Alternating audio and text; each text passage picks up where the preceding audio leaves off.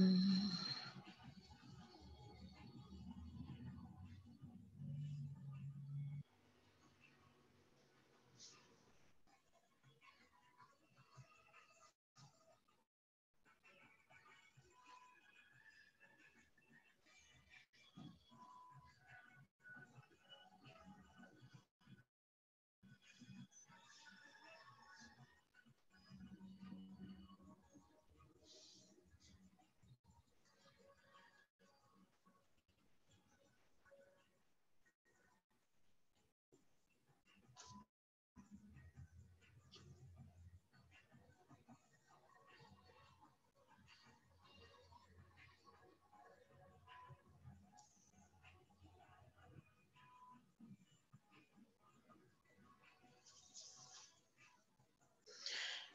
Hey, this is Sister Cherry Love saying peace and blessings to you all. God bless you on this beautiful Saturday afternoon. Glory, hallelujah. We are here again today.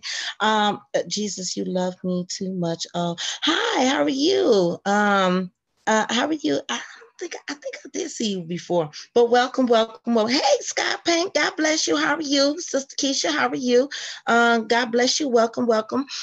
Yeah, come on in, family. I know the notifications are just hitting. So listen, family. I was surfing YouTube, and you know, not just because everybody is talking about this pandemic, if you want to say. Um, uh, um, and that's the only reason why I want to do it. No, I'm curious as well. And I think I showed some of that curiosity yesterday when Brother G Con came up here and we had a conversation as well. And of course, unfortunately, we did get interrupted by but it's nothing wrong with getting diverted into talking to the word about the word of God. So I won't call it an interruption, but I would say the conversation got shifted a little bit. Hey, family, God bless you. So listen, family, I did invite a guest, and I'm hoping I can have some more guests. Now, these ain't your regular guests now. And they are, well, how do I put this to y'all? Because y'all a tough crowd. Um, but our guest, I don't know if he want me to say that. So I'll wait till he get here, hopefully. I'll wait till he gets here. And I'll let him introduce himself once he gets up here and gets settled. This is going to be a different kind of conversation. Usually we're having nothing but biblical conversations and all this other stuff. But I want to also talk about what's going on with y'all, maybe some of y'all concerns. Um, I mean, I know there's not very much that I can do or this channel could do, but maybe from this channel, we can put together information and see, maybe what's going on, what people are thinking. I know a lot of y'all got a voice, and these concerns are rotating through your head regarding the pandemic or what's going on. Because I ain't gonna lie, I was listening and into Sinetta's channel, who is live right now. And I can tell Sinetta is scared, like the rest of us, like a lot of other people. And I'm not knocking him for that. I'm not. Despite whether I disagree with a lot of stuff that he says, but I'm not knocking how he feels. But when I looked at him having a dialogue with some brothers and sisters that were calling in,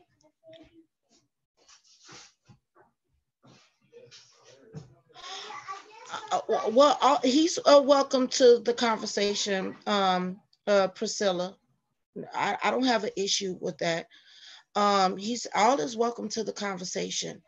Um, but what I was saying is, I was listening to him, and And I don't mean no disrespect, but right now I believe that because Sinetta's platform will be the perfect platform to have this conversation.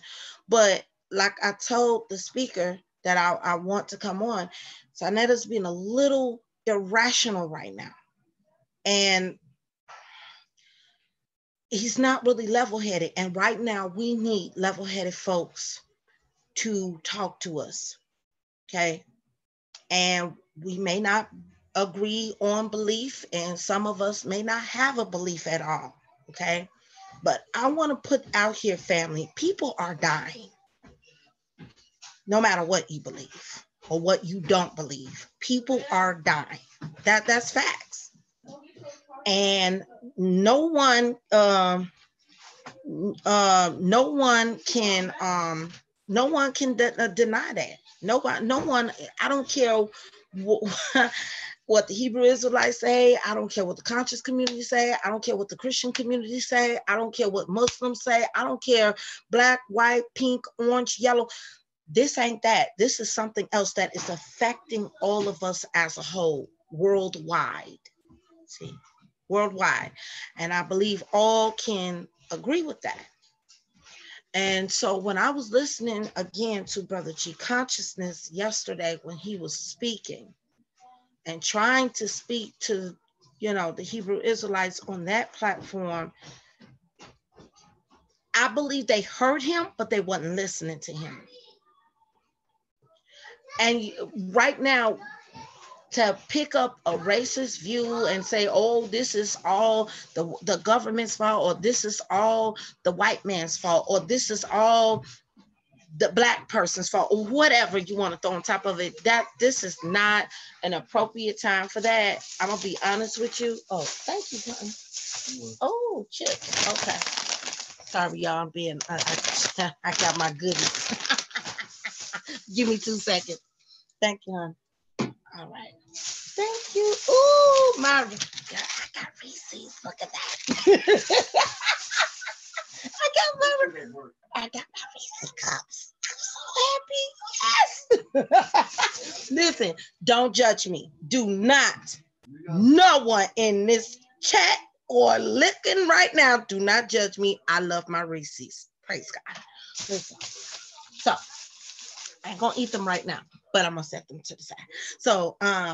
So anyhow, I've been looking on social media. I know y'all been looking on social media, and we hearing all kind of way out stuff. We hearing all kind of freaky stuff. Is DOC, but who is DOC, Priscilla? Help me out. Can you tell me that? Who, beloved, who is DOC? Help Sister Cherry out, okay? Because I don't remember, I didn't block no DOC. Who is DOC, Priscilla? Monette, he is an infectious disease vaccine specialist. Is DOC blocked? I don't know who that is. I didn't block nobody named DOC. I don't know who that is. But what was I saying? Yeah, back to what I was saying in regards to on social media, Facebook, Instagram, Twitter, and please, family, do me. Yeah, can y'all share this to Facebook, Instagram, Twitter, whatever your internet outlet connection is, your family, your friends, your family, and all of them, so they can come in and join the conversation and be edified in a different way. So basically in information. Okay, we're always edified in the word of God, but this, like I said, this conversation is going to be just a little bit different. What do you want? Can I put my phone in your outlet? No, you got your own outlet. Why you gotta come and use my outlet? Remember that thing? Oh, oh, okay. Go ahead. But I don't want you back and forth, because I'm talking to the people around the world right now. Sorry. My son. Is it okay? I'll take this out. Yeah. Yeah, you can take it out. And then when you're done, can you please close my door, please? Sure. Thank you so much. I'm so sorry, y'all. This ain't going in no kind of order at all, but that's all right. We talking. You got it? Okay. Yeah. Okay, close my door. Bye. Thank you so much. Appreciate it. Bye-bye. Love you too. That's y'all nephew. So anyway, so anyway, so I've been seeing all kind of stuff on social media, maybe some truth and maybe a whole lot of lie. I don't know, because we really don't know what this thing is. We really don't know what this thing is. But you know, and I mean, your guess is just as good as mine. And I don't declare to be an expert on this at all, but I'm willing to listen into, you know, people's perspective. Gcon's information that he gave yesterday, I'm definitely putting that in my bag of information. I don't care what nobody say. I'm putting that when he spoke about the 5G, when he spoke about some of this pandemic, and when he spoke about tech, I'm gonna say it right, technocracy. I'm putting that in the bag. Okay. I'm putting that in the bag of information. And so, I mean, you know, some folk may not agree. That's fine. And I'm going to tell you like this conversation that we're going to have, you don't have to, you know, say, okay, I'm writing it in stone, or you can disagree. Okay, this we're just discussing, and we're getting the information out there to folk. Let me call this person, because this person is late and I don't know what he is doing. And I told him that I was going, he said, fire it up. And I don't know what he's doing. So give me 1 second. I'm going to put myself on mute.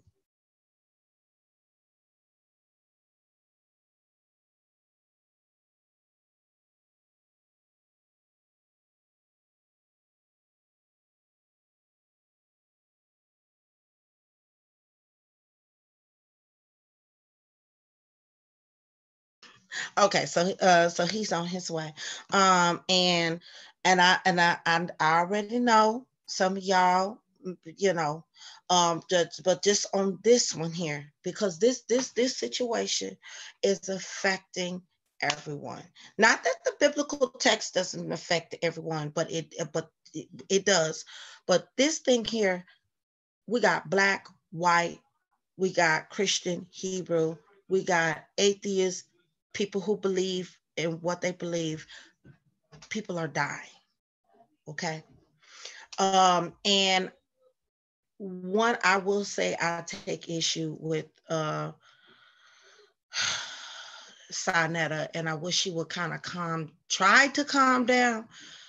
Um, he's making this again. It from what I heard, he's making this a race issue.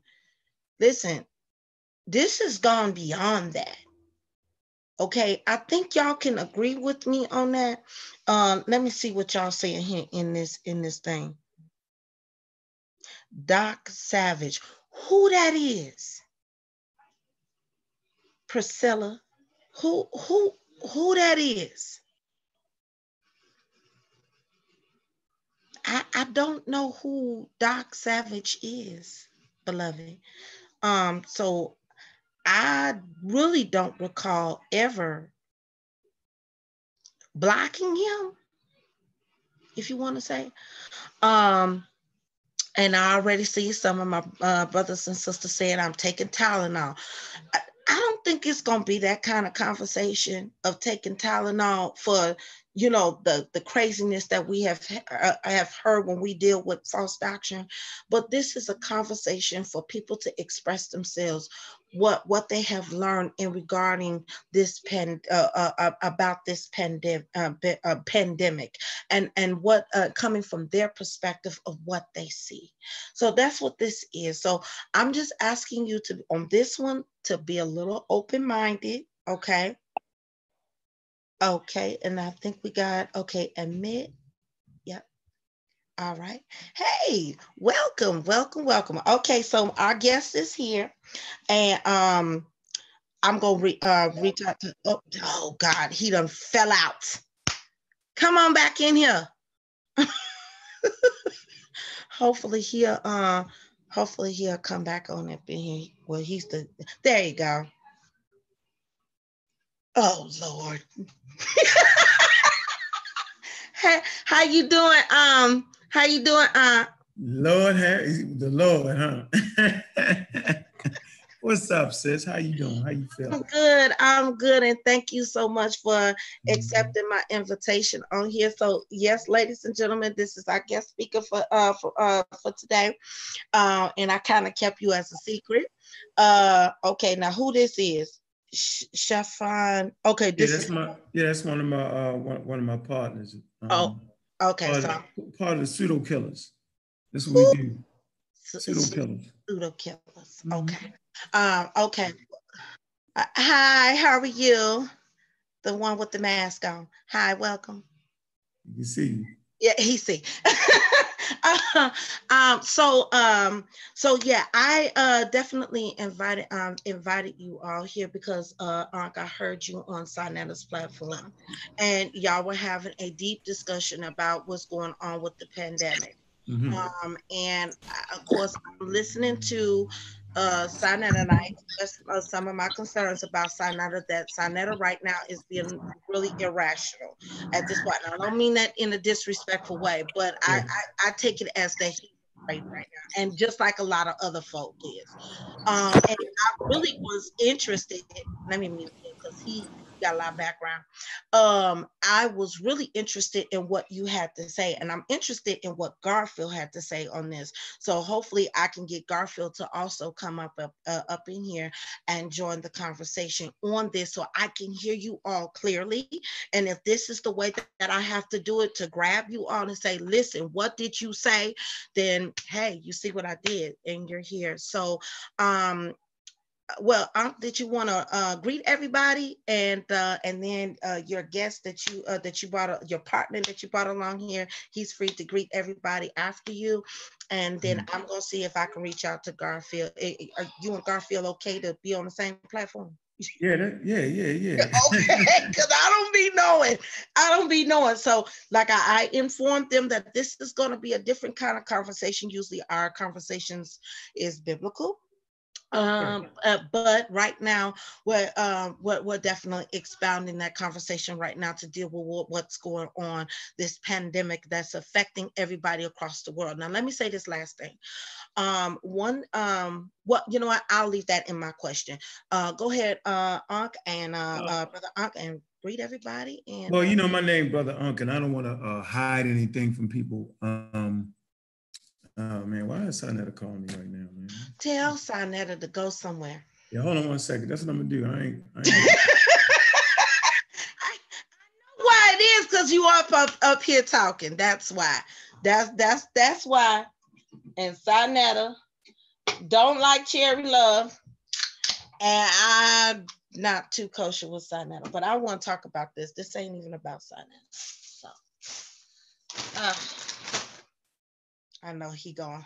I know he having fits because Unc is up here.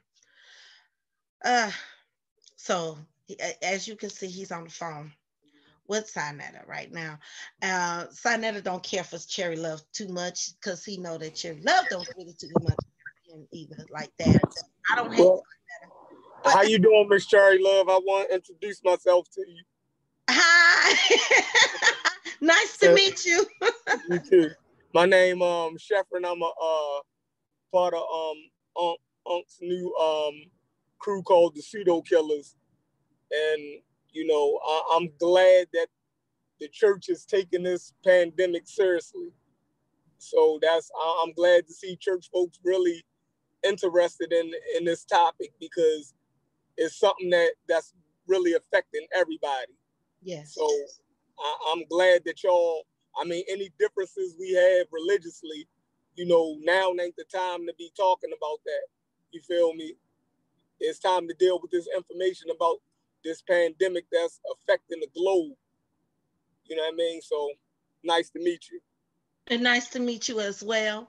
I agree with your statement and what you said. And I think it is time that we just sit down and have a civil discussion. I'm like I said, I was very interested in what Ankh had to say, and I am interested in hearing what you have to say as well as Garfield. I know that we have some differences in regard when it comes to belief, but right, this situation, as you said, this ain't ain't too much really got too much to do with no belief right now. This is affecting everyone. And so I would like to hear you guys as well, and hear what you have to say and how you're viewing it and what information have you guys collected as well. Because I ain't gonna lie, I ain't collected nothing. All I just know is this thing is killing folk. I'm honest. Okay. Exactly.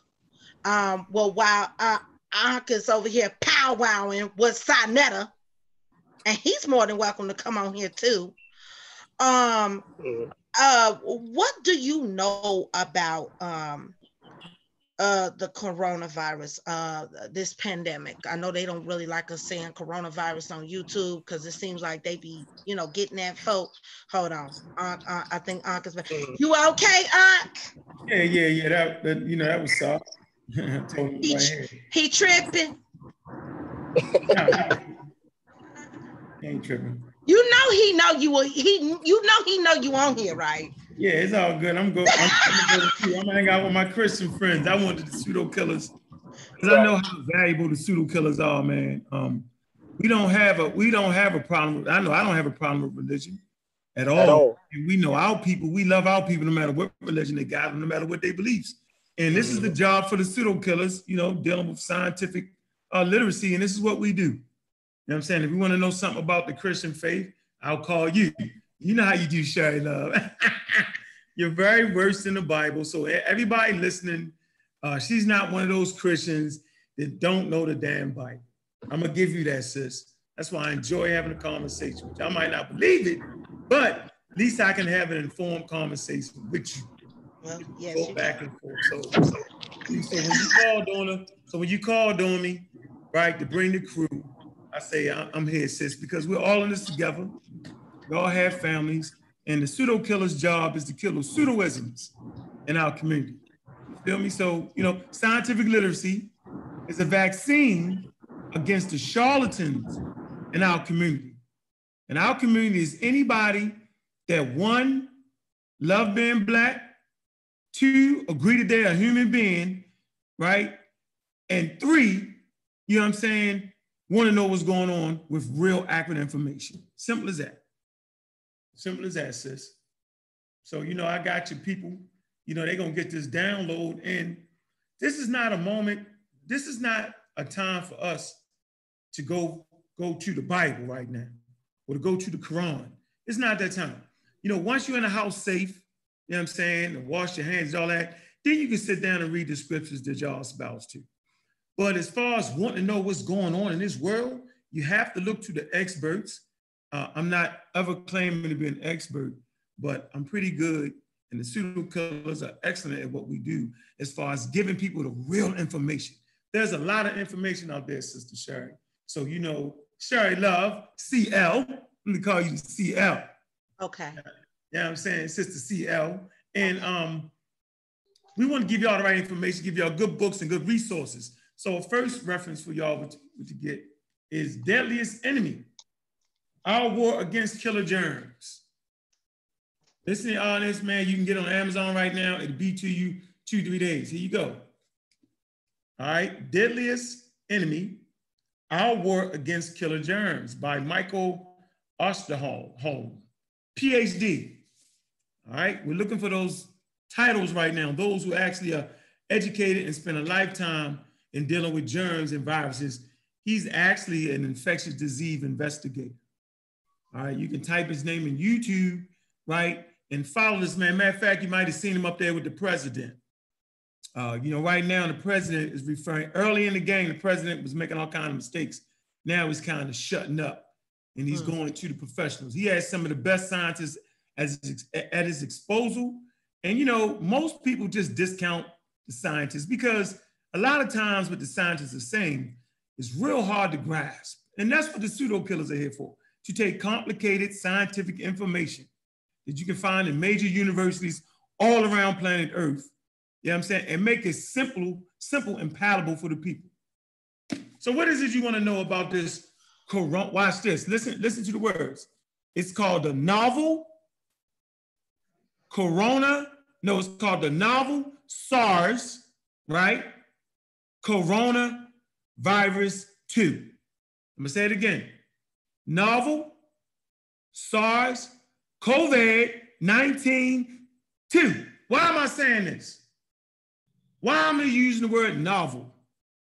I'm using the word novel because in science, it means when something is novel, I mean, it's the first time that in the history of Homo sapiens sapiens, because we're Homo sapiens sapiens, right?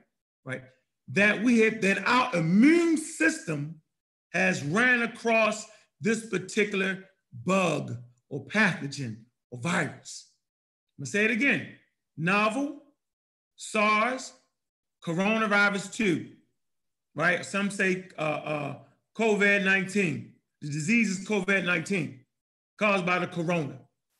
This is the first time in the history of humanity that our immune system has came in contact, right, with this pathogen. So right now, the world we're looking at, right, we're fighting with our natural immune system. This is very, very important for y'all to know. The world you're looking at right now is a world without a vaccine. I'm gonna say this again, because y'all gonna need this going forward when this is over with. The world that you are experiencing now, with everything being shut down, stay at home, social distancing, washing your hand every 2 minutes, masking up, right? All that, not going to work, unemployment, the money is we're losing money, bills not getting paid, right? It's because human beings are relying on their natural immunity. And when you rely on your natural immunity, right, you're gonna get sick first. And depending on how your body reacts to the pathogen, right, some people get very, very sick and die. Some people get very, very sick and make it. Some people will be asymptomatic. Asymptomatic means they'll just carry the actual virus, but won't feel the symptoms. And some people get little symptoms like the common cold. Okay, there's a long range of things depending on how your body reacts to the pathogen. But your body will react to it because our immune system works 24 hours a day. You are attacked by bacteria and viruses every single moment of your life. So this is for the Christian, right? Understanding viruses and vaccines, right? For the Christian now is the second most important thing in your life. Because if you're a Christian, the most important thing in your life is supposed to be God and Christ, okay? But when it comes to leaving your door, right? First thing you need to understand, and for your health, you need to understand, man, how my body works. Is a vaccine good for me? Is a vaccine bad? And this is when I come in, sis. And so, this is what's going on. For the first time in the history of humanity, we've ran across a pathogen. Let me give you a word, pandemic. So your listening audience will understand what a pandemic is. Okay? Pandemic. Let's look it up. And if you need the screen sharing, you got access to the screen sharing. Okay. All right. Well, I got on my phone, pandemic. And I got to make one more request because I'm looking in the chat. Please don't say the Bible, okay? The Bible? Don't the damn Bible, what you said. I said the damn Bible? I apologize. Don't say that. I'm sorry. But damn is in the Bible, isn't it? Is the word damn in the Bible? It is. But okay. Teach. Where I use it. No, hold on. Out of respect for my Christian brothers and sisters, I humbly apologize. That's out of order for this show. Let me reconfigure my language because I don't want y'all to miss this. I don't want this to be an excuse for y'all not to get educated. Okay? So I'm your Christian brother right now. Okay? So you gonna get saved? I'm already saved. Oh Lord. Because my mother, while she was living, prayed for me to be saved, right? Not my father, he just ain't believe, but everybody I come in contact, they always praying for me. So I'm the most prayed for person ever. You pray for me, remember? You pray for me? Yes. All right, now, if none of y'all prayers don't work, then I got to start questioning what's going on. Don't listen to him. Would you just teach the thing? Right, oh my goodness. Okay, I'm gonna turn off my icon, and if you need the screen sharing, just hit. You know how to work Zoom. Just hit that little green button. So I'm giving you access to everything. So go ahead. So you gonna leave? We don't go nowhere. I ain't going nowhere. I'm right here. I'll leave my mic down. So a pandemic is a disease prevalent over the whole country or the whole world. So we're in the middle of a pandemic where the whole world is being affected. Right? Now, wait a minute. Before you go on, you said something in the name. Let's go back to the name for a second. You said SARS, novel corona, something like that. So I have a question. Is this thing possibly this virus? This virus that is attacking us, is it possible to say that it's not just one a virus just made up of one strand? Could it be a plethora of different viruses? Because I've seen that also on social media, as well as Googling, and some people have said that this is a combination of SARS, influenza, swine flu, and even Ebola. Oh yeah, you're just talking crazy. Now I'm asking. I mean, it doesn't. I mean, is it crazy as it sound? Yeah, they're in the family of coronaviruses. The word corona literally means crown. From the way it looks under the electron microscope. Okay. The word corona means crown, okay? And you Google coronavirus, what it looked like, and it looks unique. It looks like a crown with stickers, with little, proteins sticking up, okay? So no, it's not the H1N1, no, it's not that. It's not none of that. It has its own, it's in its own phylum, and it's in its own family, right? And the family that is in is called corona. These are family of viruses, okay? You want to add something else, Sherman? Y'all hear me? Yes. Oh, so he's on point with everything he said so far, and I think they saying that it's the same virus, but they seeing like 8 different ones that's crossing the globe right now. So is all the same, but it is minor differences that they can categorize like 8 different ones. You know what I mean? But it's the same thing, but they have minor differences. You know what I mean? So whatever current vaccine that they come up with should be able to deal with all of the ones that you under one umbrella, basically. The strands. He's talking about the different strands. Right. And see, we teach evolution, so you're gonna have to come through and sis, you're gonna have to let me teach an evolutionary class. All right, I'm gonna have to. And this is what we teach on the Pseudo Killers. We teach evolution, biological human evolution. You'll say, oh, we don't come from monkeys. Okay, whatever. You know what I'm saying? Whatever. But I don't want to go. I want to stick on to the virus. No, I want to stick on to the virus because some of them, a lot of us, and including myself, is gonna disagree with that. Then that's sis, hold on, relax. See, you see what just happened, right? So this is what I want to tell you. Okay. Y'all gonna have to follow the Catholic Church on this. So when it comes to evolution, watch this. It's the Catholic Church that says, well, okay, since you can't deny evolution, then God actually started that process. Just say that, sis. But you can't deny evolution because the fact that the brother just mentioned 8 different strands is a product of evolution, sis. So is this thing mutating? That's okay. That's another word you just used. I want you to know. Let's look at the word mutation real fast. Okay. You can't say mutation and then disagree with evolution. Okay. And don't let nobody trick you. People will try to trick you. So they'll say, well, if you believe in evolution, then you don't have to believe in God. Yeah, no, sis.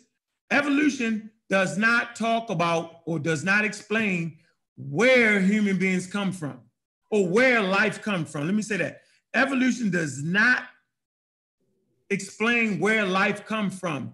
Evolution explains how life diversifies once it's on planet Earth. Do you get me, sis? So we can say that the aliens created life and then it evolved on Earth, or we can say that Allah created life and then it evolves on Earth, or we can say Yahweh right, created life, or based off where you at in your Christianity, Jesus or the Father created life and then it evolved on earth. But what you can't say is, you can't say that evolution is not real and we don't come from monkeys. I'm not saying that it's not real. Now, I don't agree with the monkey part, but what I'm saying is, I want to. Guess what? Me neither, sis. Science don't teach that.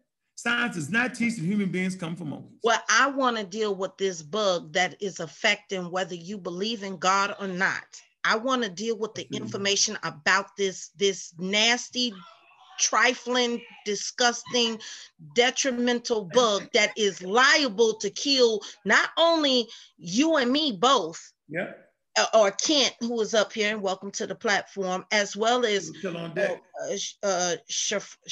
oh God, I'm gonna mess up your name, Sheffrin. It can take us all out, no matter what we believe, and the brothers and sisters that are listening right now. So I want to deal with the information about this bug. Now, I heard you and Sinetta talking about. Now, Sinetta was up there saying that, you know, don't trust the government, don't do this, don't do that, and I understand his fear in one way, or his defense. But I believe that conference, he didn't give you a chance to explain the position that you were trying to bring out. And so that's exactly what I think all of us need to hear, what this bug is, or this virus is. So catch the move then. So right.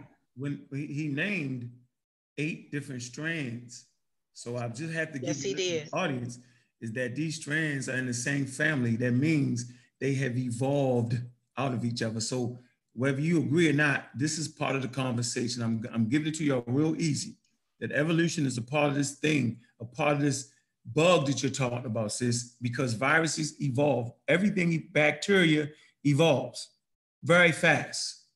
Okay, so I just want you to know that. And he talked about how the vaccine that will be made will cover these different strands. So it's just a basic. I have to say that. So we don't need right now. We knee deep in the science, and we're not going to deny anything we talked about. We're just going to listen and say, okay, now we ain't going to get deep into the monkey thing and all that. No, we're not. One day you'll bring me back. But I'm saying that evolution is a critical part, because the thing might evolve to such a point where you just that the vaccine they create doesn't stop it. It might give a little cross protection if it evolves that much. That's what happened with the H1N1 vaccine. They have different strands, and sometimes the vaccine don't cover all the strains. You know what I'm saying? So I just want to give that, you know, so basically they was trying to act like some man made it. No, they got the genome. They know what family is in, right? So no man made this, no governmental institutions made that. If, and this thing that everybody trying to drop and make a point that, well, they trying to kill us. Let me tell y'all something. Nature is a far more effective killer than human beings ever could be. 99% of all living organisms that has ever existed on planet Earth has went extinct. I'm gonna say this again. 99.99% of all living organisms that have ever traversed on planet Earth have went extinct. Whether that's through viruses and bacteria wiping it out, or not being able to survive in a certain environment and get wiped out, or like Homo sapiens sapiens, the way our teeth are designed, we're omnivores, right? So the other humans that were on Earth, because there's several species of humans that were on Earth, were unable to eat the transition from eating maybe just all vegetables to meat, so they died out. And so this is part of the evolutionary process we're in right now. Those with certain types of genes and certain types of blood types and certain types of immunity will survive, and those who do not will get weeded out. So the government, human beings couldn't do a better job than nature. Couldn't. So if they want to kill you, they would just stop giving you vaccines. And that would keep the whole population out. Now that's causing me to push into this question because Sinetta is dead. It seems like he's dead set against a vaccine. If they do come, because right now they have no cure and they have no vaccine for this thing. Now he's pushing out to all those people that are watching him right now, if he's still alive, not to take any vaccine if they do come up with a vaccine. I would like to know your position on the vaccine. I know you guys had talked about vaccines about 2 or 3 months ago, just recently, and it seems like they're against vaccine. So if they do come up with a vaccine, what do you say on that? I would like to hear from all of you. And then God bless you. Welcome, Brother G. Khan and Brother Brian, and again, Brother Kent, all of you to the platform. Thank you so much for joining this conversation. Brother Kent, pseudo killer on deck. You must can't hear me. What's going on? What's going on? What's up, Sister Cherry? How y'all doing? I'm just fine, blessed brother. God bless you and welcome to this discussion. I wanted to have a discussion about this pandemic. And I heard Ankh on Sinetta's show just not too long ago, but he wasn't able to get everything out. And I invited him and some of his crew to the show so we can come together and have a dialogue about this pandemic. And I'm not saying that everybody has to agree with everybody, but I would just like to hear. I didn't come on here to actually argue with people because no, we're not gonna. No, this ain't no argument. I want to hear your position. So come on out. No. I don't have a position. I'm going by the experts. That's okay. The virus. Well, that's why I want. That's what I want to hear. So I'm not playing this game where we make up some shit and get some old pseudo argument and get some no cussing. No cussing. Hey, y'all, my bad. I had my settings messed up. Remember, this is a Christian platform. No cussing, please. My fault. Yeah, I ain't doing all that. Where you think you can get something from Kroger or CVS, you know what I'm saying, or Food Mart or Walmart and change what's going on. I ain't talking to them type of people. So what about this vaccine? What about I want to hear your perspective on the vaccine. We got people out here saying, and different communities saying they're dead set against the vaccine. So let's do this. So right now, you're looking at a world without a vaccine. So all the people who are anti-vaxxed. Correct. The conscious community is anti-vaxxed. The leadership in the conscious community is anti-vax. They're all anti-vax. Well, they got their wish because we're living in a world without a vaccine right now. And you're stuck in your house, and when you go out, you're masking up and you're gloving up. Correct. So let's just do this. While we at it, let's take the rest of the vaccines away.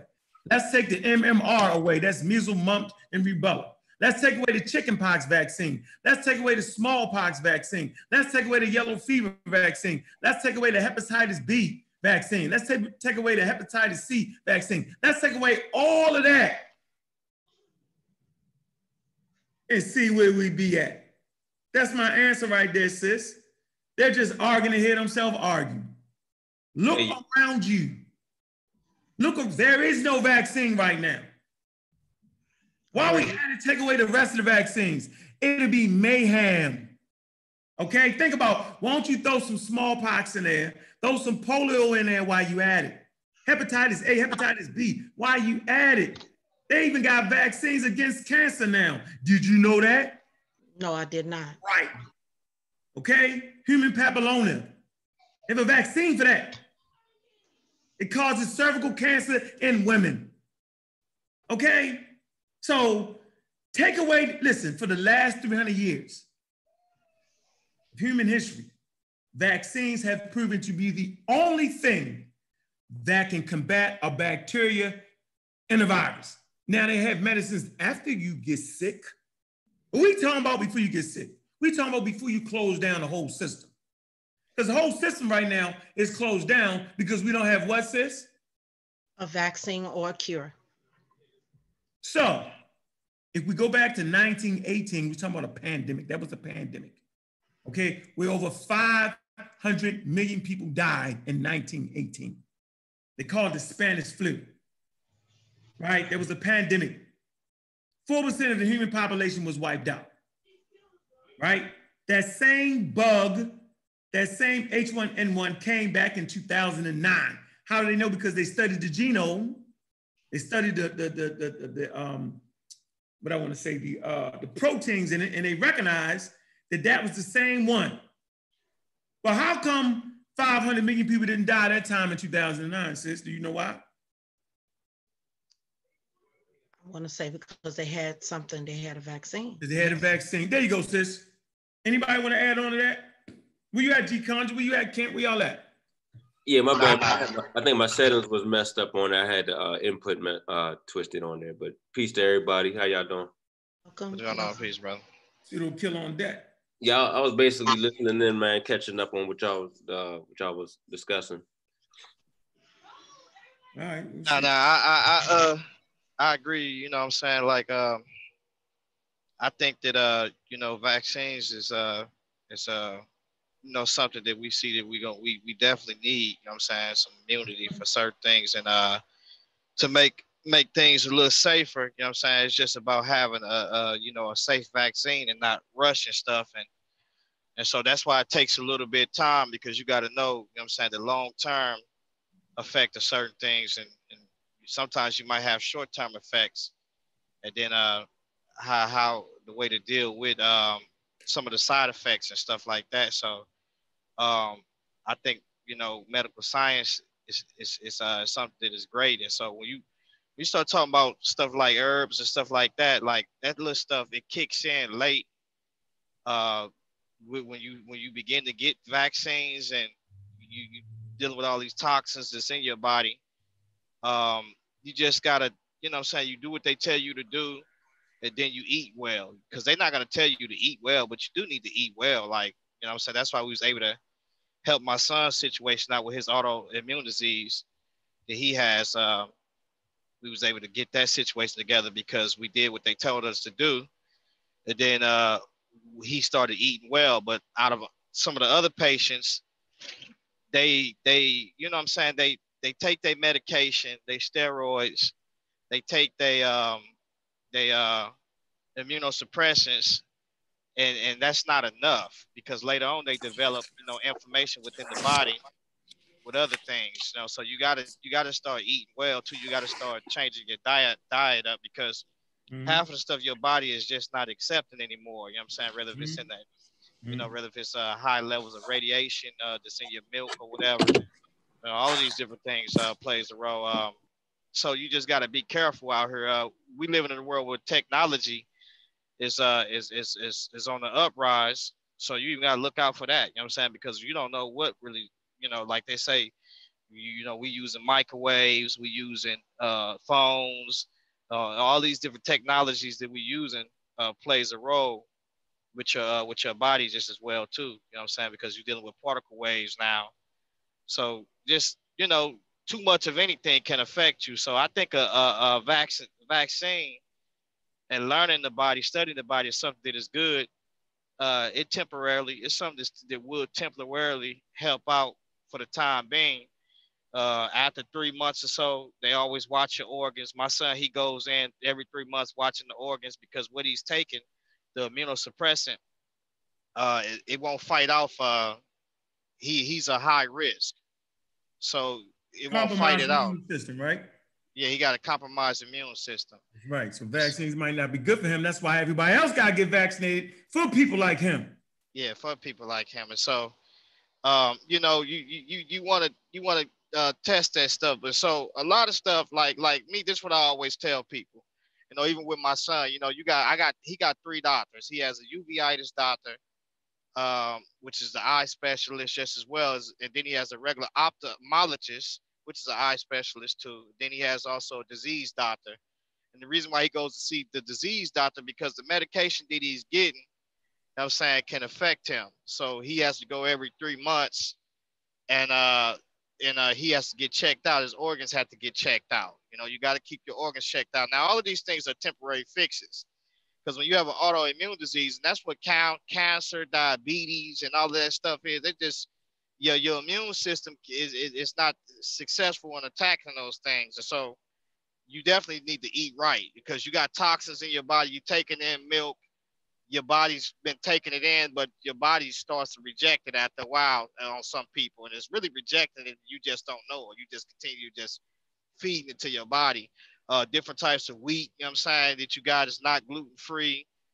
All of these things plays a factor in you if you're going to successfully heal from certain diseases that you got when your immune system is being compromised. Even your immune system is being compromised on a daily basis. Why? Because, you know, look what we put in the air. You got aviation, trucking, you know what I'm saying? All of these different things is compromising your immune system. So, you know, what you put into your ear right now, what you got on your ear right now, these radio waves. I got a 65-year-old. He used to always argue with me all day long for years, about 6 years, saying, man, you got all this high-tech stuff. You put it up to your head. Don't you know that stuff causes cancer? Well, some of us, we don't. I didn't watch out for all those type of things. You got cut off on that pseudo part. Yeah, you got to run that back, that cancer part, because I don't know if there's proof of what you're saying on that part. Yeah. So when you talk about like different tech phones and it can cause cancer. Where you get that from, yo? Yeah. You got a source on that? They got paper. We can't even hear you. He's probably riding through a bad spot because he be driving sometimes. Yeah, I ain't gonna crack no joke on him. I ain't gonna. Please don't. We're having a civil conversation, sir. All right, let's stick on the. Come on, man. Let's stick with the viruses and come on, y'all. I don't want to go down that road, yo. 5G, about to take me to the 5G network. No, I'm not talking about 5G. I'm just saying about how to keep your immune system healthy. I don't know nothing about. Like I said, I don't need 5G on any of these things. You know what I'm saying? We just know that how you should keep your immune system. How do you keep your immune system? So when your body does get, immune system healthy, yo. Well, I think that you need to load up on vitamin D, load up on vitamin C, vitamin B, and also vitamin E. Those are things that you can help to keep, because you got to have your vitamins in you. Like my wife, when she go iron, if you got low blood, you need anything. If your immune system is compromised because you have your vitamins that you need. Yeah. You cutting out a little bit. Let me Okay. Can y'all hear me now? Yeah, we can hear you now. Okay. Yeah. So if you it's not where it needs to be at. You said I'm done. Yeah, you cutting out again. Yeah, yo, you was doing all right till you start adding in, you start making up stuff. He not making up stuff. I'm not making up anything. What am I making up? Nothing. Don't pay him no mind, G-Con. That's just the way he is. Listen. No. Why? So let me ask you a question. Right, no, what? Let me ask you a question. Question, yo. If you go to the hospital and they check you and they say, well, you ain't got your vitamin levels up or your iron is low. Do you understand what do that is your blood thing? You got iron. You have iron deficiency. Do you understand that? I can't hear your phone breaking up. You can't even understand that because your phone breaking up. All right, well, let me come in. Hold on. Okay. Yeah, come back in. That's a fact. Let me share not making nothing up. Well, listen. Excuse me. As the host of this show, I brought all of us together here to have a civil conversation. I said I'm gonna share my screen. Okay. I didn't argue the green box. Huh? Okay. Well, I don't want no insults, Ankh. No, I'm not. See, you talking. Please don't make me have to come out that way. Wait, you must can't hear me or something. We must got the vibe. I heard you. What I said? I heard you. What I said? You're being mean, sir. How am I being mean by saying I'm sharing my screen? What you said before that. Don't play with me. I didn't say nothing before that. I said I heard you, sir. I can hear everything. Remember, I'm the host, sir. All right. Okay. But well, the guy, all I meant to say was I'm sharing my screen. That's all.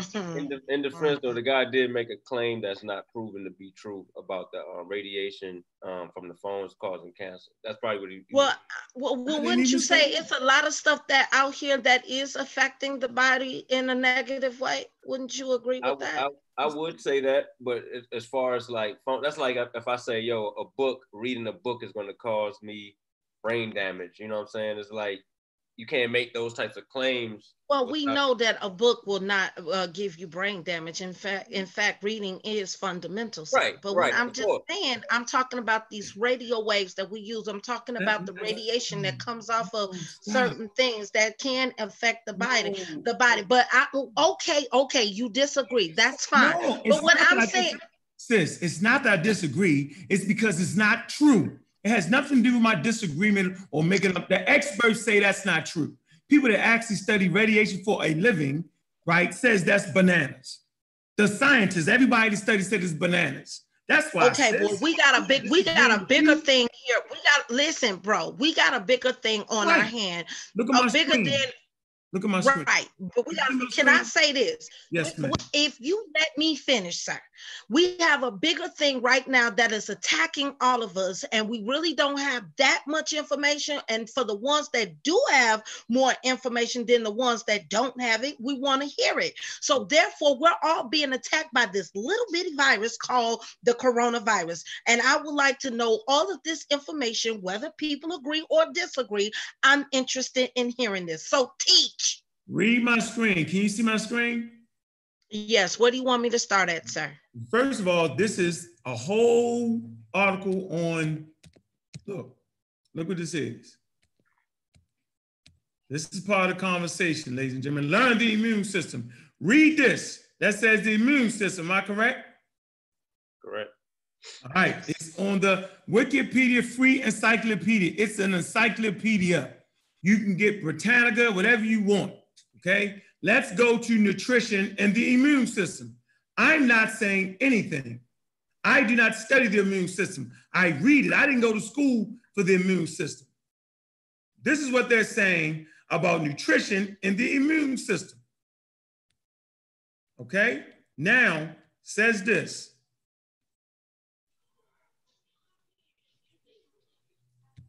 Can you enlarge that so they can be? Yeah, I will. Hold on. Let me get it. I can shoot. Okay. All right. As I get here. All right. You said enlarge it? Yeah. Can you make it a little bit bigger? At least 150. Is that bigger? That's good. That's good. So there you go, sister. Read nutrition and diet. Go ahead. Okay. It says overnutrition is associated with diseases such as diabetes and obesity, which are known to afflict immune functions. More moderate malnutrition, thank you, as well as certain specific trace minerals and nutrients deficiencies can also compromise the immune response. Okay, so hold on for a minute. Let's see what we just understood. So basically, overnutrition means if you just eat too much, it cause diabetes, right? Says that diabetes and obesity, we know that. So you can actually get diabetes from overeating. We know that, and it will compromise your immune system. It goes on to say, which are known to affect immune function, meaning it's going to affect your function. You know what I'm saying? Being overweight, doing too much. Okay, now watch this.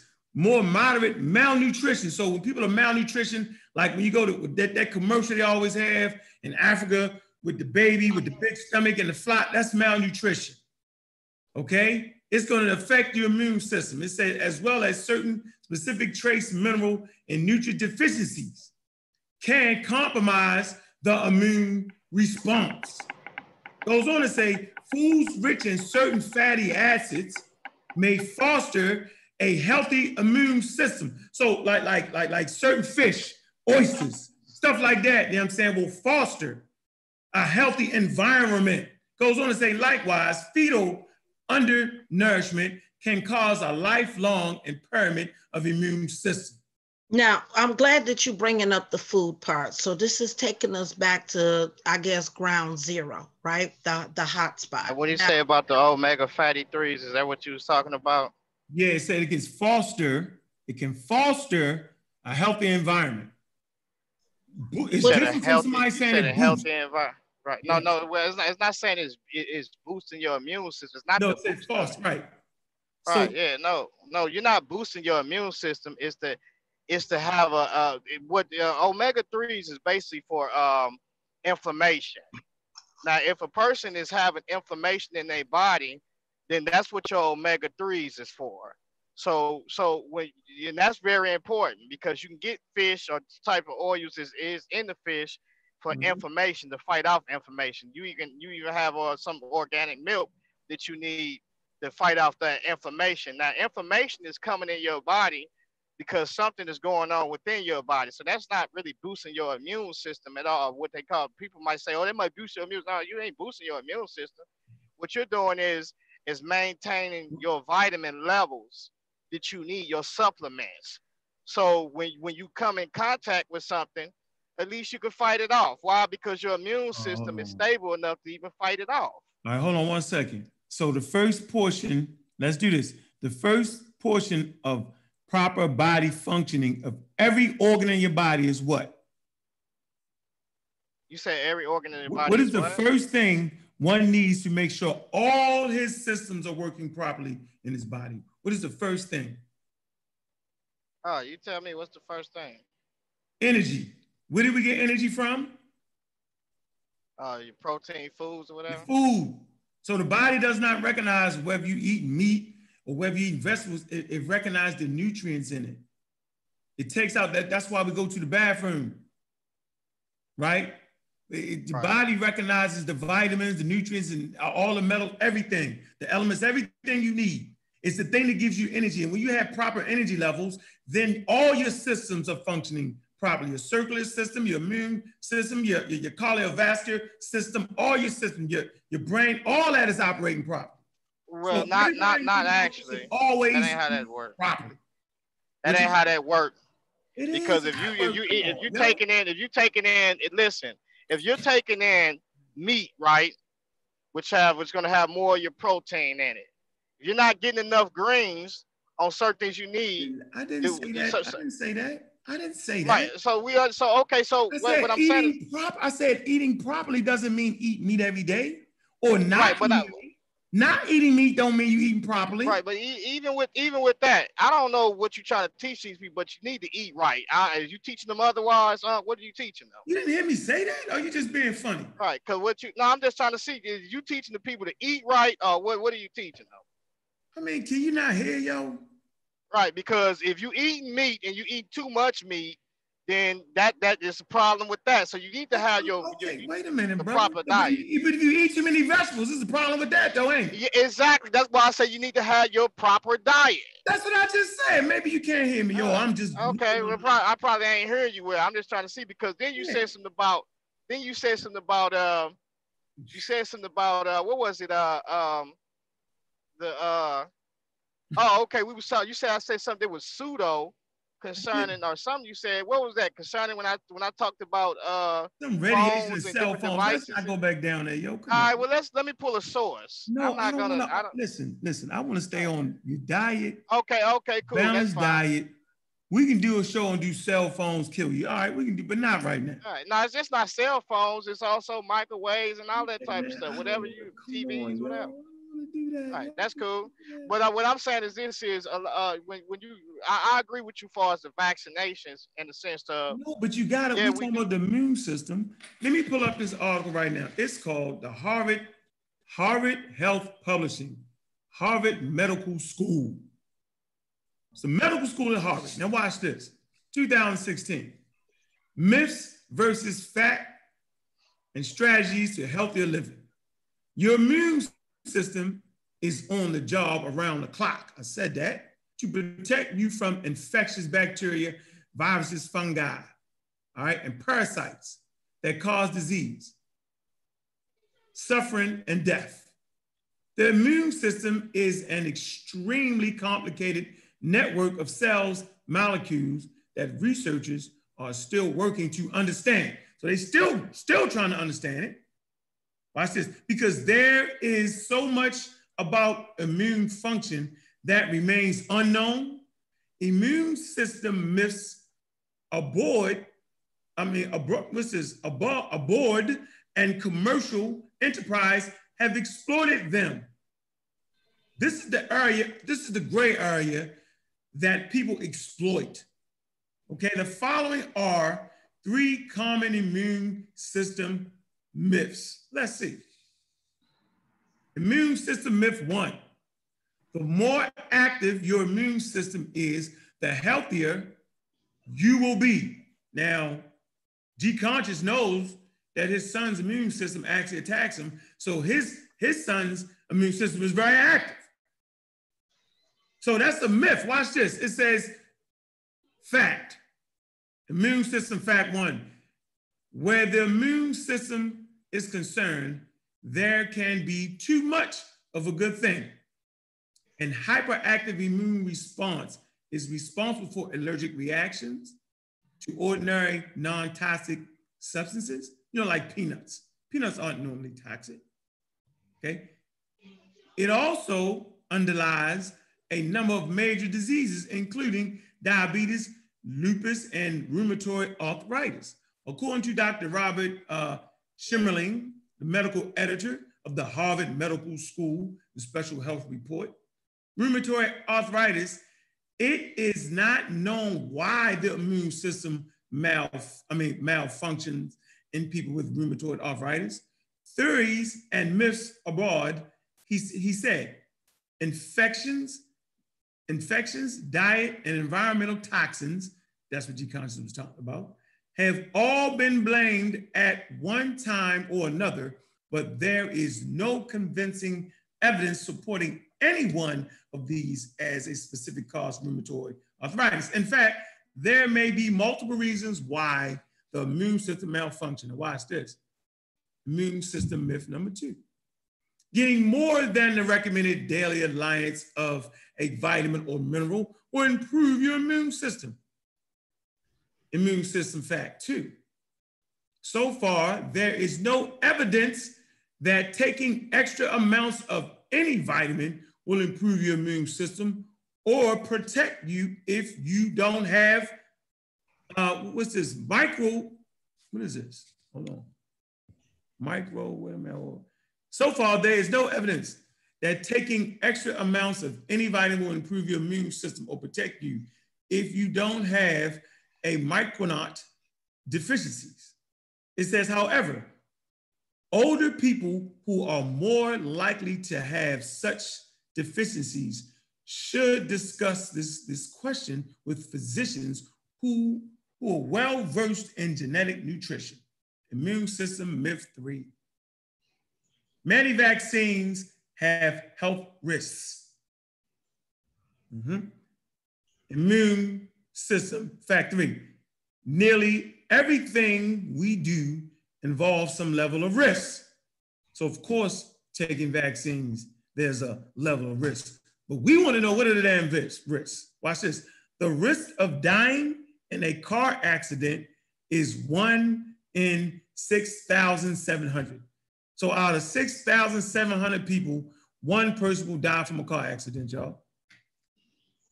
Watch this. The chance of drowning in a bathtub is 1 in 840,000. So 1 person out of 840,000 people will drown in a bathtub. Watch this. But the risk of serious reaction, not even death, right? But the risk of serious reaction from a vaccine is small by comparison. 1 in a million, right? 1 in a million. So 1 in a million people, you know what I'm saying, will have a serious reaction to a vaccine. That's important to understand that, y'all.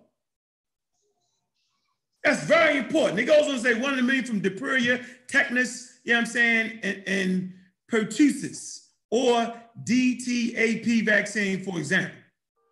Okay? And yet, most of us don't hesitate to take a bath or ride in a car.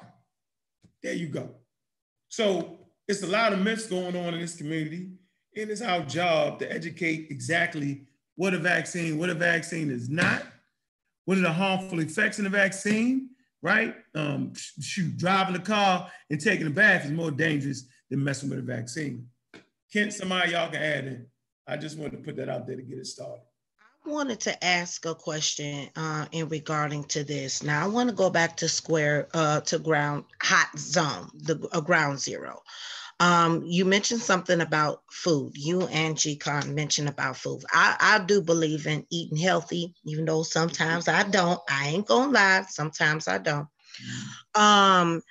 But it was said that this virus came from the way that I don't want to just put this on one particular people, but a diet that was being eating bats, okay? And that's how that this has gotten started, eating wildlife. Is that, and I'm asking everybody across the board, is that the case? Is that what happened? And in my next question to add to that, if that is the case, that this came from a bat, why can't they, are they able to get this particular bat? If that's the case, like I said, if that's the case, are they able to get this particular animal to map out possibly a vaccine, an antibody that will cause, that will work for us? I know it might sound like a stupid question, but I'm just going off with the little information that I do have. They need to go ahead, somebody. I'll ask. Go ahead. I don't want to take all of it. Well, we got it's just you up here. The other two. They already have the virus already. You know what I'm saying? They already have it mapped out already, so they know exactly how it moves. So it's just about them. They got a vaccine already. Actually, they testing it. But it's going to take about 12 to 18 months for that vaccine, because you got to look at the short term and the long term, and what are the can we deal with some of the side effects?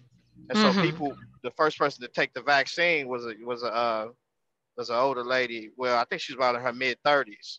She just took the vaccine probably like about a month ago. So they watching her, monitoring her. I'm saying whoever, I guess, want to step up to take the vaccine, I guess they'll pay them to take the vaccine or whatever, because they pay people to take the vaccine. And so they watch them and monitor them. It's going to take about 12 or 18 months to see, what I'm saying, what are some of those complications that they might experience, or whether hair loss, different things. Just, they just watching their organs, stuff like that. It's just the same old stuff that they're going to be doing. But they don't have to really get the bat. They don't really have to go. Okay, so this thing, this virus here, it attacks the respiratory system. Yeah. Respiratory system. Okay. Yeah, go ahead. It's severe acute respiratory system. That's what it's called, SARS. Severe acute respiratory syndrome. My fault. So what do we do to? Nothing. Ain't nothing you can do, yo. That's the point. That's why we need damn vaccines. And if anybody's in the Black community promoting no vaccines, they're trying to kill you. The quickest way to kill a city of human beings is not vaccinated. That's the quickest way to die on planet Earth, because that's what you die from. All deaths before the invention of vaccines came from viruses and bacteria. I'm gonna say this real slow, and I'm gonna say it real easy for everybody listening. Before the invention of inoculation, which started one part of the world is West Africa amongst the Akan tribe. They had a system of inoculation, meaning you take a little bit of the pathogen from a cowpox, which is closely related to smallpox, right?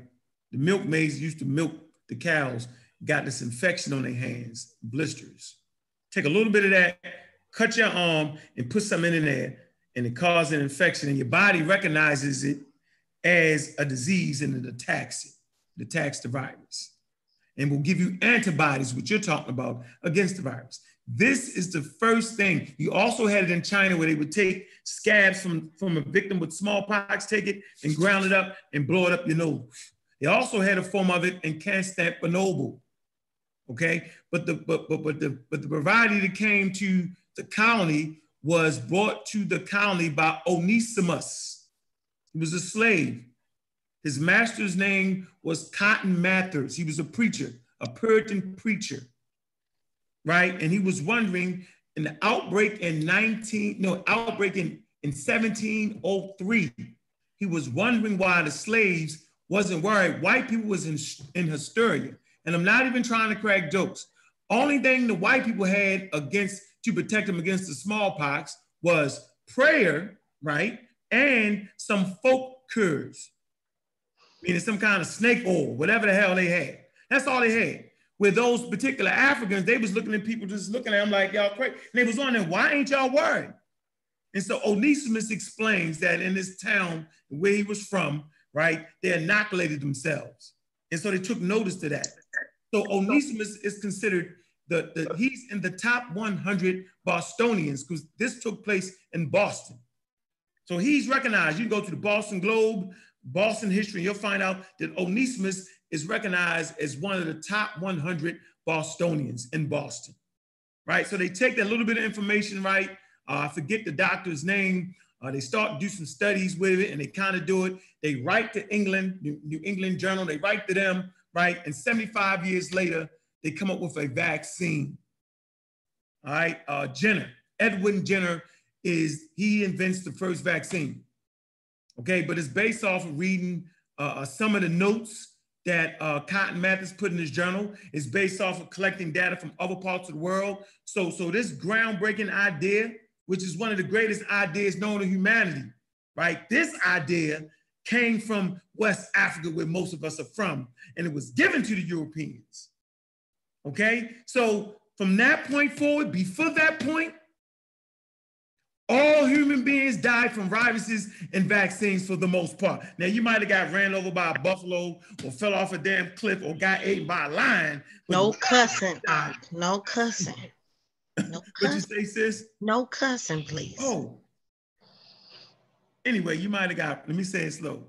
You might have got ran over by a buffalo, a wild animal, got eaten by a lion, tiger, or bear, or fell off a cliff, or got stabbed up by somebody that was mad at you, or was in war. But the majority of people died from bacteria and viruses. But see, here's the thing. Here's my next question that I have for everyone.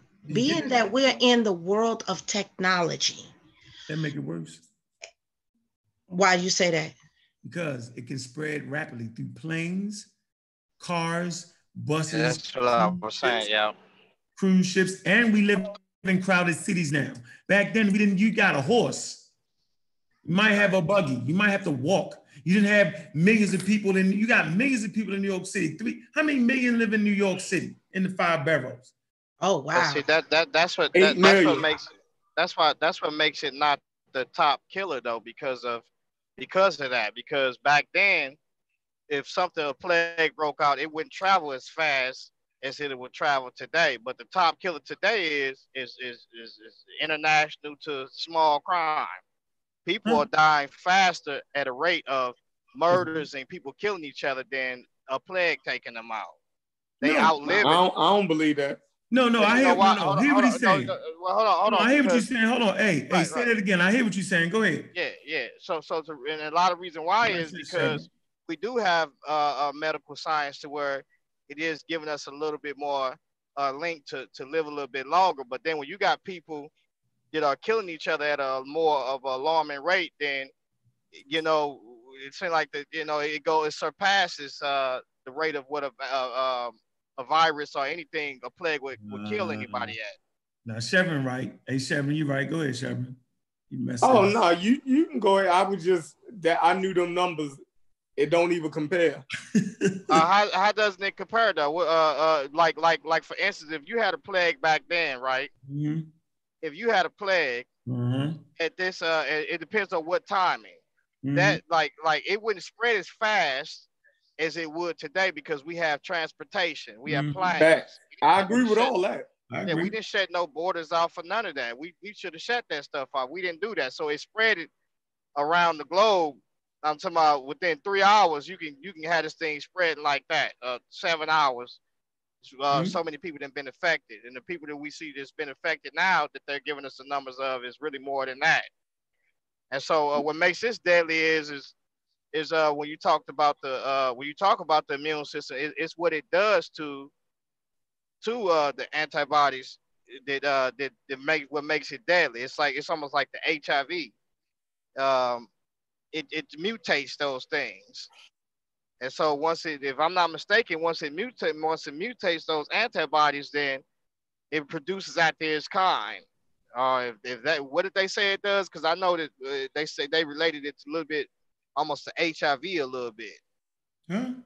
What you talking about? We talking about the amount of people dying. You say they don't die that much. Like the reason they don't. Let me make it simple. The reason they don't die now is because of vaccines. I just said that. That's what I'm right. saying. That's what I said. So I said this level, yeah, because medical science and what we have today. I think that overall, everybody is really just scared and they want a safe vaccine. That's what it is. No, you see, that's an anti-vax statement. I just said that 6,007 out of 6,700 people, one person will die from a car crash.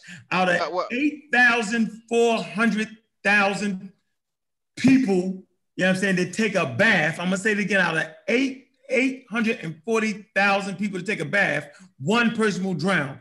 Out of 1 million people that take a vaccine, one will have a serious reaction. And I didn't say die.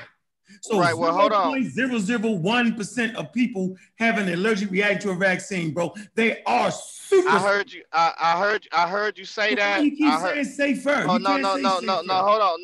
No. Listen. No, I didn't say. I said it's safe because I'm gonna tell you why. Because people these days, they have a lack of trust, and because of that lack of trust, they don't trust people. They don't trust and it's like they don't have no choice. But that's the overall thing, and I understand you come with the statistics and the numbers, but once again, people don't trust that because we like for instance with my son's situation, and I always use his situation because the government just plain old just dirty. You can say what you want to say, but they just plain dirty, and I'm gonna tell you why. He has to have a certain amount of medication, a dosage. I want to say he takes 4 milliliters of that medication, 4.2, right? Now, if he doesn't have that, he gets that medication every Friday. That medication costs almost like $360 some just for that little doses, right? Now, here's the thing. When Friday come, you calling, because you got to get it approved from the doctor. I'm saying, you got to get assistance. We need assistance on it because it's just too expensive. It's just entirely too expensive. You calling, you try to get it done. They making excuses. They want to take him off that medication, put him on something that's lesser than that, where he got to get at least around about take 8 pills, 8 pills and get a shot once a week, instead of just taking this dose of medicine that he has. Oh, they want to keep it out. Yeah, they want so they want to play games, and that ain't gonna work. You know what I'm saying? He's not gonna take 8 pills. Ain't no child that's 6 years old gonna take 8 pills. That doesn't work. And so yeah, it ain't gonna happen. And so that situation, and so people when they see stuff like that, it causes a distrust. Okay. And then when they tell you when you leave the hospital, you spoke about a nutritionist. Yes, you need to speak. That's important. You gotta speak to one. If you don't speak to one, you leave up out of there and they'll tell you, well, I don't think it's his diet. No, use a food. They're starting to find out. The doctors are starting to find out that over probably there's over like 80 diseases, autoimmune diseases, more than that. All of them are associated with what they're saying is now their diet. They're starting to see that now. You got to get a paper on that, yo. For instance, gluten. What? Listen. No, don't do. I want to get back to the homicide. Hold on. I'm gonna tell you. I'm gonna tell you. No, we're not gonna do the gluten. Hold on. Let me tell you. Let me say this real quick. You're wrong. Let me say this. I gotta say this now. You're wrong. Now, no. Listen.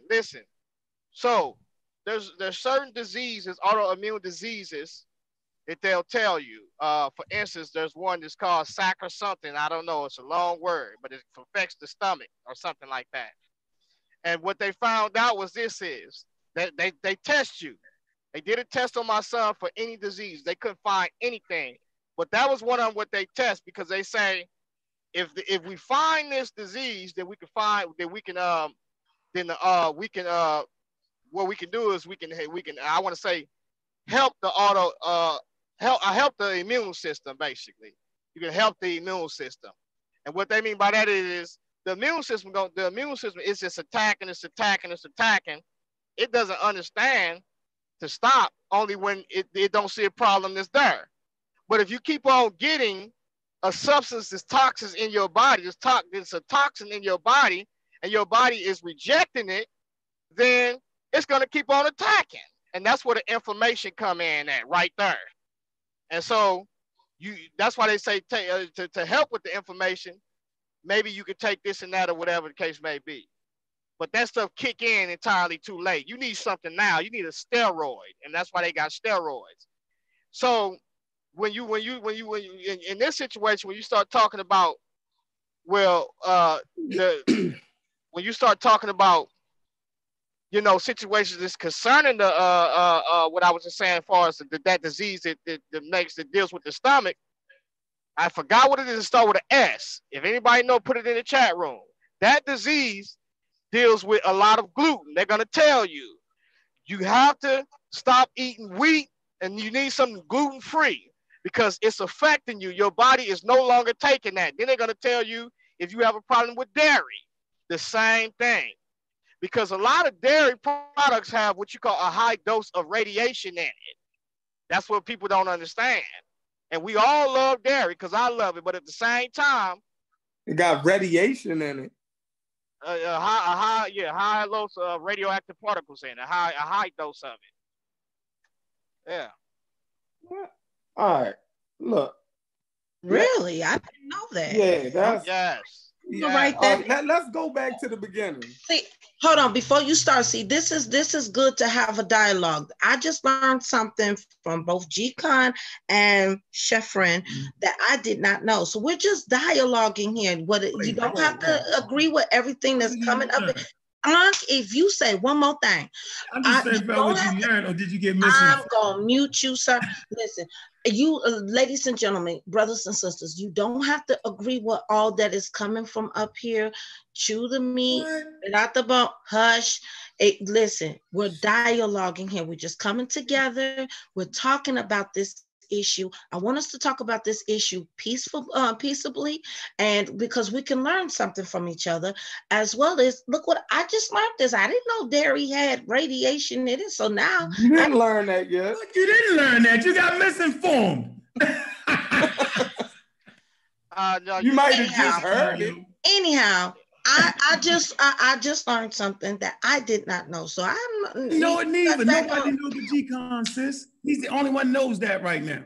Okay, what that's your opinion. But listen, can I finish talking to them? Yes, we are dialoguing and we're talking about this. I want us to come together and talk about this peaceably, because other platforms that I have heard that are talking about this subject, it breaks out into a big old fight. And I don't want that. I want to hear everybody. Okay? All right, go ahead, Chefren. I'm sorry to interrupt you.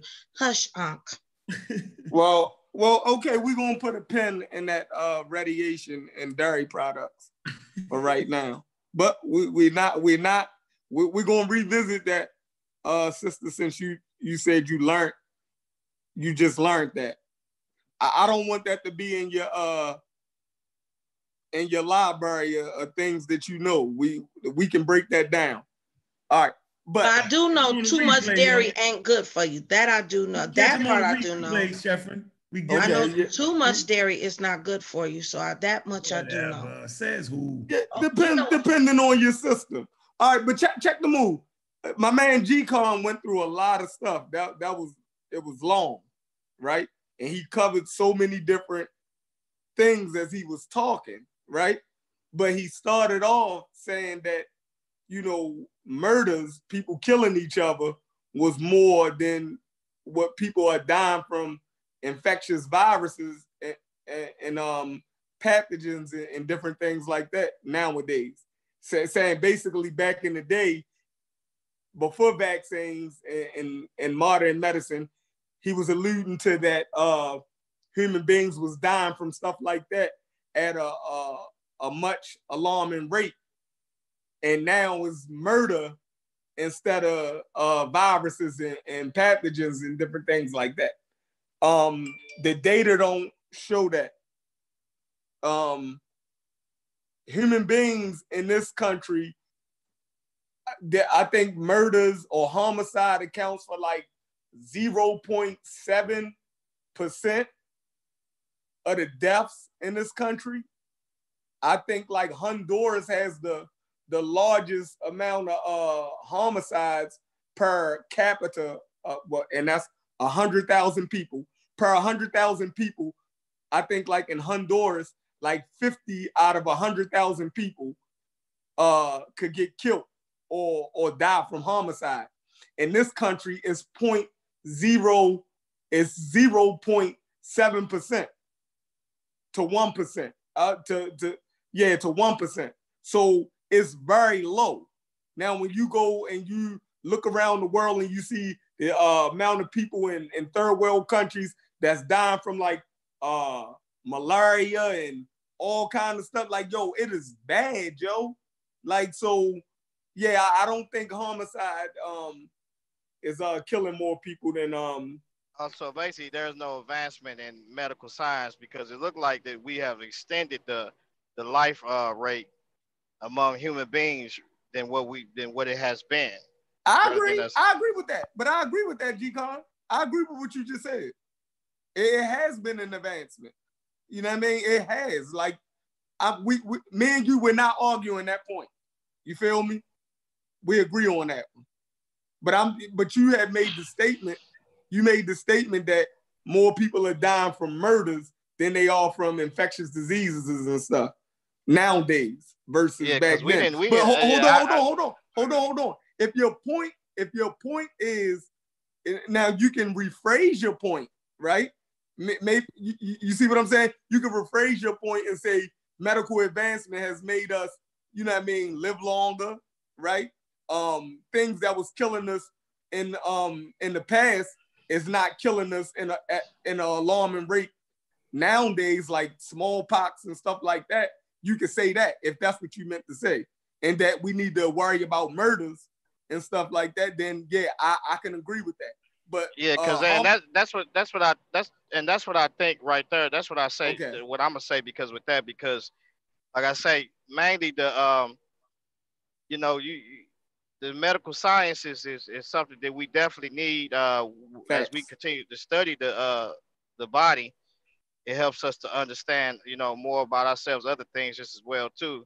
So yeah. I don't have no problem with saying that. I just know that we have gone a long way because just like we didn't have, when it came to the science that we had as far as like ultrasounds, and just think my wife, she just experienced a situation to where they would have never known how to deal with that situation back in the day. She would have just bled out and just died basically. You know what I'm saying?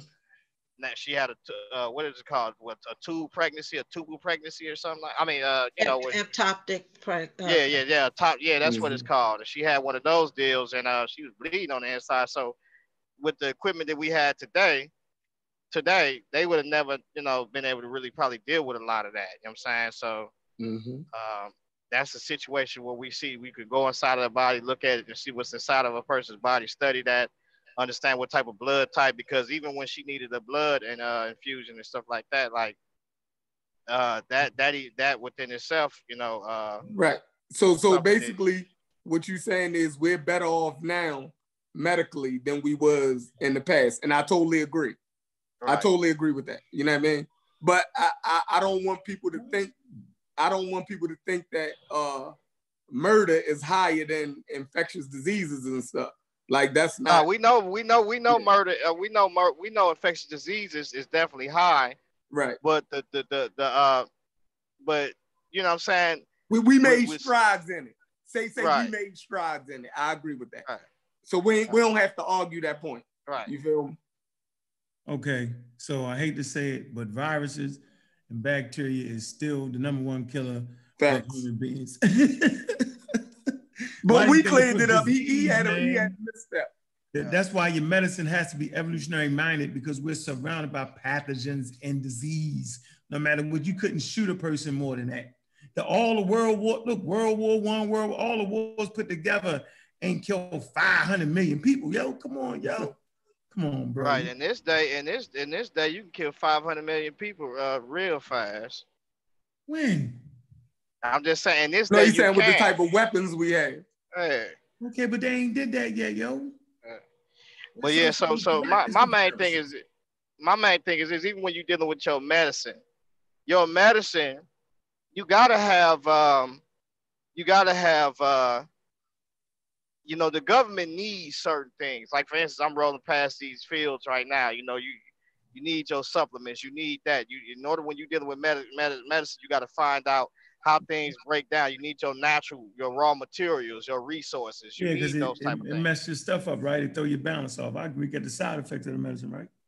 Yeah. So you need all of that stuff. And so with my wife, she had she went in there and she was already losing blood, but she already had low iron. So if you got low iron, first of all, if your iron, you got an iron deficiency problem, you know, you're gonna be getting headaches, all types of stuff. You know what I'm saying? So it's so much stuff that go with that. You know what I'm saying? Like, you know, you need that. Vitamin D is very important because it helps you fight off.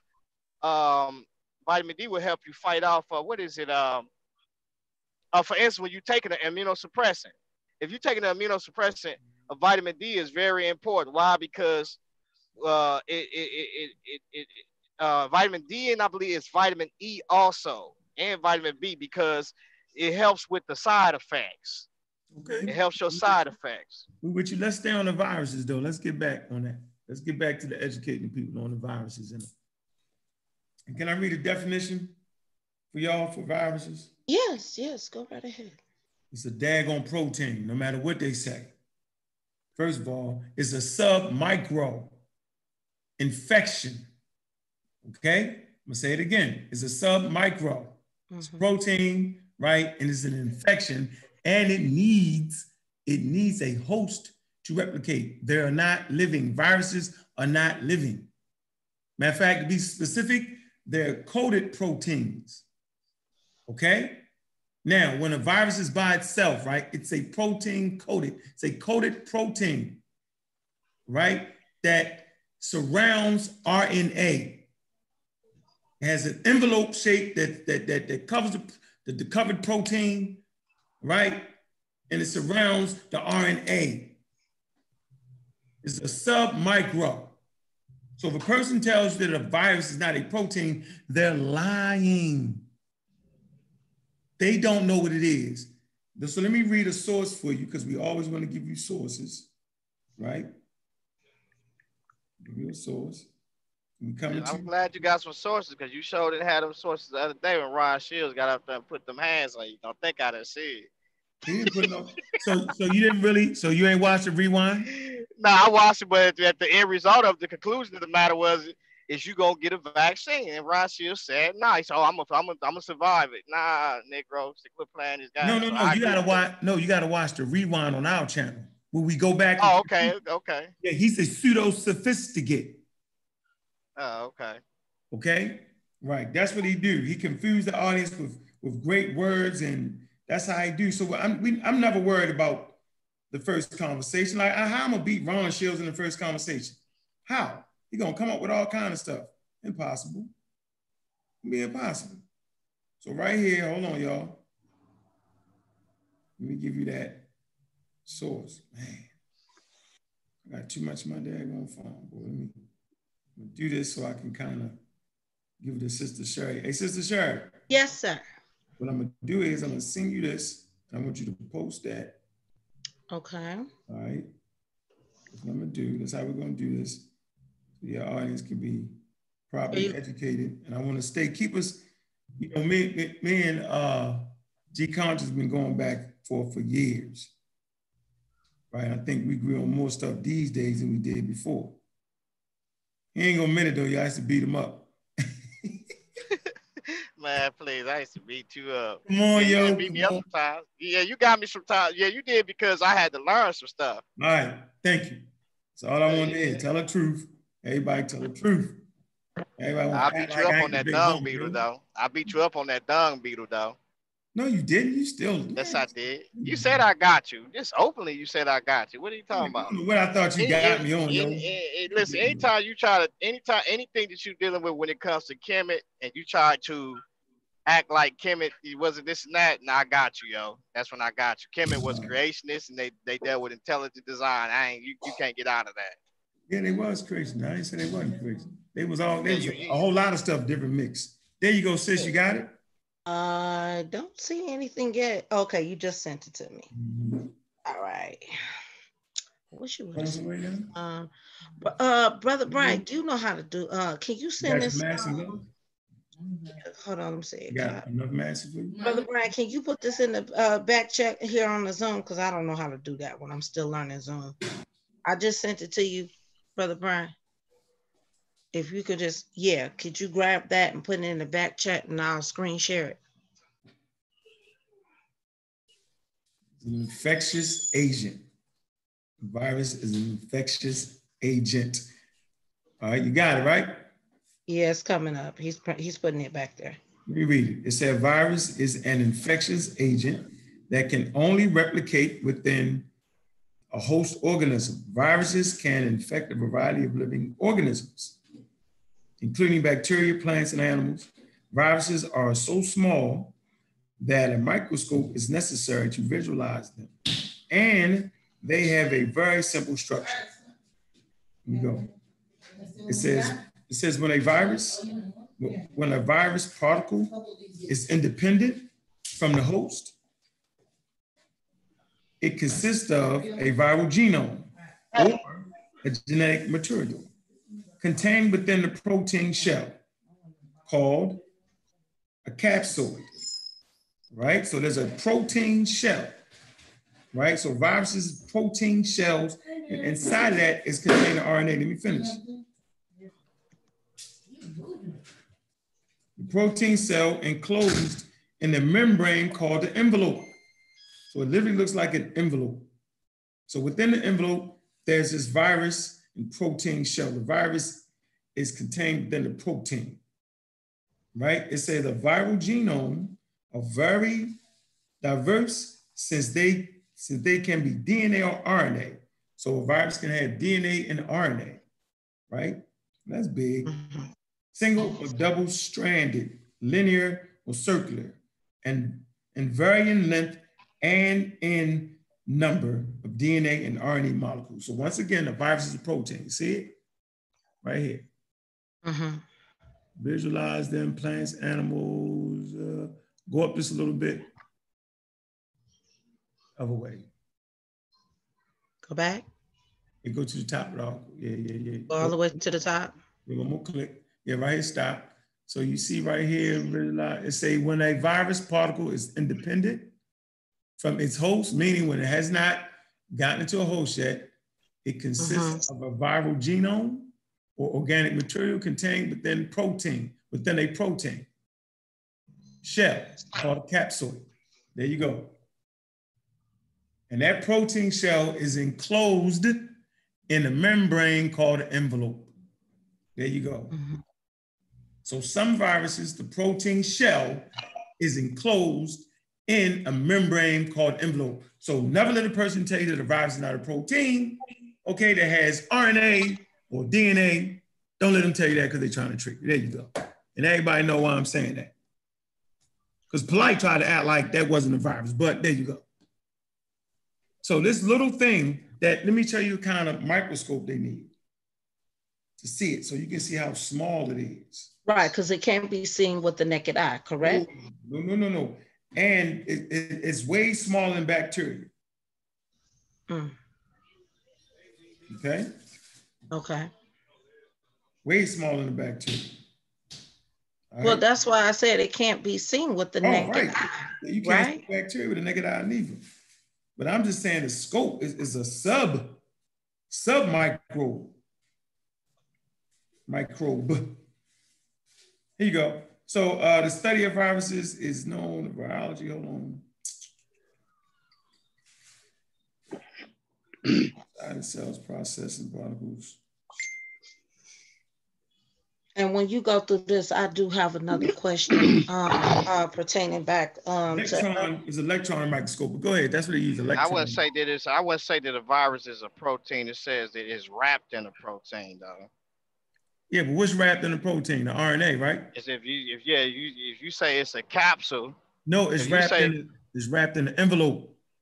Yeah, envelope, right? Envelope, right? So the virus, what's around the virus is a protein, right? Contained within a protein shell. So there's a protein shell that makes up the virus, yo. In the RNA. So what part of it is a virus? Is the RNA a virus or is the protein? That's all part. I've given you parts of the virus. Right, I understand that, but what I'm saying is of course the virus is wrapped up inside of a protein. I mean, the outside of the protein is the virus is inside. Well, how you're a human being. You inside of your skin. Right. So it's you got the virus. Outside of the virus is the protein. No, it's a part of it. It's a part of it. Okay, we'll read it again. We'll read it again because I got something from that different what you just said. All right, go ahead. Look at it. It says here, when a virus particle is independent from its host, it consists of a viral genome or genetic material contained within a protein shell. Stop. So the genetic contained within a protein shell. Look. The genetic material is either DNA or RNA. RNA molecules. So these molecules, right, are contained within a protein shell. So what does that mean right there? That's all part of the thing. Just like your daggone heart and your daggone skin, yo, make you a human, yo. I'm not gonna say you're a human. The only thing is human is your skin. No, there's different parts to a virus. And one part is a protein. The protein is a key element. The RNA, right? What does the RNA do? It allows it to affix itself to a quote unquote host. Host what? Host cell. So these proteins, right, allow the virus itself, because that's part of it. Like your arms allow you to hold on to a monkey bar. It's all part of what makes a virus. You can't separate them, right? So if I say, watch this, G Conscious. If I say, has a skull, right? Walks upright and can talk. What's that? You say what walks upright and can talk? It has a what? A skull. It has a skull. What's that? Human. Homo sapien. Right. That's okay. So I named you two parts of a human. Two things. Bipedal. Okay, but the biological part is a skull. So I'm giving you different parts. If you actually had a diagram of what a virus is, RNA, right? So essentially, a virus is RNA, proteins, protein shell called a capsoid. So we would say capsoid, RNA, and what else? And the envelope called the membrane, right? That would make up a virus. You got it? So if I name membrane, RNA, if I say protein, right? Membrane and RNA, and attaches itself to a host, what's that? That'd be a virus. So it's different parts to the virus, but all together, this makes up a virus. So when you hear scientists talk, they'll say there's a protein. Matter of fact, I'm trying to find, hold on. I'm gonna get real specific with you. Hold on, watch this. Hold on, one second. I don't want to go too far on that. Hold on.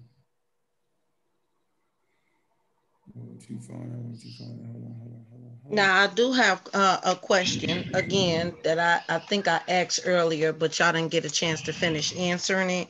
So when you're done with this part, I want to ask my question to all of you. What's that question? Go ahead. The question is going back to if they do come up with a vaccine. Now, we got folk out here that is saying, I ain't gonna say no names, but y'all know who those people are, that are encouraging people, or should I say discouraging people from even obtaining that vaccine, or even placing blame where they really truly don't know what the blame is for this situation.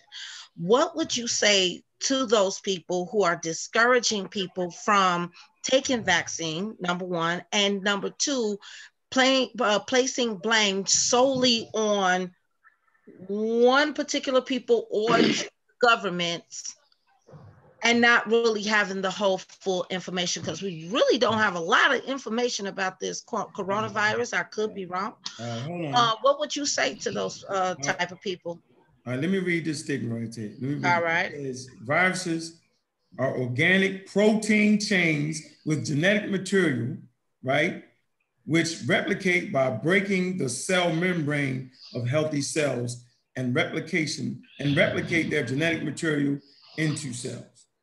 Once again, protein, you say protein chains, protein shells, but that's essentially what a virus is. It's a daggone protein. Now, they've studied the genome and the proteins in this particular virus, and they know the government didn't create it based off of the genome. So we got communities that are saying that the government created this here virus. So what would you say to those people that are putting that information?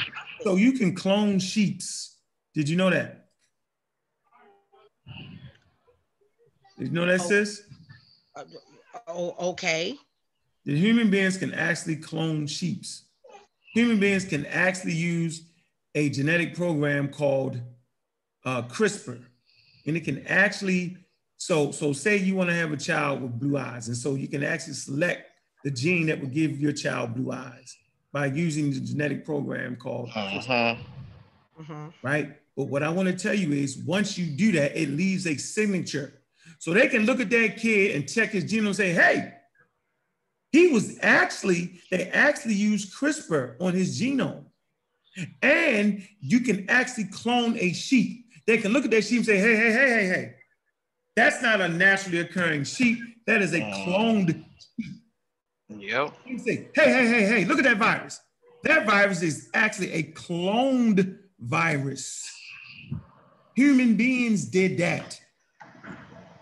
Hey, look at the canine. I tell you what, look at the gray wolf. So when human beings look at the gray wolf, or when human beings look at a racehorse, or when human beings look at a racehorse, and when human beings look at a gray wolf or any canine, they know that human beings did that. Or cow. Different types of cows, yep. Yeah, we did that. The domestication. Yes, they did that. The domestication. So are you guys saying sexual selection? Yeah, we bred them for different traits. Yep, artificial selection. So are you guys saying that the government created this thing, or are we saying that this is an act of nature? No, in other words, you'll have a trace of it if they did create it. There should be a sequence. If it existed in something prior to, and that has been like they might look at the bat or something. If it existed in something prior to, you could tell what's been sequenced and what's been made, and what is naturally just there. You know what I'm saying? Like you would be able to tell that what naturally occurred and what was made up generically. You know what I'm saying? You'll be able to tell this was generically made, or this is the generic from the actual the actual virus that we would see. So evidently, when they looked at this bat, or they believe it came from a bat, that this bat was already dealing with a form of it anyway. It's just that it's 19 strands. I believe it's 19 strands of it, right? Animal call, the other animal. Sheffrin, the other animal. It went from a bat to a, what's it called, man? Damn it. No cussing, please. I said, but see that's the problem too. Also, is I think that remember you talked about you say that a virus is not living.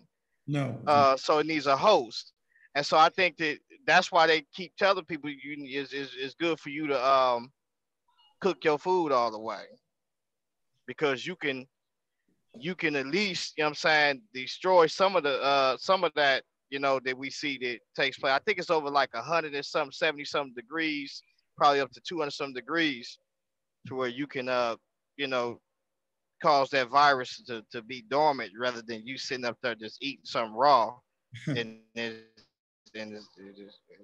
eating. You just basically ate it raw.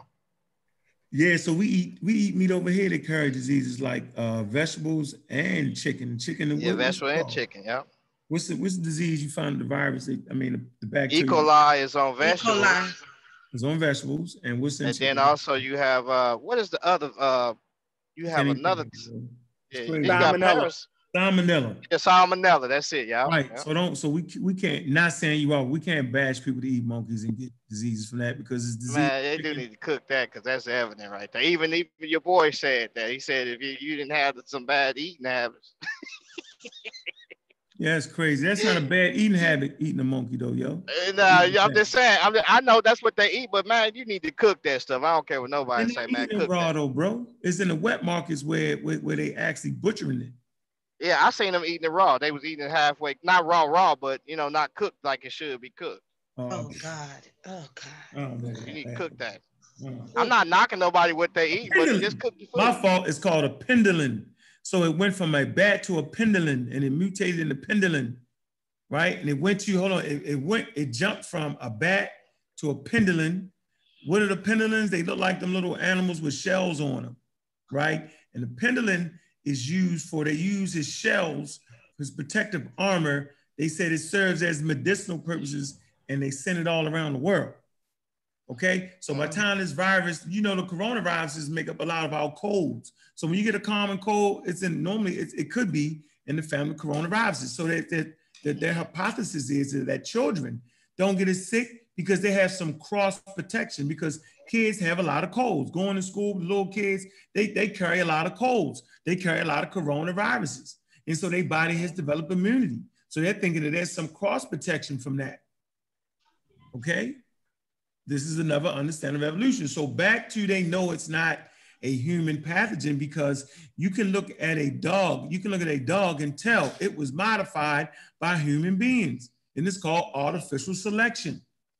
So if a human being took a virus and started to select different traits to make, well, I want to make this virus attack only this. I want to attach to these cells. Then they know human beings are doing that. They're selecting it. If they did genetic modifications, they would know that this virus has been genetically modified by human beings. So there's a thing called natural selection and artificial selection. Natural selection meaning a virus or pathogen evolves in a certain environment. So that's what happened to this particular virus. It evolved inside of humans, right? Over time to be able to, it used to be only had the ability to connect to the cells in the human nose. It gave you a common cold. Then over time, as it mutated inside of human beings, it gave the ability to attach to the cells in the lungs. Okay, that's evolution. You know what's so dangerous about this though? This virus is because let's say it's COVID-19 right now, right? Let's say, for instance, we go through a period to where we go through a season to where they say, well, okay, it get hot outside, and maybe it die down, it lays dormant.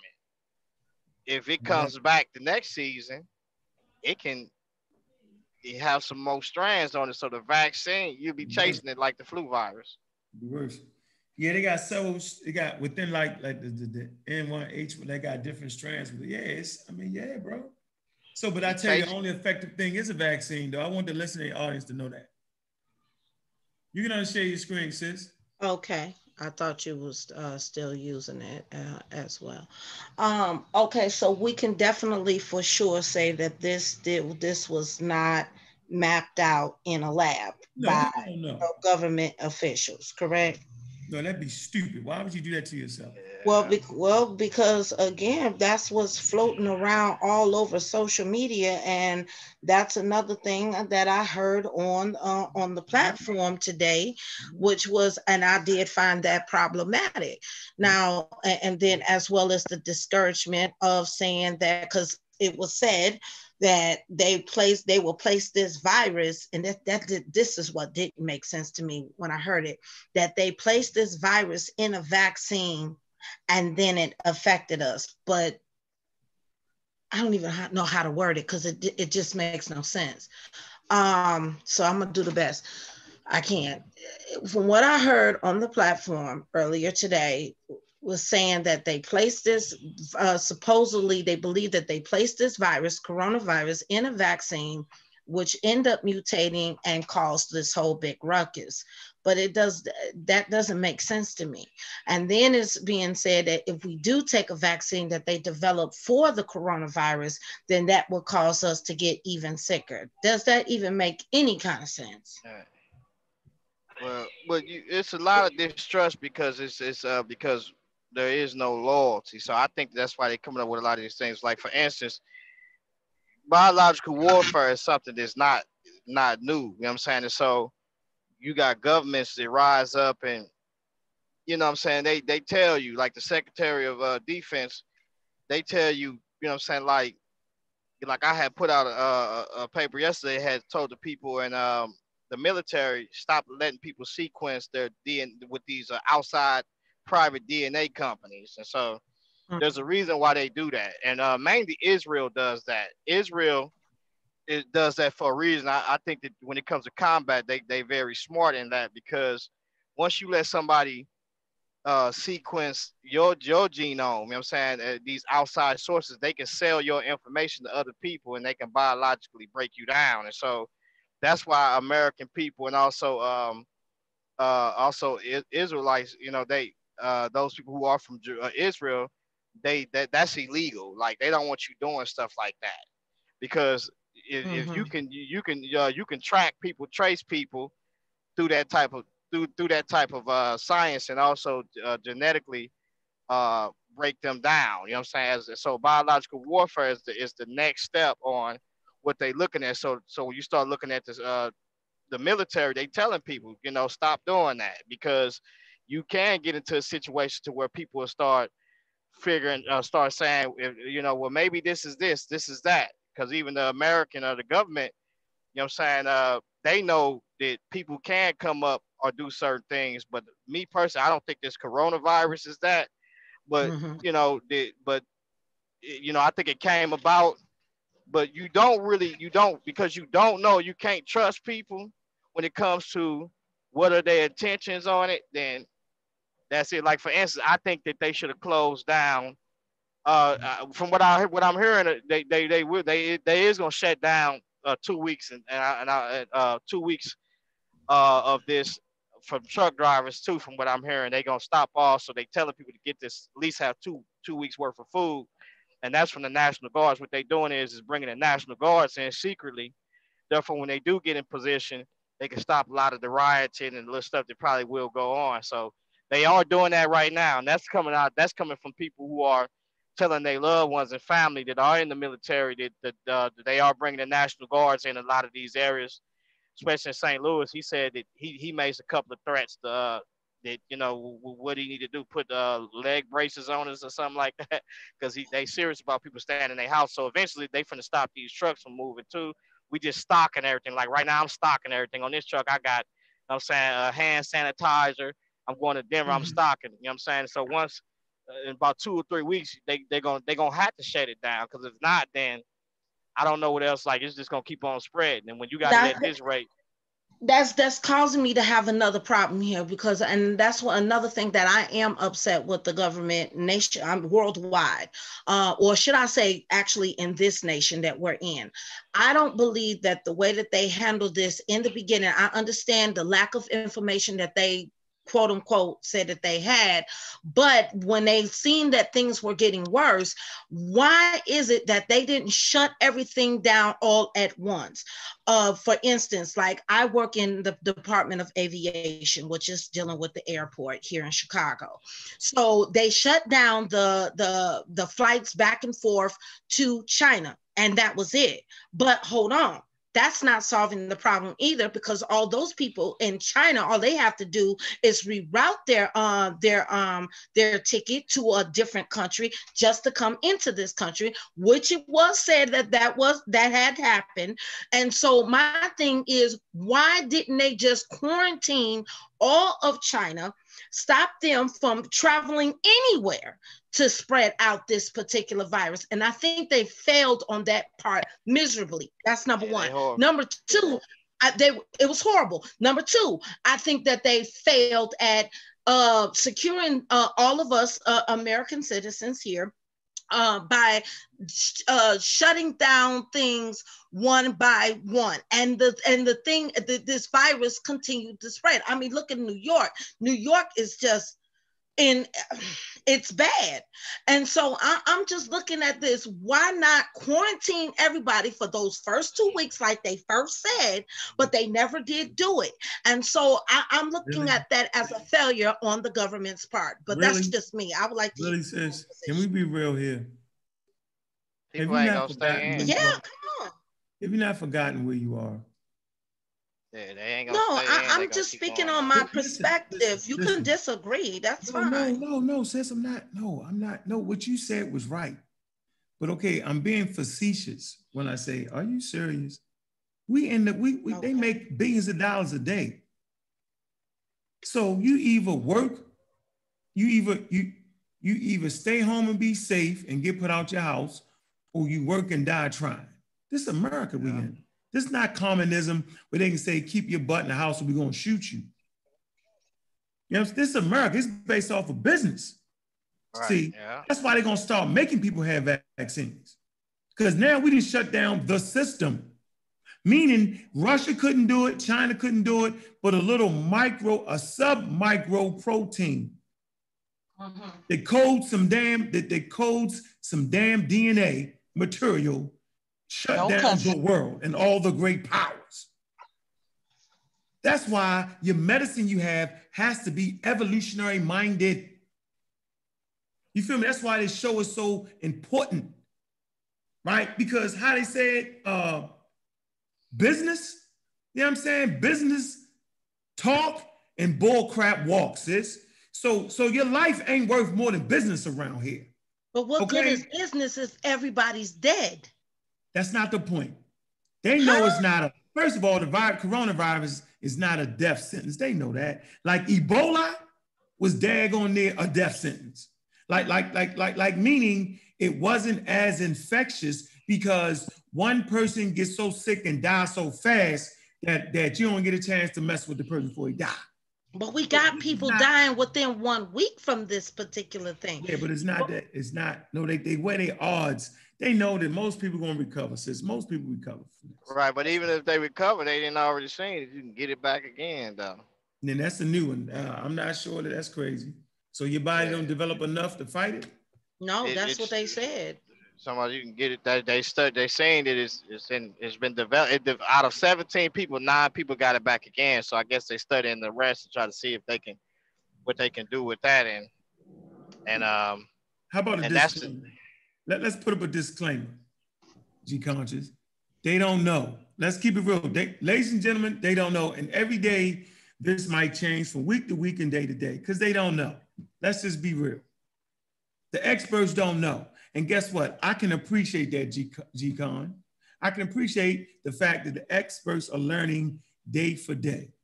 We're at the mercy of the pathogen right now, and they're learning about it day to day. So we're gonna leave an open mind. The only way you can beat something like this is and they know it, you're gonna have to shut some stuff down. You got to get beyond the greed. You got to get beyond the greed. Because that's what's really going on. People just greedy, you know what I'm saying? And people greedy, man. Like for instance, like one dude, he said he said, well, I know what's going on now. He says, and he owned property. He said, I'm not even going to, he said, I'm already well off. He was like, right at this point, because people are not working, I'm not going to even charge them any rent. That's what he said. And I'm going to tell you, that should be who the people who getting the bailout money is those type of people in companies and corporations, because the people who are less fortunate, they're going to be the ones who going to be at the suffering. Yeah, the corporation do provide the jobs, but at the same time, you're just being too super greedy around this piece. You know what I'm saying? And so they that's what they need to look at. You know what I'm saying? That's who you need to get the money to, people who are you rich. Like Floyd got on there the other day. He said, I'm rich. I got millions and millions of dollars. I'm rich. I'm still making money with this plague going on. But everybody ain't got that. So these corporations, they already rich. They can sustain themselves. We can't sustain ourselves. You know what I'm saying? At all. We need this. And so they realize that. So I just think that has to be looked at. You know what I'm saying? Whether or not you like it or not, people just greedy. That's why this in the packaging, it knows that because that's the life. Organisms want to live, but hey, look, they want to live in pleasure, and that's what's going on right now. They just greedy. People just greedy. I agree with that. Because America should have been shut down. If you really want to stop this, you should have shut down them borders. You didn't do that. You didn't do none of that. So you you acted too late. Now you want to be looking goofy and silly. Oh, we're doing all right. Nah, look, people who can't afford to isolate themselves are gonna die. That's just it's hard to say that like that, but if you're less fortunate to where you gotta go out and get food here and there, and you don't have money to get food, hey, you already know what time it is. But see, like I say, they understand, and you're gonna argue this all day long. When it comes to social science, they understand these things, and their main thing is we gonna survive because we got the technology. We gonna survive. So do you think that this is to get almost basically they're letting this go? Are they letting this go on, or is it just? They want to stop. I think they want to stop it. But people just we didn't got to a state to where we just horrible. You know what I'm saying? Like we want to have this pleasure at the same time when this pandemic is going on. Mm-hmm. So I don't see we're gonna have to shut it down. If you want to get ahead of it, you gotta shut it down. It's easy for us to shut it down. About 11 states that haven't shut down though, G-Con, because they claim they have not experienced, or I guess enough cases to shut those states down. But would you we haven't shut it down. When I mean complete shutdown, you need to go clear the stores out, get what you want, no trucks out, no cars out, shut it down. If you don't shut it down like that and shut the industry, you'll know when it's really shut down. Because America won't be working. You can stop bills. Look, let me tell you something. Mm-hmm. I don't have to pay you nothing. In other words, you say I owe you some money, you're not getting that money. What you gonna do? What you gonna do to me? What army you got to come get me? I'm not paying you anything. That's what I mean. Shut it down. If they shut it down, if America say nobody's paying this, nobody's paying that, shut it all the way down. I don't gotta pay you nothing. You gonna come and rob and steal from me? Yep. I don't gotta pay you nothing, none of that. That's what you're gonna have to do. And when you do that, you better come with it. That's just it. Because that's the only thing that what we see that goes on in this world.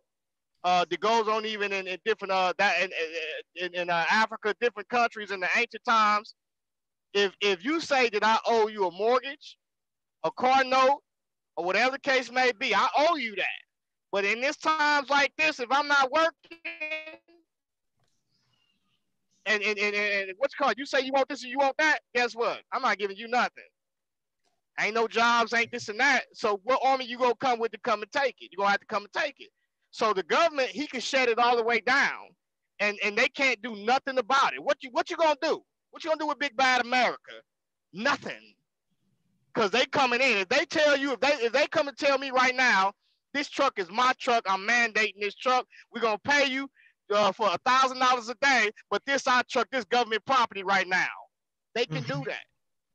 What can I do? I can't do nothing. If I go right now to Denver and they shut Denver down, they say we closing down these borders, we mandating this truck, I can't do nothing. I gotta do what they tell me to do, or else I'm ready to go to war. And I don't have no army. Yeah. So he has the authority to shut it down. You know why he's not shutting it down? He's greedy. That's why. They all greedy. That's why. So guess what? They gonna keep dying, and we gonna keep dying. The only thing that's gonna save us is Jesus. Amen. Because I've been trying to kill God, and he's still living. He been trying to kill God for the longest, and he ain't killed God yet. You hear me? Mm-hmm. Y'all said we weren't gonna do that. We ain't doing that. I just talk. Yeah, I'm just talking. But I mean, that is a good point. Now, hold on. Now, if the government did decide to shut everything down, and for those people who don't have, would that spike crime? Yeah, it's gonna spike crime. That's why they bring the National Guard in. I just told y'all. Listen, I just told y'all in about, I want to say for 2 weeks, they shutting everything down. When you start seeing the National Guard creep in like that, that's exactly what that's the same thing they did in St. Louis. When they was rioting in St. Louis, the first thing they started doing was sneaking the National Guard in. I was delivering trucks at that time. I was delivering stuff at stores. I said, why do they have these stores over here protected, and this ain't even Ferguson? This is out way in the county. But when I asked the National Guard there, he said because people would get the ideal to leave that spot and come out because they see the action going there and come in this spot. He said, so they sending National Guards to Walmarts and Sam's and different factories and stuff like that. So when the National Guard come in, that's what they coming to do. When the National Guard come in, we finna experience what you call martial law. So when you experience that, and which I think there is a need for that. Sometimes there is a need for martial law because people don't take stuff serious and they move around too much. They living like everything just regular. Nah, it ain't right now. This is something we ain't never faced this type of outbreak in this sense like this. I agree. Now the government said, now I was listening, I've been listening to the news attentively. They said that they weren't going to bring in martial law. They weren't going to bring in the National Guard. Is that probably why they are so creeping it in or so hesitant? FEMA lining up, and all of these National Guards is lining up right now, especially on the ports. And so because America, okay, here's the thing. So hold on, okay, G. Hey sis, you get what I sent you? I just did. Now I got to figure out how to put it in the Zoom because I don't know how to do that. No, you got your computer, just open up the page. Yeah, just open up the page and screen share. Okay, I know how to do that part, but I need to get the link on here. Oh, you need to get it on your computer. Yeah, that's the part. You gotta send it to our email. You gotta send it to the email. Yeah, what's your email or what's your Facebook? You on Facebook, right? Okay, okay. I'll send it. I'll give it to you. I'll give it to you in my email. I will actually. I could send. Well, can I do that? Let me see. Does it give me an option? But I definitely think that if they come up with something with a vaccine, hey, what else choice you got? You can play around out here if you want to. You know what I'm saying? Like, are you gonna isolate yourself? And you ain't gonna isolate yourself because you just ain't gonna do it. Like people they just ain't good at isolating themselves. So when a person make you do something, you know what I'm saying? You can't get mad, but you getting everybody else sick. I know you know, well, like they did say that they did say that there are people who didn't take this particular situation serious because some people are around saying, oh, coronavirus is a hoax, or this is government orchestrated to bring in martial law. So what do you say to that? Nah, I think that you're gonna have more sicknesses that's gonna come. And so I wouldn't say that it's a hoax because people was actually dying from it. You know what I'm saying? So close people just in cities of friends, you know, dying, especially in New York, they putting bodies inside of trailers, taking them out the hospital, trying to quarantine. Doctors are speaking out about it. So it couldn't be that. They started off saying that. They started off saying that, but it's much more than that. Since you got that, it's microbiologyonline.org. Yeah, I'm trying to I'm just trying to retype it in because it won't. That's it. It won't even let me do that. So, yeah, I tried that one and it didn't work. Hold on. I'm trying to get it. I can type, bro. Like I got this. Yeah, it would, and it wouldn't go when I tried to click on it, and it said unreachable. So I'm trying it a different way. Right. You got don't tell me your computer got the coronavirus. No, it don't. You know what? You've been all day. It can go through your computer too. That's add to it. Your computer can get infected too. Is this it, sir? Is this what you wanted me to be at? No, what that say?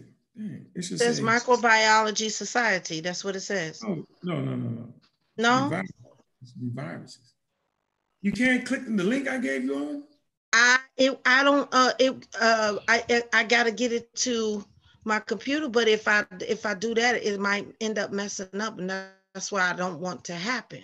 All right, but let me see if I can. What's your name on Facebook? I don't want to say my name on here. On Facebook? Really? Okay, all right. No, I'm talking about in the public like this. Stop giving me a hard time, sir. No, I do your thing. I hear you. I'm Unc West. I'm Unc West. ANKHWEST. Send me a message real quick. On Facebook? Yeah. And we'll give you a link for Facebook because that's on your computer, right? Yeah. Okay. Hold on. Give me a second. I'll find you. Okay. ANK. H. Yeah, I got you. I found you. You see? Okay. Yeah. And then you said send me a message. I'm Noah. Okay. Y'all familiar with Noah's Ark out there? Yes, we are. So I remember a year ago, I told everybody about the situation. I said, get on board, understand viruses, evolution, and understand vaccines. And everybody looked at me and they threw tomatoes and onions at me. And they laughed at me, they joked at me. But I kept pushing on, I kept studying vaccines, kept teaching. The teams joined in on the study. Armor Squad, Moss Clan Warriors, Pseudo Killers. They all joined in. But everybody looked at me like I was crazy. Even some of my old people, why you keep teaching about vaccines? Did you send that message? Huh? I see it. Yeah, I did. I sent the link. I sent the link back to you. Yeah. You sent the link back to Check your messenger. Yeah, check your messenger. Mm-hmm. Check. You see it? I gotta exit this screen. Hold on. Let me get here. Okay. Let me get share. So you gonna screen share it or no? Yeah, because you struggling. You know what? Listen, I told you I was. Why can't you screen share? I can. It just slow my computer down. He just throwing it to me because he don't want to do it. Yeah, he talking about your computer got coronavirus. Good Lord. Right. Thank you, G-Con. Thank you. While he's sitting up here talking. Okay, hey sis, how you gonna send it to me? So you ain't got the Facebook on your computer? Yeah, I do, but it runs slow. All right. That's what, when I have my Zoom up, it with the Facebook, for some odd reason, it runs slow.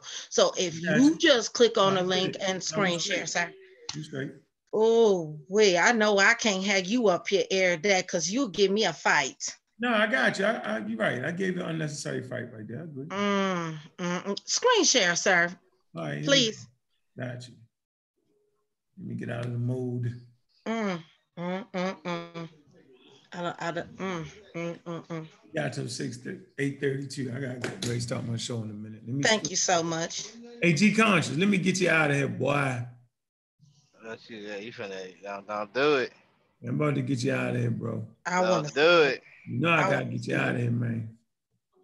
To all of y'all trying to tell me what a daggone virus is and what it's not. What is? To all of that, yo, was y'all just tripping? I thought y'all resolved that matter. We ain't resolved nothing. What is he talking about? Y'all said microbiology online. Y'all see that, right? Yes. What we need to do is go to a daggone picture. Do y'all see this picture? Yes, we do. It says a virus consists of RNA, right? Or DNA. What's that say? Ribonucleic acid, green. Y'all see the green? Yes. Enclosed in a capsid or protein coat, blue. See it? Yes. Right there. I see it. Surrounding the capsid is a what? Glioprotein envelope, pink. So that's also protein. And inserted in the envelope surface. Let me move out the way. Come on, man. Surface, look, an envelope are surface proteins, orange. So everything is essentially a damn protein, bro. Do you see what I was saying, bro? Stop that cussing, please. Didn't I say everything's right? I see. Okay, yeah, I see. I was just saying that, yeah, the outside is, I mean, it makes sense. The makeup of a virus is mainly, I mean, what you see is the outer shell, which is the protein. I said it's a protein. Right. With RNA in the center, green. Everything is protein, different types of proteins, but it's a protein, bro. Do you know that, you know who laughed and joked me, yo? Because they didn't really know. Who? Polite. Who did? What did Polite say? He's like, what's the he's like, what's the virus? I said, protein. Oh, you know what I'm talking about? I said, yo, with RNA, you know what I'm saying, that replicates in a host. It's not living.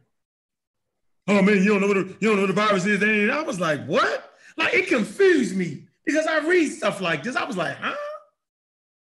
Huh? No, I didn't say glycoprotein envelope. No, I didn't say that, yo.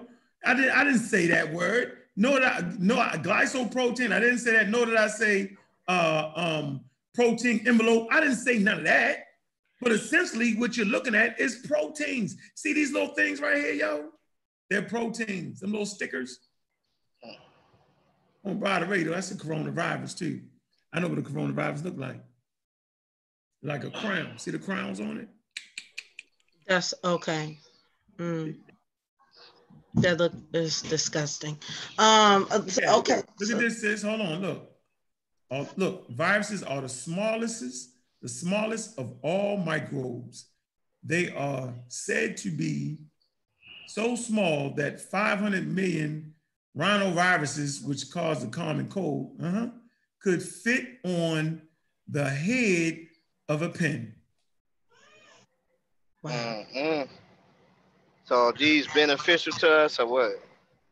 What, colds? Common colds? These viruses. Yeah, you got viruses that live inside you, don't cause no problem. Matter of fact, within your DNA, you have viruses. Part of the human genome, the genes itself are made up of viruses. Your DNA, I'm asking you, is these beneficial viruses that we see that we experience? Hell no, they ain't beneficial. No. Because those self-extinct, a lot of those self-extinct, certain groups at least. What'd you say? They cause certain groups to go self-extinct if we didn't have certain medical sciences. Yeah, the human race could wipe out. If evolution don't jump in and help you fight it, which it will, yes, your ass is grass. Excuse my language. Did not tell you about that cussing, sir. That's a virus of your own. No, but I ain't doing. Hey, G, I'm doing good though. I ain't like I usually be. I'm changing. Yeah, he's terrible. Yeah, he didn't got way better. Hey, I use the cuss word at the joke point. I'm joking. Yeah. I gotta get off this, sis. What channel is this? My name, Cherry Love. Cherry Love in the building. Yes, sir. So I hope we answered most of your questions. There's nothing you can do but wash your hands and stay inside. When you go outside, go with a mask on.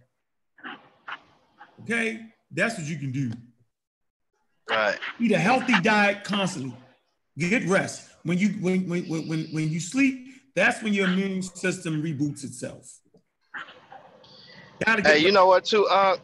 They did a study about this washing your hands. So you should wash your hands, but you need to really, man, like I seen a study, man, about people washing their hands. When they wash their hands, it still leave a little bit on there, man. So you got to really make sure you washing your hands. Like really make sure. Like a surgeon, right? Yeah, you got to. You got to watch how surgeons do it, and you got to do it exactly like that. Yeah, you're done, man. I just spray some bleach on my hands, yo. I be working. Yeah, I spray alcohol, whatever, man. You feel me? Whatever I got is going on my hands. But like I say, you admit something though, G? So you admit I just was right, yo. Just say it, yo. Say, that dude was, that ninja was right. No.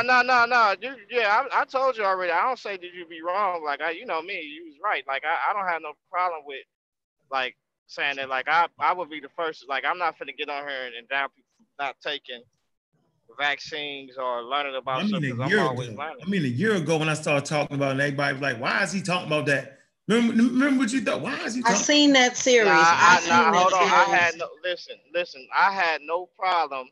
My kids take vaccines. The only problem I had with you was on this was this that I did have a problem with is that when they start talking about eugenics and like different like depopulation stuff like that, and then you just like this, I don't know how, some way you just like said, oh, I'm just gonna look at like you act like ain't nobody trying to harm people. Can I tell like, you? Nah. Can I tell you why? Why? Look outside, look at your TV. If they wanted to kill you, they just wouldn't have a vaccine, bro. Giving you a vaccine ain't killing you, bro. That's stupid. Because I can just say I'm not gonna take that vaccine. And you couldn't kill me then if that was your primary mode of trying to kill me. But if nature is already wearing you out and beating you down, all I gotta do is take the medical away from you, bro. So if you want to kill Africa, don't give them no more science. Don't give them no medicine, no vaccine, and no help. Remember during the Ebola outbreak, they sent in the army, yo. They had to send the Army Corps went in and saved the day and gave them vaccines. If they just left them alone, like y'all think y'all want to happen, yo, they done. No, you just can't. That just ain't gonna happen though. UTT, you got to do that stuff secretly. It's just like why? And that why do you know it's why you got to do not a secret? Because y'all no, you know what? You know why you got to do it secretly. It's just like if something. I'm finna tell you why. Wait, how is it a secret when you? Let me hold on. Let me tell you why. Let me tell you why. Bottom line is this: you already know that. First of all, whatever the government doing, you know what I'm saying? You say it's a conspiracy or whatever you want to say. You already know the government ain't gonna let you know everything they doing in the first place. That's the first thing. Okay, so how in the hell do y'all know it then? Hold on. Because you gonna let everybody know what you're doing? Like for instance, if I tell you, wait, G-Con, are you hold on. What I'm saying, G-Con? Hold on, you need to listen what I'm saying. This is. Listen, this the saying though, bro. Yeah, I hear what let you him just say said. what he gonna say. I heard what you just said. I heard what you just said. Listen, what I say? You said that if they wanted to kill you, you said that why would they be giving you the vaccine, right? That's not what I said. What you said. No, that wasn't the important part. Okay. You keep acting what part you want me to hear? You said they was secretly planning to kill you. I say, well, wait a minute. Y'all seem to know that they're killing us, so it's obviously not a secret. That's what I'm saying. No, hold on. No. I'm not talking about for us. Listen. This is what I'm saying. I'm not talking about for us. I'm saying the people, like for instance, you can't just say, I'm finna go take out a whole crowd of people, but then you got these people that's dealing with allies that's allied up here. Because the government sit before each other's face all day long, and when they leave, hold on, let me finish, bro. Let me finish. Come on, I gotta get off. Okay, peace, brother. Peace. No, go ahead, finish that. Just finish that. Finish the secret talk. that I don't know how you found out no, about. it's not. It's not so. No, listen, it's not. Listen, we know the government, and this is evolution. You already know it's survival of the fittest. Don't try to play like you don't know what's going on with this. No, I don't know what's going on. When you talk about I know. secrecy, you know. How do you know? Where'd you get it from, G-Con? Hey, hold on, I'm gonna tell you how I know. Where you get it from, G-Con? Hold on, I'm gonna tell you how I know, because people talk about it. That's why people who are sitting. Listen, people who was there, they were sitting with those people. Okay. It's just like, hold on, listen. I said, it's just like, all right, so cool. It's just like the other day, right? And this is just human beings. I'm gonna give you an example on the lower level. If I'm fixing your car, hold on, listen. If I'm fixing your car, and I pay you to fix my car, if something go wrong with that car, right? Well, it don't go wrong with it. You break something in the process of fixing something else. Look, you already know. That car going out that door. It's going out the door, and when it goes out the door, you didn't let me know that you fixed that other problem, but you broke that other thing. That's the same thing the government be. They do that, bro. They don't let you know, and that's even what doctors do too. My wife experiencing it right now. You didn't tell her that when you was going in that you also messed up this too. You didn't tell her that. But you fixed the other problem, but you messed up some other stuff. That happens. That's life, bro. And if I mess up some stuff, guess what? If I can't fix it, I'm trying to sew that thing back up, because I know two things gonna happen. Either I'm gonna get sued or I'm gonna lose my job. That's a fact. That's a fact. So don't think that your government ain't doing the same thing. Don't try to play no games. They do the same thing. And that's my point with you, because you act like you don't understand social science. Like you act like evolution, but you never talk about the social aspect of evolution. And that's what you don't want to get into. G-Con, I've been beating you up for years, yo. Yeah, right. Let me tell you how the human mind works. He's sitting here acting like it's a secret plot, but yet you telling us the whole secret plot. It don't make no sense, G-Con. How do you know? Why does everybody know how the government's going to kill us? They're going to put in the vaccine. Okay, so how'd y'all figure out the secret? Y'all have decoded the government. Okay, they killing us. How do y'all know it already? What about Snowden? Have you ever seen what happened with the Snowden and what happened with his situation? That's a true story. You ever seen that movie before? It's a true story. Know people better worry about that virus more than them white people, bro. See, that's where you got it messed up at. And that's what they gonna say fall short. No, we're gonna fall short for the conspiracy theory, right? So here's the conspiracy: that the coronavirus was planted by the government, or I didn't say that. 5G towers are causing these symptoms and causing this pathogen. I didn't say that. They made it in China to kill America, or the truth is, this has been occurring for the last 3.5 million years. Billion years, my fault, the last 3.5 billion years on planet Earth. No nitwit, crazy. You might have to get somebody from Baghdad somewhere that would try to engineer a daggone virus that would kill the whole world. I never said that. Oh, you talking like you can't just, how you going to specifically, wait a minute, dude, they do not have the ability to say, I want this virus only to kill the poor people. I'm not talking about the virus. Hold on. You just talk for 20 minutes. Hold on. No, ain't no. Okay, go ahead, brother. Go ahead. Rock hard. I'm saying, I don't want to hear all that. It's 2020, dude.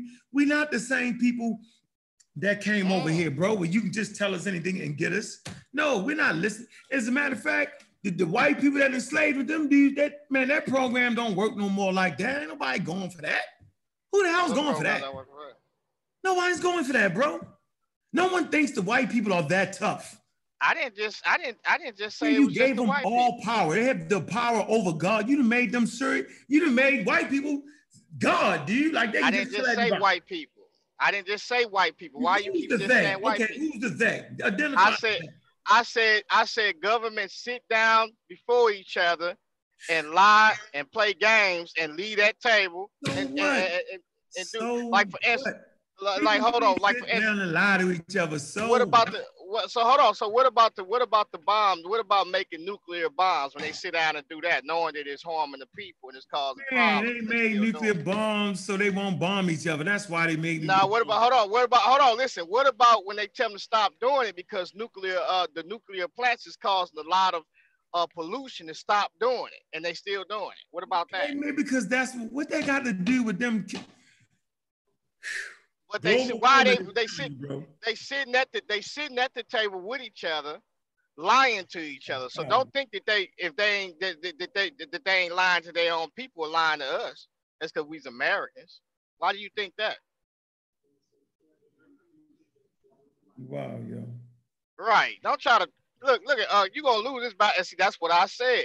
I keep saying. I'm ready to get my show going. All right, I lost about it. All right, great. So why don't you just make sure you stay? I didn't say.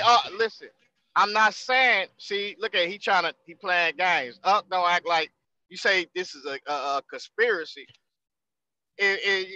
Survival of the fittest and living organisms fighting against each other to survive, as far as human beings, is something that we see and has always been going on. That's why you evolve your weapon. You evolve your science.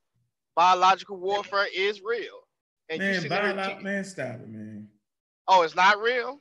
Then what? It's not real. If it's not real, then what are gas bombs? What are gas bombs for then? The thing they sent in the mail, what's it called, yo, that was killing people? What about gas bombs? Amtrak, poisonous gas. Okay, we know that we talking about right now. You confusing people. That's the point. The point is they ain't let loose no biological weapon on us. Hey, well, hold on. But the damn president walking around with a mask on. Hold on. The president is joking. He got the vaccine already, and he just playing the game. Whatever, man. Let me get off. Nah, I never said that. Why not say it? It sound better. No. Hold on, now. Man, if you don't think that they, here's another thing though. Is on here teaching people. What? And he knows already. Hold on, you already know. Hold on, brother. You already know that once they sequence a person's genomes, and once they be able to trace the families, this is why did you act like they can't understand or sequence you to a point to where a person can't biologically break you down? Don't play no games, man. They can skip and miss. They can skip and miss and everything else. Let a person. Off here, man. Hey, sis, I'm out of here, yo. Yeah, right. Peace, brother. All right. Thank you. Hey, look, thanks a lot, yo. I appreciate you coming out, bro. Yeah, man. Hey, don't let them conspiracy you out of there, yo. Y'all Christians, stick to your Bible. Do not listen to the conspiracies. Look at this brother right here, man. Word to the Christians, do not. Hey, evolution. Listen, the social science and evolution is a conspiracy. See, you don't want to talk about that. So evolution ain't real, yo? No, I said evolution is real. And that it's so real. It's so real. How long did it take you to get that though? How many years did you fight me with that? I never. This the only thing I fought you about is this. Hold on.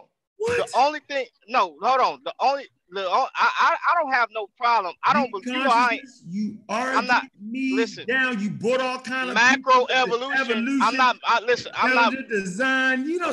Are you? Hold on. Listen, bro. Hold on. Listen, bro. I don't have no problem with micro evolution. What? Macro. I'm not dealing with macro. We already had this argument already. Wait, are you serious? Right? Wait, hold on. I'm serious. Do you not know that micro, as above, so below, yo, like it occurs on, man, you know what? Okay, watch this. You might as well go. Watch this. Oh, you gonna stay now? No, I gotta go though for real. But how small is a virus, y'all? Huh? You said how? Yeah, we just looked at it, right? So on a micro level, I'm talking about a sub-micro level, something occurs that causes a human being to catch a disease on the macro level. So don't tell me that when evolution occurs on the macro level, it does not translate to the macro. When it occurs on the micro, it translates to the macro, bro. Where else is it gonna go? So if your DNA changes, right? If your DNA sequence changes for the color of your eyes is the macro level, bro. I mean, the macro level, the color of your eyes. I disagree with that. What do you mean you know? Hold on, even when you talk, the genes affect the way your nose. Well, hold on, even when you talked about the virus. Oh man, bye, man. You know what? Right? Yeah. Peace, bro. Listen, do not let Unc fool y'all. He talked about the virus, right? Now here's his problem he has. Now he talked about COVID-19, right? And he tried to use it as macro, but that's he the knows. Conversation. Yeah, but listen, he already knows that if you do not get immune to that disease, you go self-extinct. So it don't go beyond what it's supposed. It's not like it's just, listen, if this mutation overtakes a person, they go self-extinct. So it's the same thing when you start dealing with evolution. When you start dealing with macro evolution, you're not going to evolve into a duck, into a frog. That's ridiculous. You wouldn't even have the components to even you wouldn't even develop those type of components, let alone you will go self-extinct over the millions of years that they try to give you to say, oh, this thing came from this to that. Nah, don't try to play me. That virus is going to cause you to go self-extinct because you're not immune enough to it. So why are you using that even for the argument? This virus is causing people to die. Yeah. It's not mutating the person to where they mutating beyond it. And then when you do see a person to get beyond it and you talk about a vaccination, that's what you call intelligent design. So in order for you to even not go self-extinct, it takes intelligent design. So don't try to disprove intelligent design when you yourself we see that we're dealing with intelligent design. So he try to deal with something on a micro level and act like this is on the macro level. Nah, ain't no getting to no macro level because you gonna go self-extinct. That's it. You out of there. And I ain't never seen man mutate to nothing else but to what he is today, a man. And even every type of different man that you ever talked about. I'm saying, we ain't never seen that. But if you put that million years in there, of course you're gonna say, well, in a million years, this and that. Well, don't stop talking about Kemet, because they didn't teach that in Kemet. You know what I'm saying? So don't try to play games and try to use that as your evidence. It might adapt to another virus, but it's still a virus. It's still a virus, right? So don't try to play any game. You might get a couple of strands here and there, but it's still a virus. You know what I'm saying? And then once you get the virus, if you don't have the immunity to the virus, you dead and gone. That don't mean you changing into something. And then, yeah, we can tell a person been vaccinated, I'm saying, when they get it, but it's by intelligent design that's introducing something to that to cause you to live. But that wasn't there. It's that, and really all it is different sequences, mixture of things is rearranged. That's it. You just rearranging nothing. Ain't nothing different there. You just rearranging information. That's it. It ain't like you came up and you developed something that was altogether different. Nah, you just took certain sequences, certain proteins, and you rearranged them, and you came up with a mixture of something that worked. You know what I'm saying? That was it. Wow. So don't try to play any games like that's what he don't want to talk about. He don't want to talk about the social science of and that's very important. He don't want to talk about tenocracy. All that is a conspiracy. Yeah, right. I'm glad you went back to tenocracy, because like I said, I went back and revisit the first conversation when you first introduced me, or should I say introduced all of us to that particular word and what it's about. I'm looking at this here virus, and it really attacked a lot of the elderly. And I remember in the conversation, I don't know if it was you or if it was Gideon, when we were all talking about, when you first brought up tenocracy, about getting rid of the elderly. And is that under tenocracy, like getting rid of the, I guess, if you can say the less healthy or the less undesirables, if you want to say, is that part of tenocracy as well or no? Say that again, sister. I'm sorry. Is tenocracy. I remember when you introduced us to that word tenocracy, and I don't know if it was you or if it was Gideon when you guys were talking, having a discussion on that on my platform.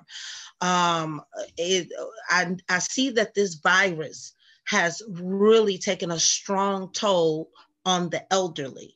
I mean, killing them off like left and right. You know, besides everybody, I mean, it's killing other people off of other ages, but it really hit the elderly really hard. Now, is tenocracy a form of getting rid of the elderly, the less desirable? Not saying, don't take this the wrong way, people. But is tenocracy getting rid of a form of getting rid of the undesirable? It's either or. Like if a person that has this type of, if a person that is a scientist, that has the ability to govern the people, he can do either or. He can do bad or good. So then when he says, okay, the Department of Defense, they already know that this science is something that is important. Biological warfare, as I stated to him, gases and stuff like that, it's important. Whether you're affecting somebody with their water or whatever the case may be. This is why we have the CDC, to protect people from a lot of these things, because a lot of these things that we see can, if it does get out by the wrong people, can cause harm. He don't understand it. Like, if I wanted to, I could take a sample of your blood, right, or your DNA, and see how you structured, see how you see and sequence you, and take a sample of somebody else's blood and create something. Well, not create something, make something that can skip over you but hit him. You don't understand. They can do that. That's why they telling people. I'm gonna pull this up real quick. I'm pulling this up. That's why Israel telling people, stop having these outer companies to sequence you, because they can sell your information and they can know how to biologically break you down. That's why, because people can do that. Let me show you what the Department of Defense has said, because like I'm not like, I don't know why Unc always try to play these games like he don't know. And that's why I have a problem with it. It's not that it's the it's the macro evolution. We've been beating them up on that.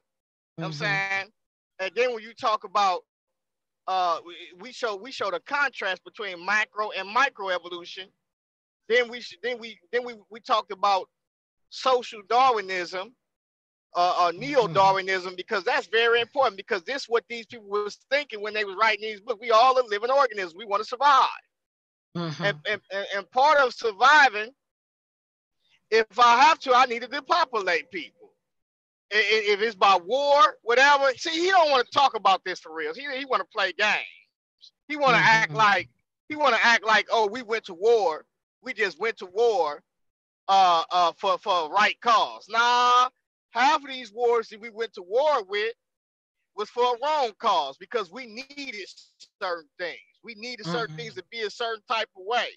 So he don't want to talk. All that play a role with the evolutionary theory. He don't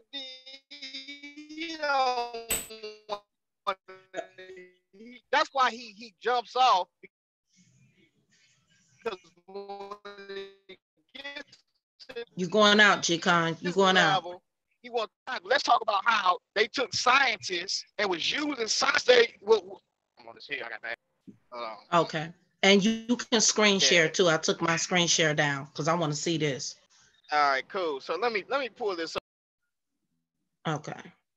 Yeah, family, we having a deep discussion here, and I know some of y'all disagreed with a lot, but we're coming together to have a deep discussion on this particular subject. So please don't flip out.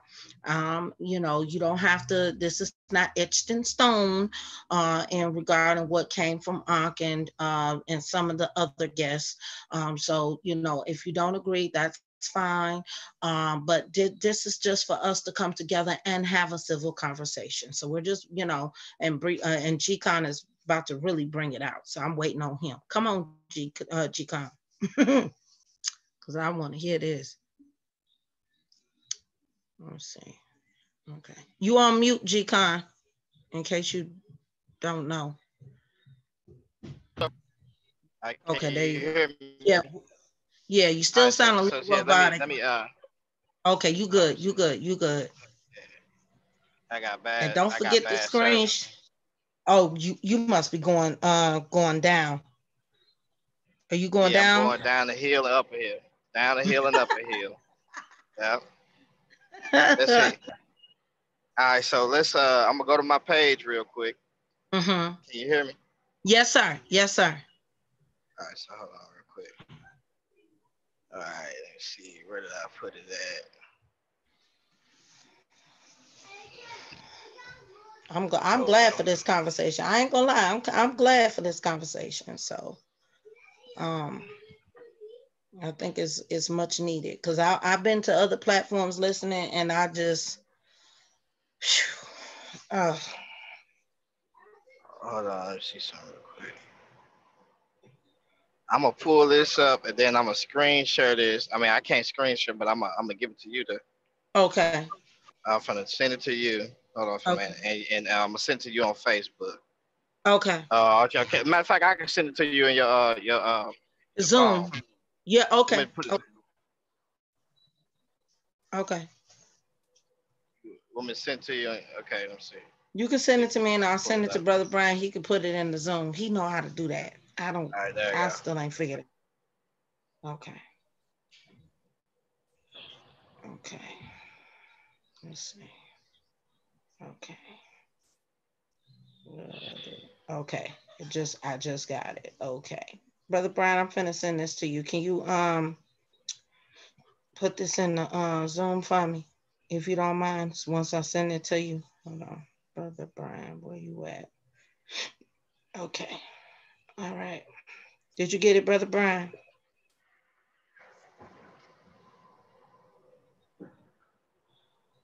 Did you get it, Brother Brian? Yeah, I got it. Okay. I was just outside. Okay. Yeah, so just let me know. And then Yeah, so he's trying to act like, and that's why I say he don't like for instance, like I told you that it's a fact that you need to eat right. Like you gotta eat right. We all have to. I know it's hard because of the food that we have. We don't know we don't know what they giving us. Mm-hmm. You know, we don't know. You know, they like for instance, and the government ain't protecting us on certain things. They're allowing these companies to shoot steroids in food to beef up chicken. That's gonna mess up your organs. You know what I'm saying? And then you know they allow this type of stuff.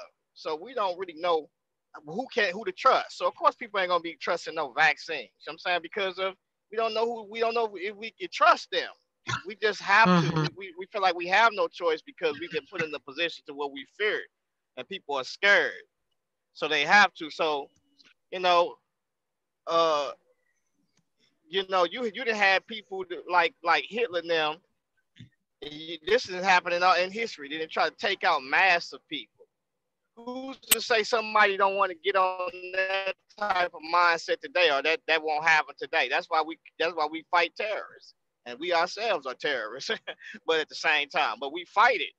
So you don't know who's trying to take you out. But if you notice, these people always say the evolutionary theory is something that they know about. But I want to tell you that when it comes to God, when it comes to social science, God not a politic just as well. You know what I'm saying? And so he gonna preserve his own. So don't think that he won't preserve his own. So, you know, if it take God taking out mass of people too, don't try to get mad, you atheists, because y'all try to get upset, you try to get mad, but hey, God will definitely take a mass of people out, a whole bunch of people. Okay, but you sent me the wrong one. You sent me the same one from earlier. Send what you seen. Really? Mm-hmm. Is this it, Brother J. Con? It's a picture. It's in your what you call it's a picture. I don't know how we're gonna do that one. Okay. Okay, so I will have to. How can we do that? Hold on. Let me see. I can do it. Hold on. You want me to screen share it? Yeah, go ahead. Okay. All right. Okay, and you're gonna have to make that big if you can. I can't really read that, but cause I'm driving, but somebody.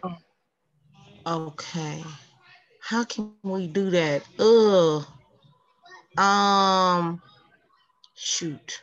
Let me see if we can see it on the website. Hold on. Yeah, because it's kind of, they can see it, it's just small.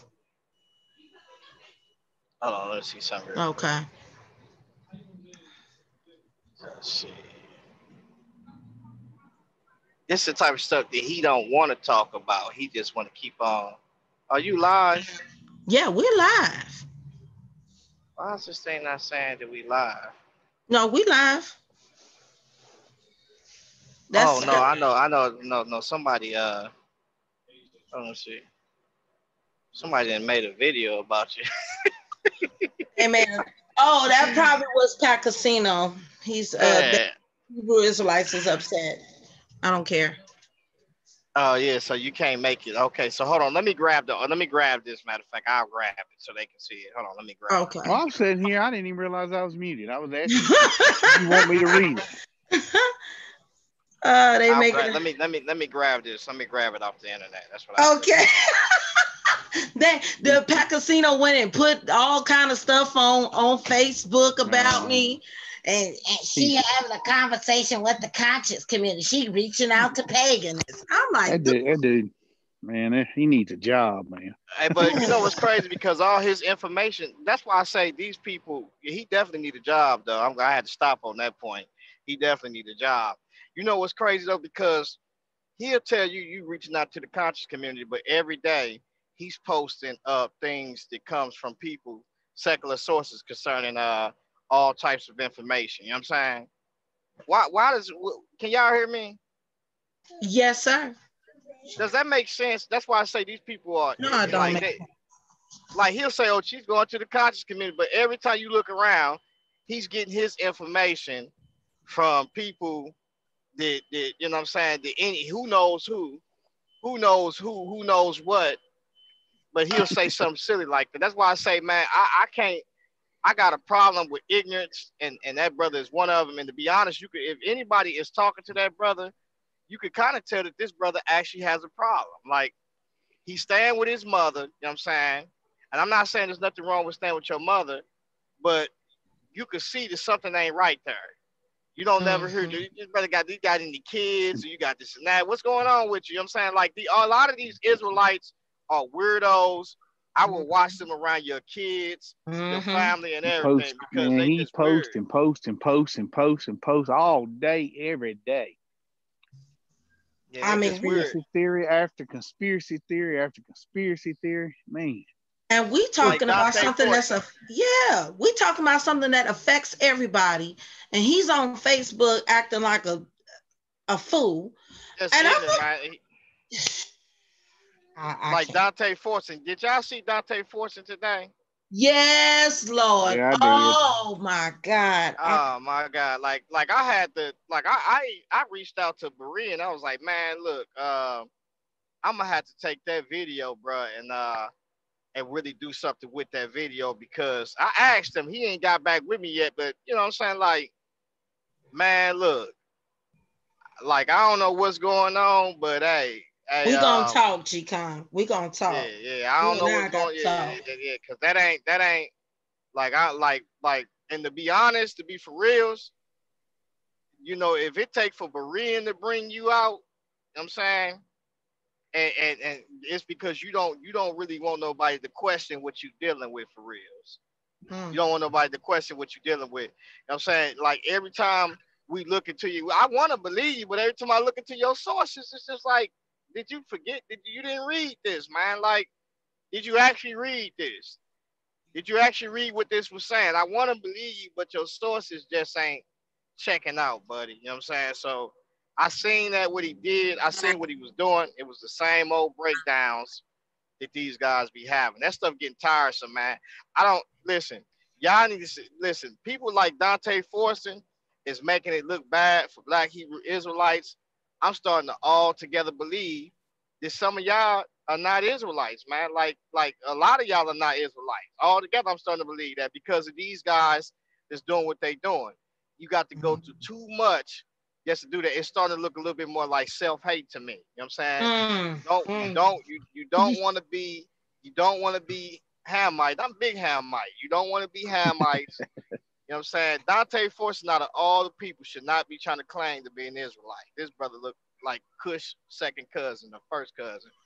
You know, to this brother did not look like an Israelite at all. You know what I'm saying? If you want to say somebody's an Israelite, this brother got at least about 95% sub-Saharan African. That's why you can't even get it. If anybody swipe this brother with a swab in his mouth or catch him while he sleep, just take a swab. If you are his family, if you are Dante Fortson's family, I will pay you $1,000 just as while he's sleeping, snoring. He probably sleep with his mouth open. Swab the brother up real quick. Put it in a Ziploc bag and send it to your boy. We're gonna check this boy out. We're gonna get this boy checked out. Don't you start. Somebody get a little lip DNA for this brother. You know what I'm saying G-Con, they can drool a little bit.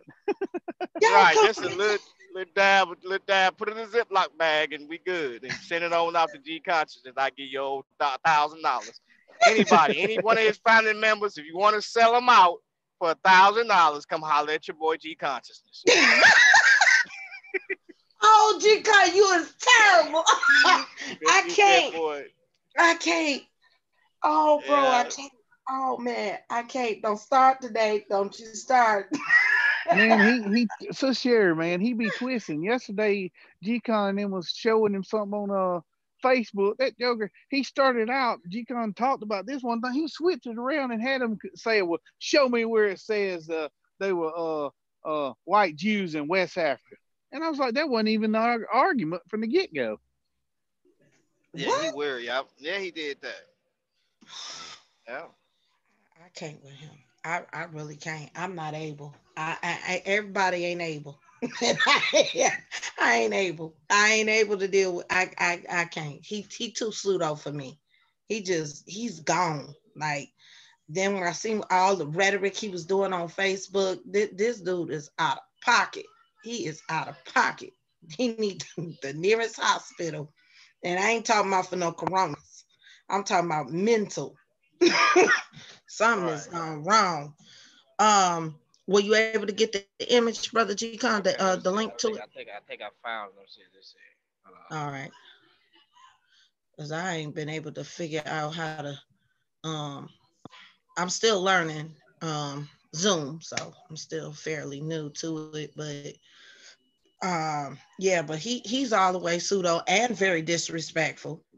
But then it won't all the way pseudo. I mean, ain't no truth in them. I mean, like how? Let me tell you. So this was some months ago. This is before, way before Sister Nettie did what she clowned him on. Bill for Speed went in and listened to a couple of his videos, and then I think one of the videos he was talking about the genetics or something. And he pulled information, long story short, he pulled information from H.H. Johnson, which is an atheist / racist, that identifies, that says that Black people are subspecies, calling us subhuman. And he just took one little line from all of that information, presented to all of these people, they running with it, not knowing that this dude is calling you a monkey, not knowing that this dude is saying that you are not human, that you're not all the way human. And I'm looking like, are you serious right now? Yeah. And then go ahead, bro. It's the same resources that Hitler uses to try to do away with the Jews. It's the same resources. Then right, and then with the information that you played on your channel, reviewing what he was bringing out, right? When you named it Dante 400 and Sister Sleepy. Sister Sleep. And he using information from Arthur Kessler. And I went back and Brother Brian brought it out that this dude right here is pseudo. I'm just like, why would you use this? Like, what are you doing? But hey, bro, listen, I said a long time ago, these people are so desperate to hang on to this lie. I can't, I don't even know what else to say after that. For real. I don't. And I think it's sad and it's embarrassing. It really is. It's embarrassing. But Dante don't care. He don't care. He don't care. He don't care. And he got up there today on that platform today and just lied through his face. Just lied. And I'm just looking at these people like y'all, and I seen it later on. I didn't catch it live. I caught it like maybe after an hour and a half that it was done. And I listened to it and it was pathetic. I was just like, okay. So I already know he ain't gonna come see you, G-Con. He ain't. I told you that he ain't gonna do it. I told you that on Facebook. I not only was being funny, but I was being dead serious when I typed that under your post, bro. He's not gonna do it. He's not gonna debate you or have a discussion with you because he know the minute that he does, it's over with. It's over. And I if I had to take a bet, bro, I will place $2,000 on you, just like that. Yeah, he know not to come this way. He playing games. He gonna keep on running, ducking, and hiding. Cause but it's cool though. But I need to find this in a bigger. I gotta find. If you got the link, then I can enlarge it. If you got the link to that letter or whatever that screenshot, then then I can enlarge it. Let's see. Save image. Hold on, y'all. We're trying to figure out how we're gonna do this. Let me see. Let's see. Save. I'm gonna save this image. And let's see. You said I could probably access it through Facebook, right? Hold on real quick. I'm finna mute myself. I gotta do something. Okay, no problem. All right. So I'm gonna see before I screen share. I'm gonna see if I can access it through Facebook. Could you see mine a while ago, so share? Yo, who now? When I was posting it, when I shared it, could you see it? Yeah, I seen that, but you couldn't make it no larger. It came up, but I just okay. And he said he was trying to find the link to it. So let me see if I can access this through my Facebook, and then I could probably then I can go and screen share it. Okay, hold on. All right. Hey, let's see. Let me go here. Let's see if it'll do it.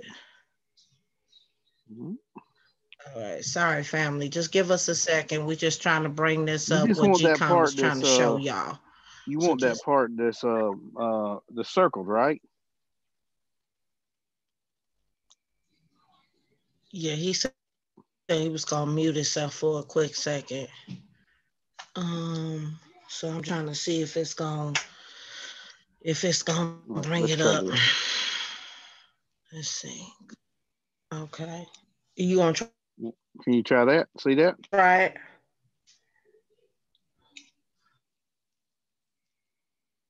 Let's see. Can you see that, sis here? Yes.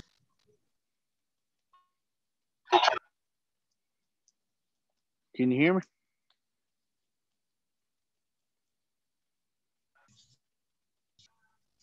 Sis here, can you see that? Hold on. Let me come back over here. Let's see. Now they let me go in. Hold on. See, that's why I didn't want to go. I didn't want to go in here because this thing be tripping. Okay. I got it up on the screen. You do? Okay. Yeah, see if you can see it. Okay, hold on. Yeah, but it's still small. You got to enlarge that. Okay, hold on. You can't see that, can you? No.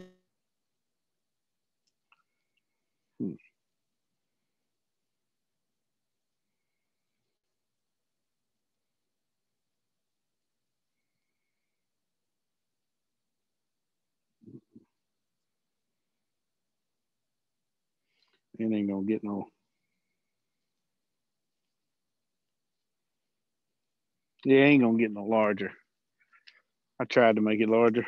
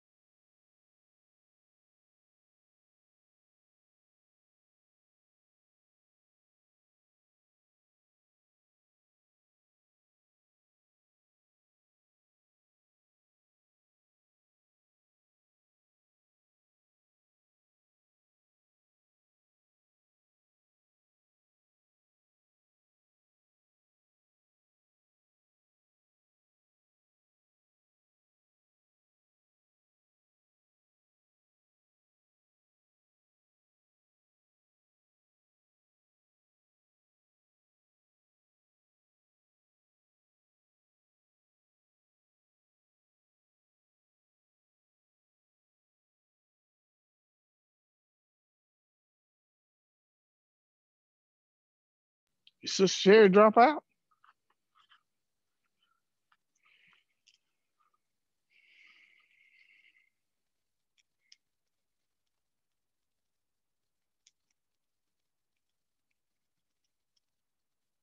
Did Sister Sherry drop out, G-Con? Yes, she did. I'm here, J-Man. I'm here. I'm here. I think she dropped out. I guess she'll be back right in a second.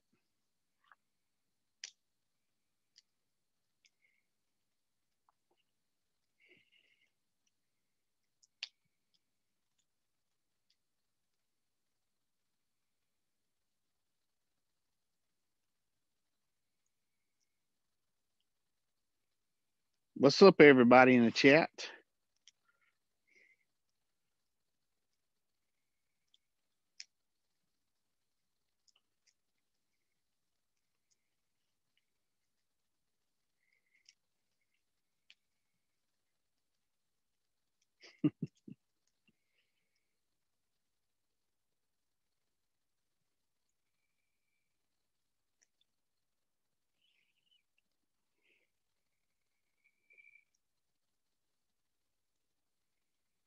I'm still here.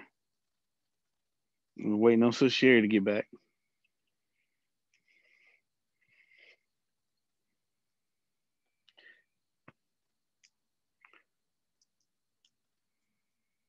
Can y'all hear me in the chat? Yeah, I'm all by myself. I hear you. I hear you. What's going on with you? I was had to talk to my wife real quick. She was calling. Yeah, I think Sister Sherry dropped out. She said she'd be back in just a second. I guess it knocked her out. I think she might have messed up and reset the computer. Nah, but yeah. So but basically, the Pentagon there's many articles on it that's out there, but I just want to pull this specific one. But they had wrote in regards to military staff that they didn't want outside companies, doing any type of genetic kits or test on these people, because they really was saying that people for tracking purposes and all other type of stuff too. People, some of the stuff would be wrong in there anyways. They were saying, but at the same time, we know the real purpose of that. Mm-hmm. Nobody you know, people know already that, you know, biological warfare is something that people are willing to look at. Yeah, we don't have to make a bomb no more. You know, let's just release something to CDC on it, and we already vaccinate the people on it, and let's go to war. You know what I'm saying? Let's go to war, because they ain't got it. We got the vaccination on it. Let me the last one of the Walking Dead, right? Uh-huh. And I know this is a movie, but it's just the mindset we got to look at. What one of the things that they did was to the Whisperers to attack the different groups that we see of Alexandria. You had Hilltop and Oceanside and the Kingdom. One of the things that they did was to weaken certain them. They especially, I believe it was Hilltop. They were sending what you see of all kinds of in the water. They poisoned the water. Yeah. And the water was getting them sick. And so they did that because they realized that they would weaken them. It will weaken them. And so don't think that, you know, this is something that you won't never see or that can't take place. You know what I'm saying? And his world. You know what I'm saying? Because that's part of neo-evolution. I mean Darwin evolution. That's part of that. It says that what is the preservation of favored races and then the descent of man. You know what I'm saying? When he wrote these two books, you know, first it starts off talking about plants and then you start creeping man in. So he is letting you know what's going on. And so eventually when man developed these brains, when the brain was developed, you can outthink a person now. That's a part of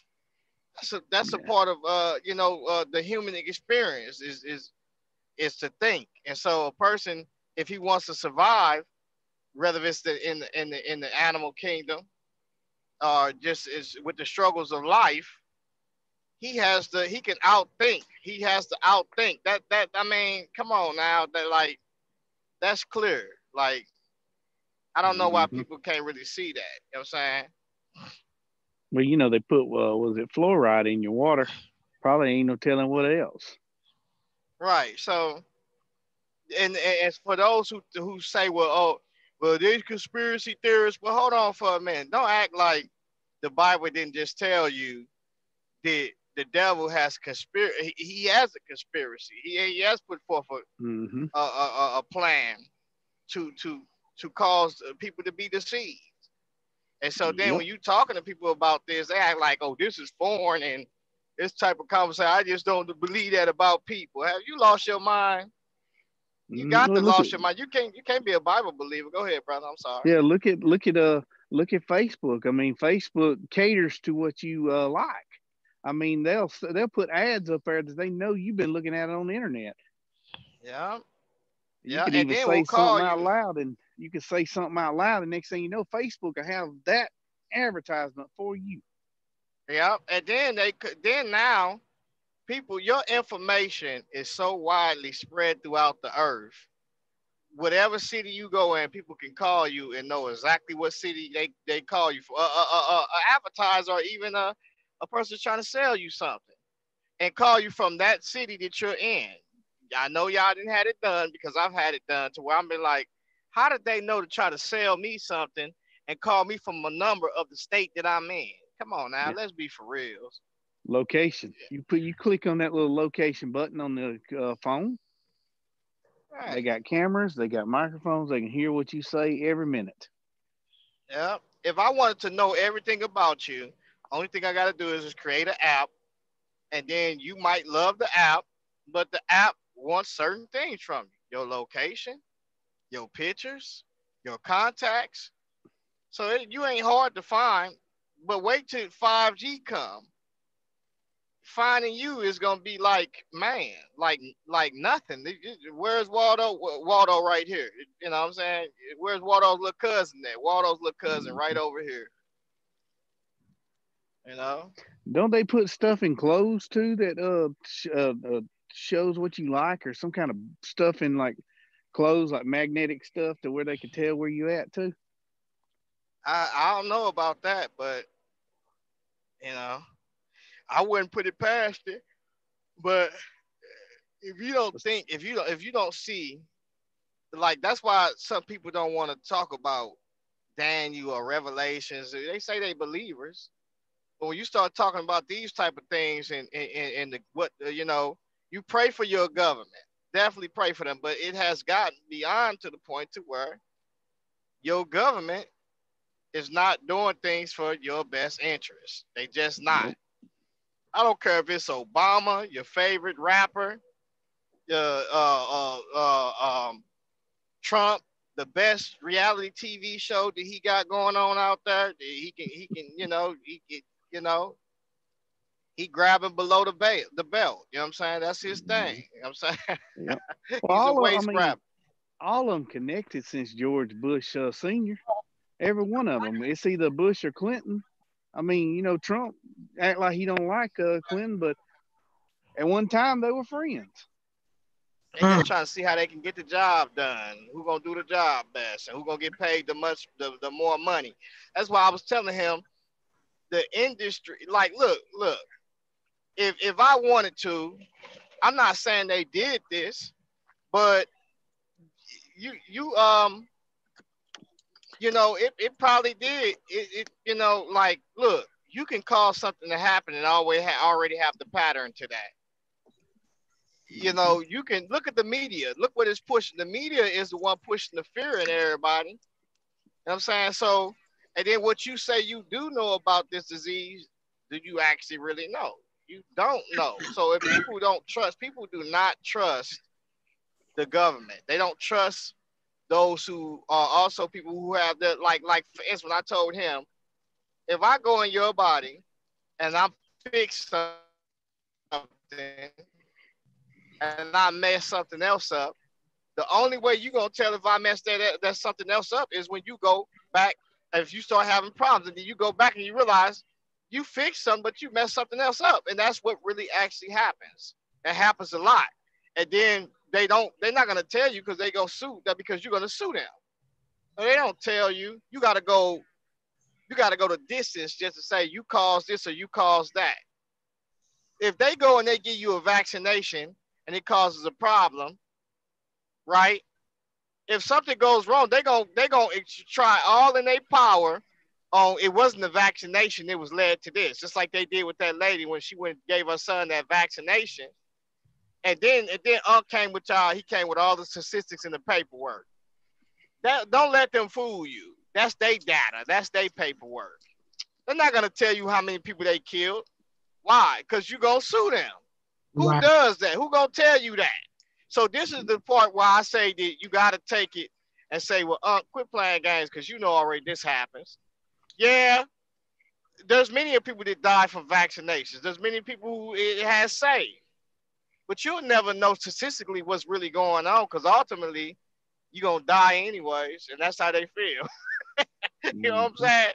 So don't let them fool you and tell you that this is that. And that's why people fear, because they do snaky stuff. They snaky and they scandalous. I'm telling you, look, I experienced that with my son right now. Hey, Friday come, they get to acting like they retarded. The government try to disprove his medication, knowing that this little child need this medication, knowing that he need it. You know what I'm saying? But they don't want to uphold their bargain. We paying what we need to pay. Uphold your bargain. And then even when you start talking about insurance, if I'm paying what I need to pay, why you ain't doing your part? Because they don't want to do it. You know what I'm saying? Do it. They don't want to do it. I got your what's the name up here? I enlarged it as best as I could.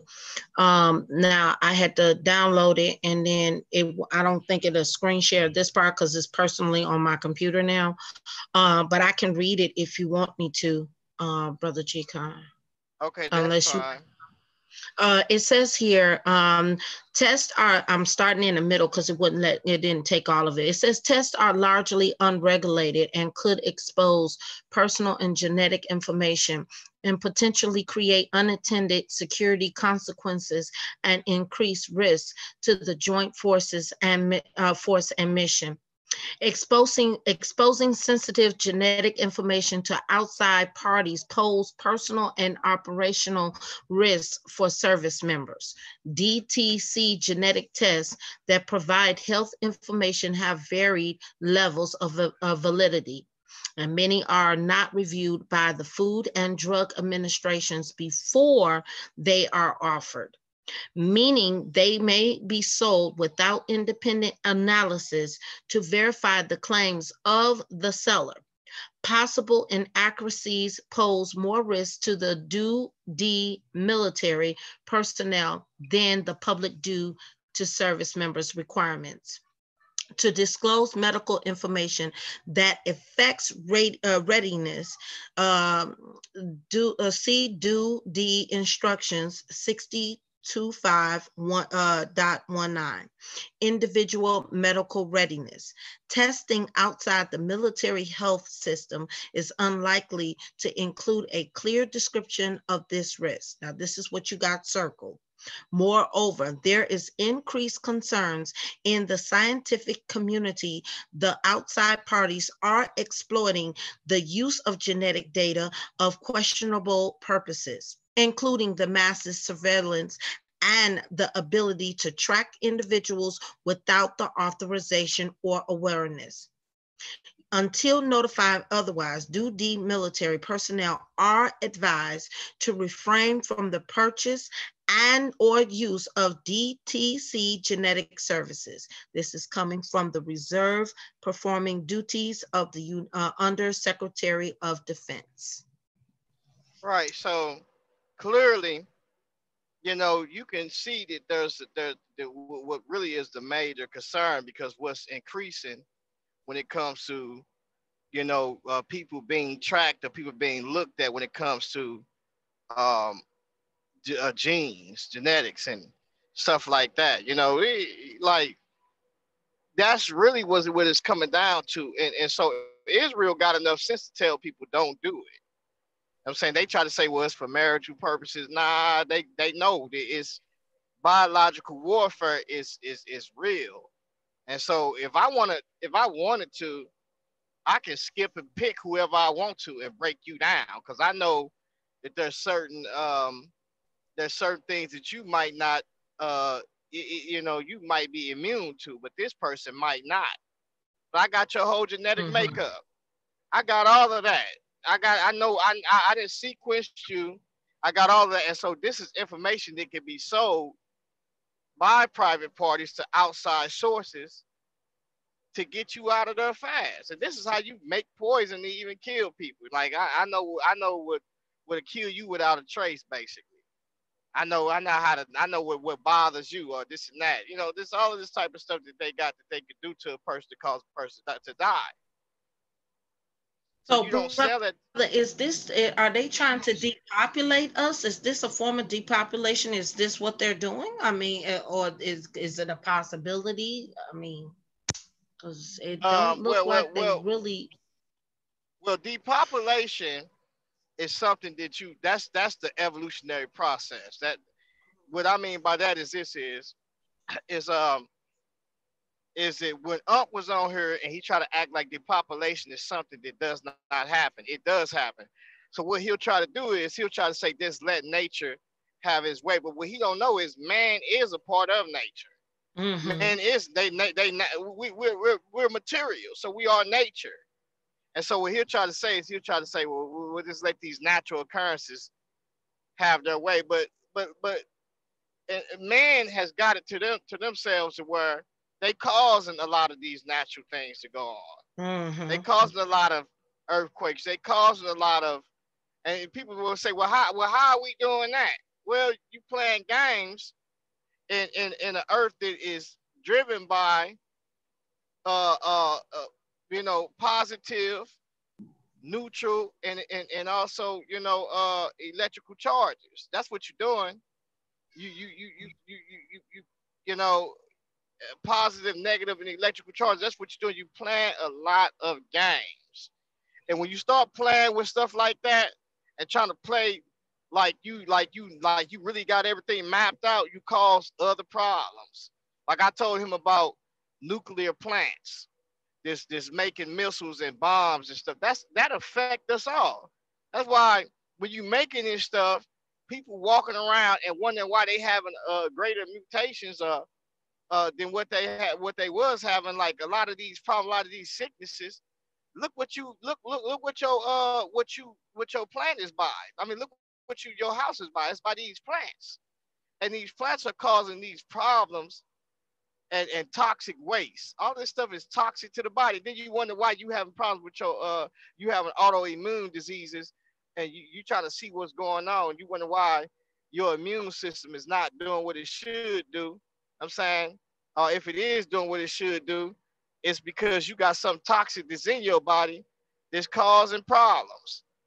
That's why I was asking him, is you telling people not to eat right? What are you really telling people? You know what I'm saying? And these are the things he don't want to talk about is eugenics are. Yeah, vaccine got its goodness to it, but people want a safe vaccine. America is known for doing these studies and just giving people stuff. And when something happened, then they stop giving it to them. But you didn't test before then to make sure that it was approved to where people could take it. It's just now you starting to do that now because it's catching up with you now. They not the only one guilty of this either. Well, like when you look back at World War II, regarding the Nazis, they were doing like crazy different kind of tests that just was inhumane. Russia, they known for doing stuff like that as well.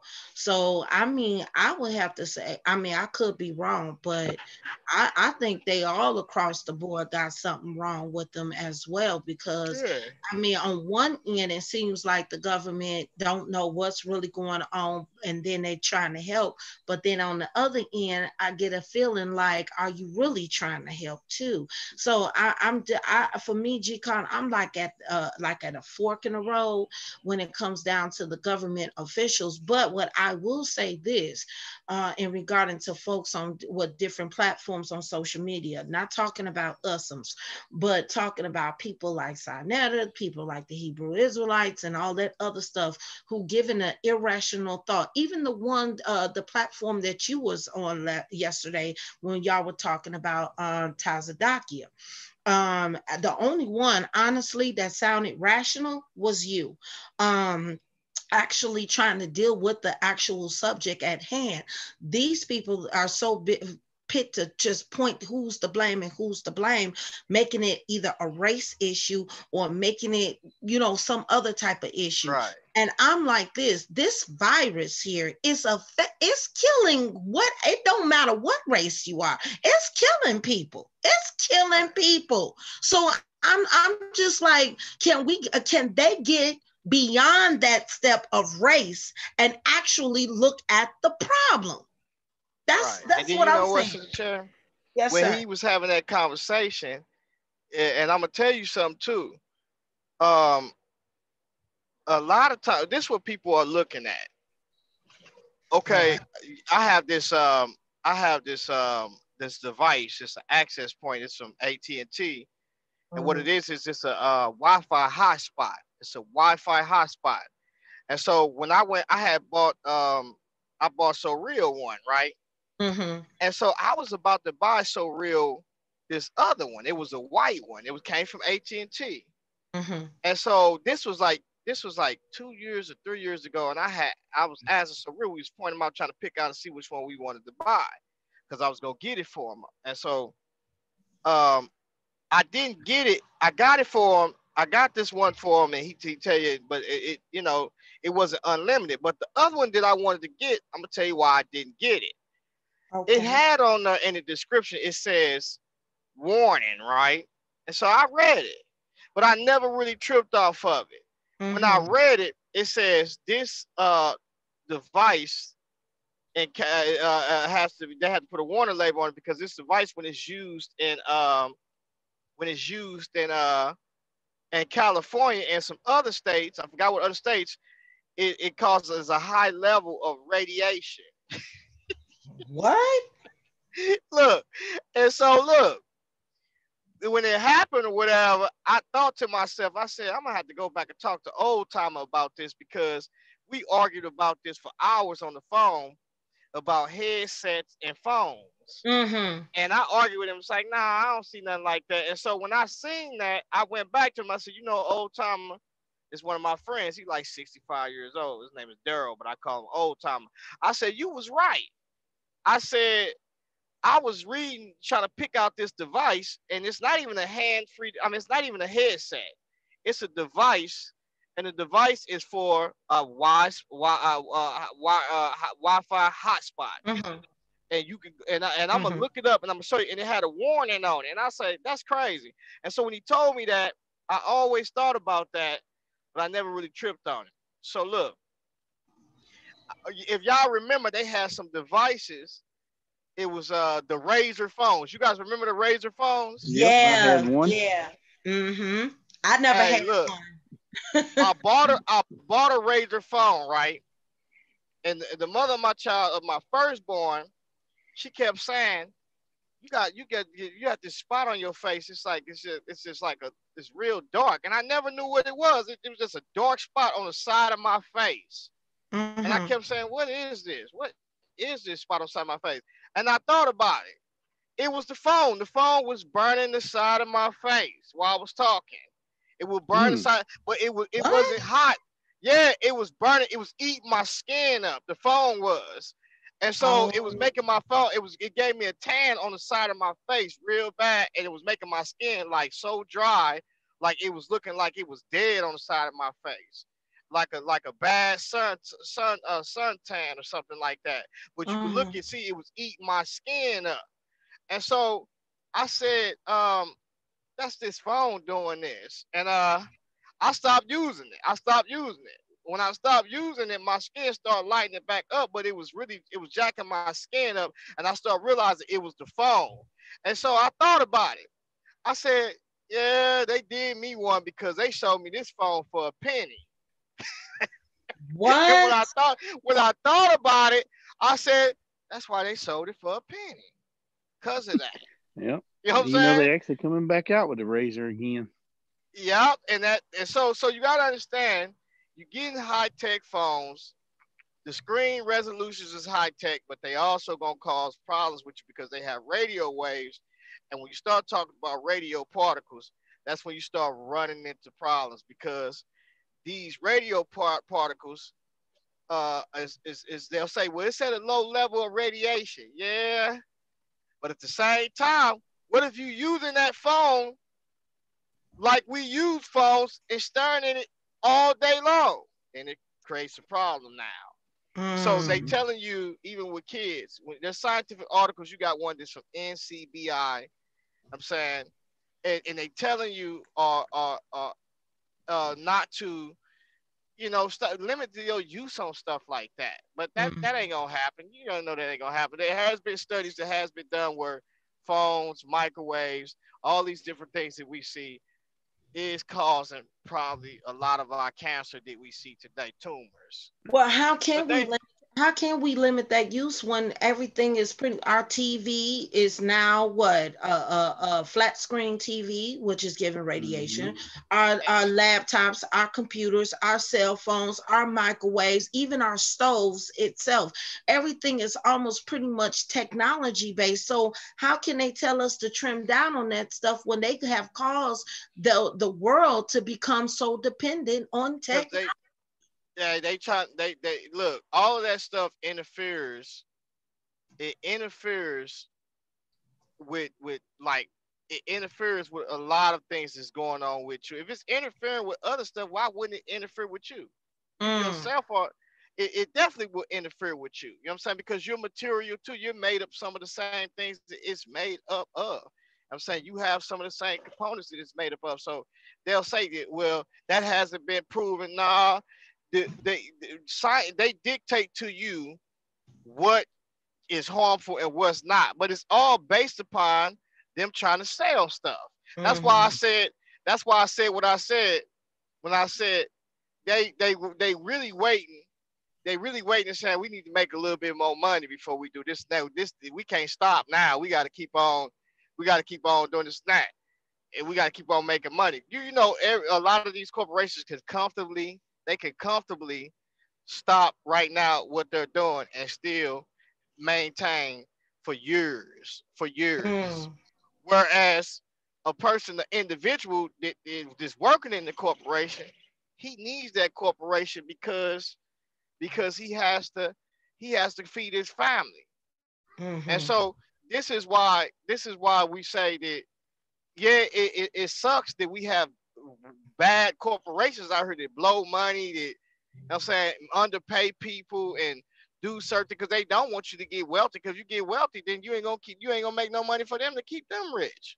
You know what I'm Mm. saying? So it's both ways. And so you sometimes you stuck with what you got to do. You got to render unto Caesar's what Caesar's. You know what I'm saying? Yeah. Stuck at that. And what I'm telling you is for you not to hate your government. It's for you to pray for your government, because the Bible says that the whole world has a veil on their faces. They've been deceived. That's right. They've been deceived. That's So right. we got to pray for these people. We got to get these people the good gospel, which is the message. That's why I was telling Unc, he don't want to talk about the the social things, because if you sitting up there telling people that people are not creating things to take people out, then you a liar. If you think that the government got your full best interest, then you another liar. You know what I'm saying? And so, man, let's all quit playing games. The government and also government's been sitting down, giggling each other's faces. Dang, I done hit a box spring bed. Hold on, y'all. Uh-oh. I dodged that piece though on everything. Oh Cause the goodness. last time I hit one of those things, it got stuck up under my truck and it was over. Yeah, you know what? I'm so glad that we are going into this, because this was part of yesterday's conversation. But of course, we got detoured because we had, I'm gonna be nice, battle axe, whatever he called himself, interrupted us. And this is a good way, because we dealt with some of the 5G yesterday, which you explained, and then now we're in this coronavirus talk, which we had earlier, and now we're in this technocracy part, which is going to walk us into tomorrow's lesson that Brother G Khan and I got Brother Brian, who are definitely going to give that lesson on eschatology. And it's kind of hard, Brother G Khan and Brother Brian, and welcome Brother TKC to the conversation. It's kind of hard not to speak about the Bible when it comes down to these things. I would like to hear from all three of you brothers. Why do you feel that a lot of folk want to just do away with the Bible when it comes down to situations like this? Because I heard some of the Hebrew Israelites, and I wouldn't say that they're totally wrong, but I just wouldn't say that it's a complete definite right now that God actually did this thing, or if this is actually a concoction of nature or of man. But I'm not ruling it out. What part or what role would you say that God is? If you, in your own opinion, let's put it in you guys' own opinion, what part would you say that God is playing right now? Well, how do you think he is looking at all of this? If this is what man is doing or nature has done, how is God looking at this? You think that God is looking at this? Well, me personally, like what I see is that God does share some culpability, but it's limited. In other words, God will permit man to do certain things. You know what I'm saying, even if it's at the level to where they destroying themselves or they at derision. So it says he has given this earth over unto man. You know what I'm saying, and so man, man, and so the God of this world, he is the devil, and so God will permit that. You know what I'm saying, he will allow certain things to happen, but that culpability is that, you know what I'm saying, is him doing that. Now, what man do in this kingdom is what they're doing. You know what I'm saying? But it ultimately it ends into the destruction, because they're breaking the cords or bands of the creator. So you can't live without him. He knows he's the one who has the ability for life. And so I think that when you start looking at looking at what man is doing, this is something of their own accord. I mean, they destroying themselves, and by them destroying themselves, God is allowing it to take place. And then for those who are in Him, who believe in Him, they might experience some destruction because of the way of the world. But at the same time, they have an eternal place, a settled place with God. And so that's how I view it. I view it that God will protect, those who He loves, and also will cause some of those who He loves also to experience some of these things.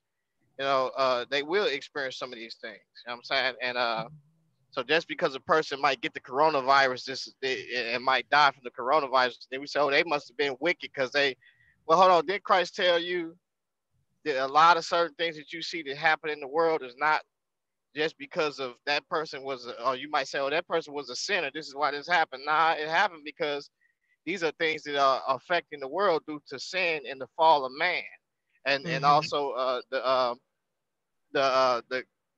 it causes the creation to go bad.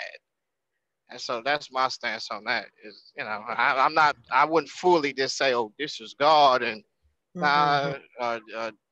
mainly a lot of these things is arising is we see coming because it may be the hand of God because of what man has done. They would have never got these things if we wouldn't be tripping. But go ahead. All right, Brother Brian, would you like to answer that question, or Brother TKC?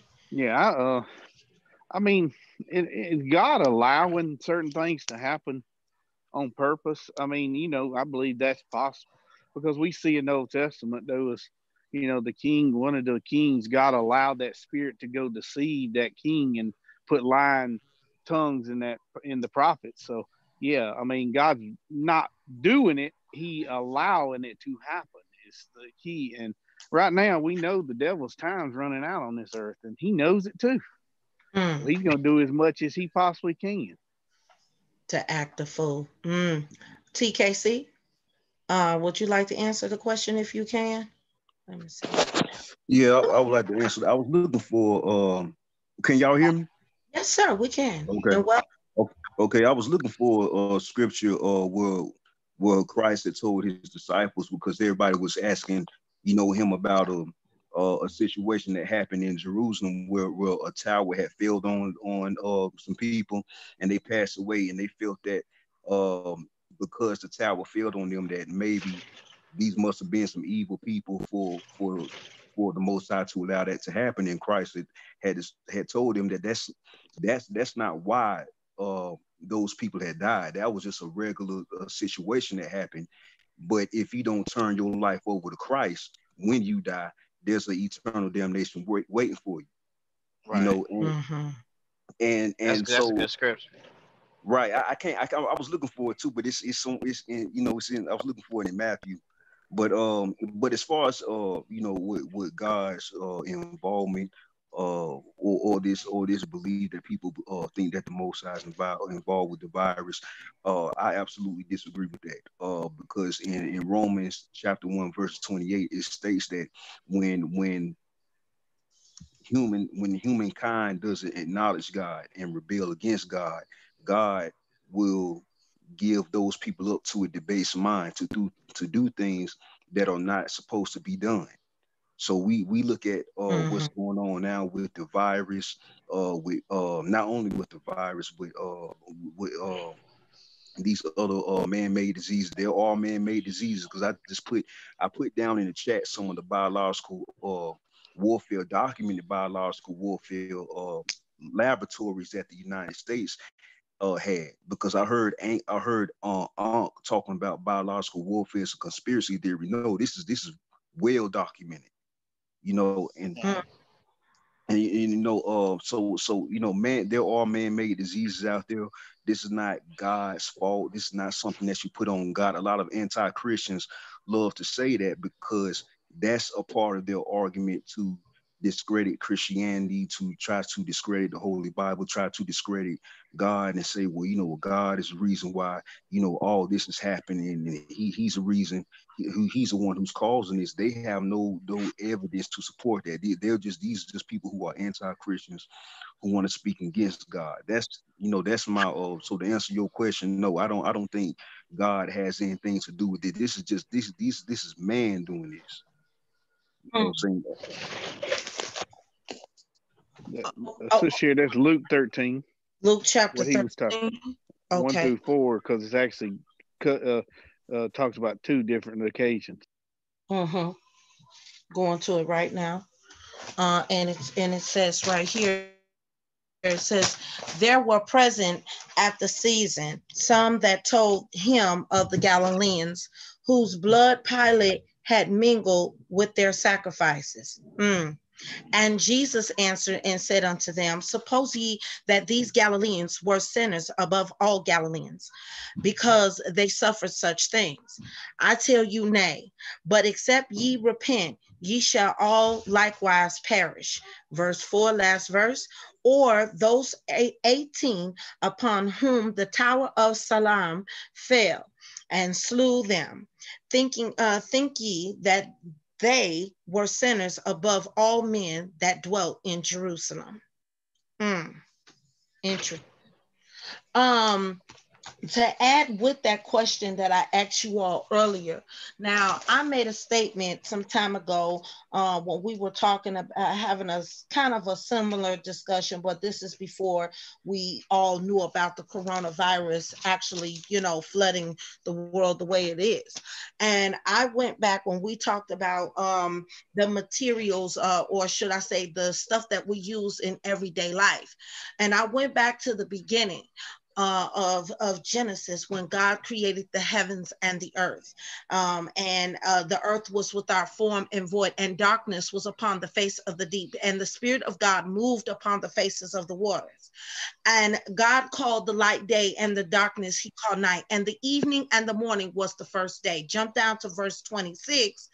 God said, let us make man in our image. And God did that, and he created male and female. He created them and gave them dominion over the earth. Now, and also we got the Garden of Eden. Now, when we look at that, the Genesis stories, dear brothers, where's currency? Where is the currency? God did all of this by his power, and from what I can see, is when currency came into play, besides the sin of the world, because sin was in the world even before currency. But when that came along, or should I say that came into play, problems really began to happen. Because if we look at all of the materials that we have in our house, it does come from the earth: plastic, glass, whatever it may, cotton, whatever it you may think of. And so God created all of these things for us to live off on. I believe that the earth is enough for mankind to exist. However, but when man came in with money, or should I say money came in with man, however it went, I say that these real problems really began. So I would like to know your perspective off of money regarding that, because we can see towards the end of Revelation, I don't want to step in that too much because that's tomorrow's lesson, but the mark of the beast is going to affect our currency. So I would love to know what you all's position on regarding the beginning, currency coming into play, and even the effects of currency being affected by the mark of the beast, or did currency become the mark of the beast? That's my question to you all. Anybody can pick it up. Well, my position on that is that currency, in a sense of what was back then, wasn't what you would see as far as the dollar today, but it was food. You know what I'm saying? At that time, people would trade either different types of food, products that we see, also different types of metals and different things, maybe plowing tools that metals to make plowing tools, wood, cedar wood, you know what I'm saying? All types of things, building stuff. And so that's what they would do at that time. And so the problem is where was not the currency, it's really the lust of man, the pride of life. You know what I'm saying? And the lust of the eyes, lust of the flesh, and the pride of life. And so, before the currency came in, men will trade what you call goods. You know what I'm saying? Now it's like you have you don't have goods. Now you just got a promissory note that's saying that this is what this person basically owe you, or this is what this is good for. But in reality, if something happened, you don't got any substance. And so it's because of lack. In Genesis, we see that there is lack there. There is, after the man sinned, he's denied something. The earth yielding forth its full strength. So when he till it, it's not going to yield forth its full strength. So he's going to want. He's going to have a need for these things. And so to get those things, he does it at a rate to where it might be he might have to take over the next man because his land is not producing what it should produce. So he needs to find out where he can till at to where he can at least get something good for the time being, you know, to last him, to sustain him. So his way of sustaining himself is what we see is beastly. It's beastly the way he's doing it. It says thorns and thistles should it bring forth. So that deals with problems, struggles. He not being able to, the land not bringing forth what it needs to bring forth to be fertile. You know what I'm saying? So that deals with famine, all of that type of stuff. And so this is what he encountered. So it's really about what he encounters being put in a hostile situation. Now he went from a good situation, from a great environment to a hostile situation. So it's the hostile situation that causes him to make choices that deals with lust, the lust of the flesh, the lust of the eyes, and the pride of life. And so that's how I look at it more so than the currency that's being used is it brings about a type of evil to where you see now to where I don't really have any goods. I can take this currency to go buy goods, but in reality, if something happened, a catastrophe, an international catastrophe, what do you actually have? I just got this paperwork right here. What is this actually good for? There's no use for this. There's no gold. I can't do anything with this. Right. So is really the currency, even though is it that we that give it value, or does it even have value at all? It doesn't have no value. We give it value, and the value that is given is in God we trust. It's basically you gotta trust in this system because it's telling you get a paper check. There ain't no value behind it. It's just they word against your word. But what happens when these hospitals get shut down and they tell you to stay at home and die? What's the looting and rioting? That's why you bring the National Guard in, because why? Because people ain't eating. And then what happens when people say, I'm not even gonna open my store up. I don't care how much money you got, or this and that. You know, it's just all this stuff happens. All right. Brother Brian, Brother TKC, did you want to try to think, I mean, like G-Con said, he's right. I mean, it don't have no value, but I mean, man's greed. Like, I mean, perfect example. I mean, right now, you know, gas is cheaper than water. You can buy gas. Water ain't went down yet because people are hoarding water. They putting like fences around these like water places to keep people out of it, and they're gonna start hoarding water because that's in the Middle East is the biggest problem, water, and then, of course, any kind of supplies. They hoard. Man is greed. Man wants it all. Amen. And Brother TKC, would you like to try to answer? It's not. I don't believe it's money that causes it. It's just like what it says in 1 Timothy chapter 6, verse 10, where it says that the love of money is the root of all kinds of evil. And then in their eagerness to be rich, some have wandered away and pierced themselves with many pains. And I believe that that's what's been going on ever since currency has been introduced. So currency by itself has no value, just like the brother said. You know, we just a paper currency or the promissory note is just that. It's a promissory note. It's just paper. you know, we give it value. Our eagerness to be rich. Some of the things that we go to the store and we purchase, we can actually put that together ourselves. You know, we can grow our own food. We can make our own clothes. But I believe that this comfortness that we have with just going for things that are already pre-packaged has caused us to get away from doing for ourselves. And so in order to go to the store, you got to have money, and people do evil in order to get it. And as for the address your second question, I think you said that is currency the mark of the beast, right? That was your other question. That was part of the question, yes, sir. Right. I personally don't believe that the mark of the beast is currency. I personally don't believe that. I believe it has a lot to do with our way. I think a way of our thinking, because it said that the mark of beast will be the mark on your forehead, the mark on your right hand. And to me, this is just my opinion. I look at that as the way that we think and the way that we act. That's how I look at that. I would like to hear the other brothers. I would like to hear the other brothers' opinion on that. But no, I don't believe it's currency, because currency in and of itself is not evil. It's the love of money is what's evil, and not the money itself. Okay, that's a good way of looking at that. The reason why I didn't push them on the mark of the beast is because they're gonna go into eschatology tomorrow, okay, that lesson. I don't want them to give that away. So here's my thing. I'm gonna push y'all even harder. So we look at the currency, such as the dollar bill, the $5 bill, the $20 bill, etc. And it says this on the back: "In God we trust."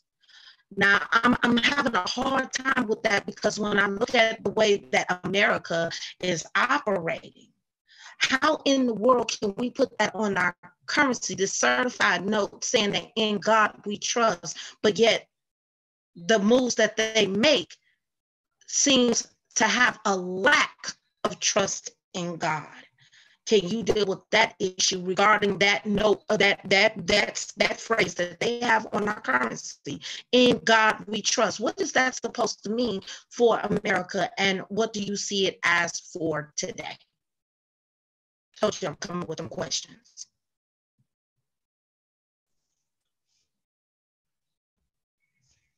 Y'all got quiet. Did I do too much?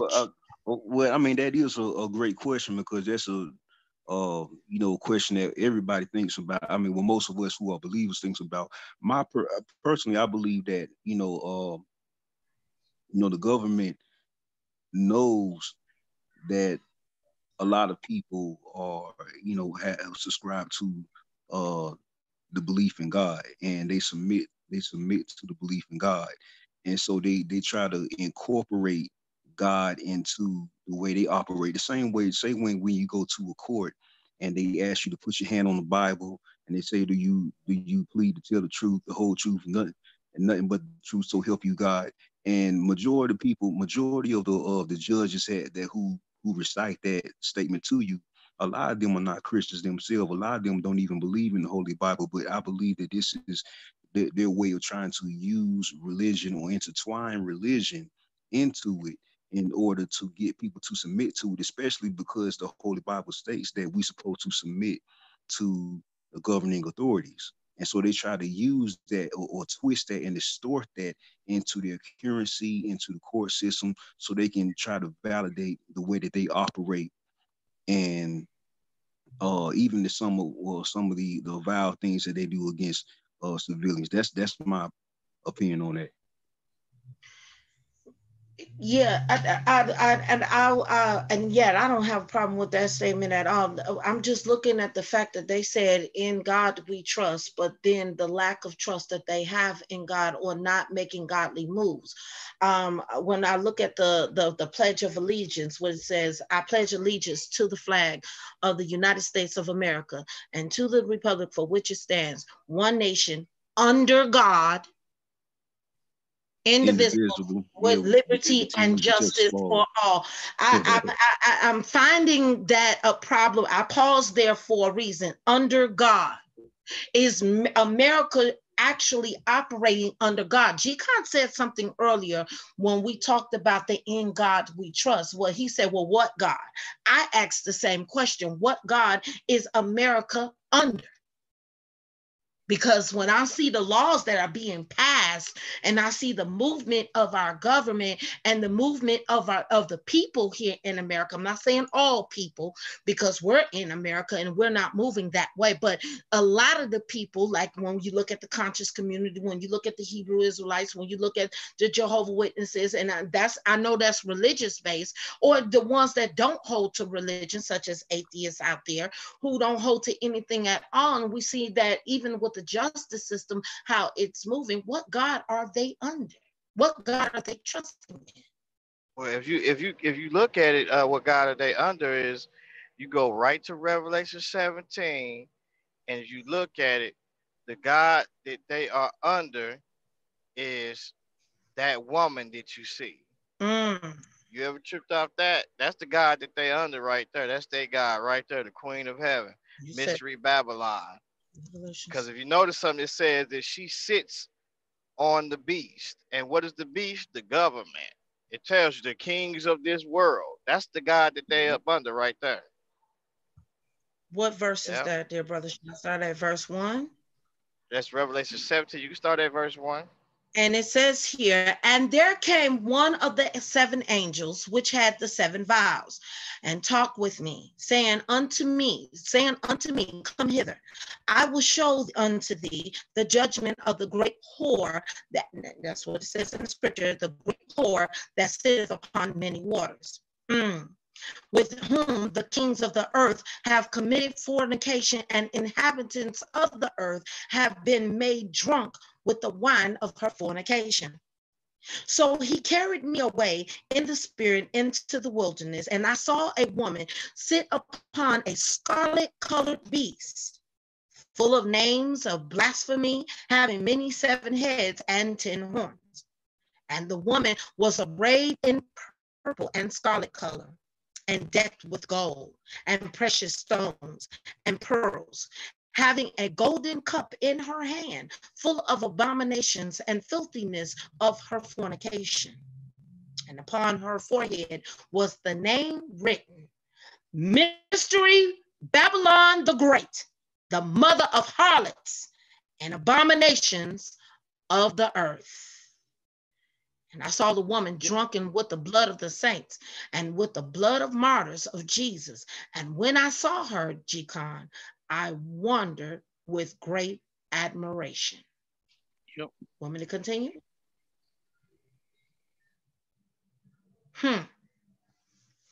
That's so her. This God that's the great whore. Yeah, that In God We Trust is, if you look at the dollar bill, you'll see the all-seeing eye on the top. That's the Masonic symbol that believes that all religions have one God. Now you tripping up another question for me, because I don't want to push you too far into eschatology. I'm trying to leave that out, but I know it's kind of pushing you all that way. But let me ask this question, along with the question that I asked before. You just said something, Brother Brian, regarding Freemasonry. How crucial or how much of a role does Freemasonry play? Because some people say when you start talking about Freemasonry, Illuminati, if you want to say, now we're tripping on the path field of conspiracy theory. Is this just a conspiracy, or is this something that we really need to take a look at? I mean, it's kind of weird that our country was started by a majority of Masons, Freemasons. So was this country founded on evil? I mean, it did slavery. I mean, yeah, they did. They've had some goods and they've had some bads. I mean,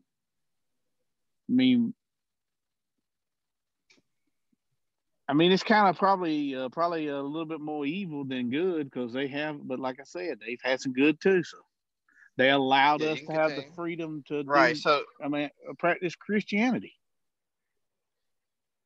All right, and then when you go and you you start dealing with people stealing servants and stealing this and that and playing games and this, that's clear. You overpowering people and you saying what you gonna do? Lay down if you want to live. If not, you're gonna lay down. You know what I'm saying? And so people it's got a lot of greed to deal with. Even when you start talking about what people did into the Indians and what the Indians did to other people, all of these people did it. You start looking at it it starts off within their communities first. Just say you got a group of people. Some reason this group of people, they start saying that there's problems that's arising. You might not be no rain for a little while. Your crops you can't grow no crops, and you get dried out for seasons and seasons. You got to move. You're gonna have to move and go somewhere else. You can't dig no wells. Then you go somewhere else and you see that you got some people say, well, we're gonna go this way, you're gonna go that way. They fuss about that. Split off. They go get over here. It's other people over here. You either gonna group up with them or you gonna go to war with them. Most people might go to war with these people. In order for you to go to war with these people and take what they got, then let's group up with some other people because they numerous than us. So let's group up. It's how you start getting civilizations built now. United States, all of this is how this is go. But before you do that, we got it's always civil war. Why? Because you got to go and get civil war because other people not with they're not with what you're trying to do. So if they're not with you, then clearly, there's civil war with that. People got disagreements on certain things, and so civil war solves that. It solves that. So then you become united. And once you united, then you got what you call a country. You might need people to protect that country. You got an army, so you got your army, but you might need people to help you against other countries who have also done what you have done. And so in the process, you got people that you're gonna have to need is gonna have to work for you. Either you get that by war slaves, but you gonna get it. Somehow, some way you gotta get it. You know what I'm saying? And so this is what we see that's going on within the world, the way of the world. This is how they expand. This is how people expand out. So the thing is to outthink the next person. So when you read that text, what you just read, the power behind this woman or this religious woman who is the state religion or worldwide religion is Satan. He's the one who's behind the power of the Antichrist and the beast system itself. And so the kings of the world and all the world have been drunken with the substances in this lady's cup. They drunk by that wine. So this is why it's a veil over their face. So when you got people just looking like, oh, I got to get the vaccination, I got to get it. Yeah, you do got to get it. And that's that. You got to get it because you want to live and you're scared and you're afraid. So you got to get it, and you don't want nobody else to get sick. You don't want your kids to get sick. So you got to get it. But then, what about when it comes to when they see that they got that level of control on you? And they see that all I got to do is cause this person to fear, and I can get them to accept whatever I give to them. Hold this 1 second. What happened? Well, first of all, good. Hello? Oh, I didn't know you. Hey, G-Con, I didn't know you was. He was in the middle. Yeah, I didn't know you. That's Sean. I thought it was a video, but I'm sorry. I thought it was a video. Oh yeah. Please forgive me. I sound like a video. So we've been on your channel. Need to laugh, so thank you, brother. I really needed to laugh, so thank you. We've been on your channel. We've been pulling your videos, G-Con. So that's probably did that. So we've been pulling, off of your channel information, which is good information. Real quickly before you continue, I'm going to throw another question on top of that. Should America remove that "In God We Trust" off that currency? Well, go ahead. I'm sorry. No, well, I'm gonna say this real quick. Well, you still have Christians in and around the government. I don't know in the Department of Treasury, and I sure don't know in that so-called Federal Reserve, which really is not an American-controlled financial bank. It's not. So that's why it's called a Federal Reserve note.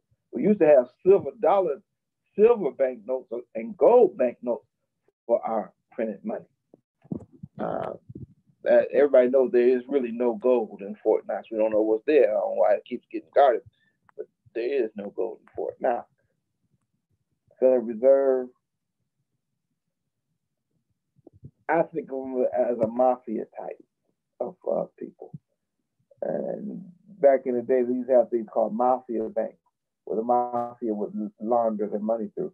I think this is what the Rothschilds and yeah, I was speaking on the Illuminati, I know.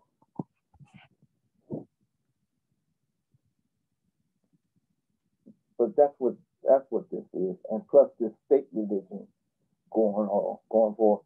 Yeah, the God on that dollar bill, if you take a look at, you'll see a menorah, but you'll also see a pyramid with the floating eye. Yes, there is ancient Egyptian religious thing on that dollar bill, on the back of that dollar bill.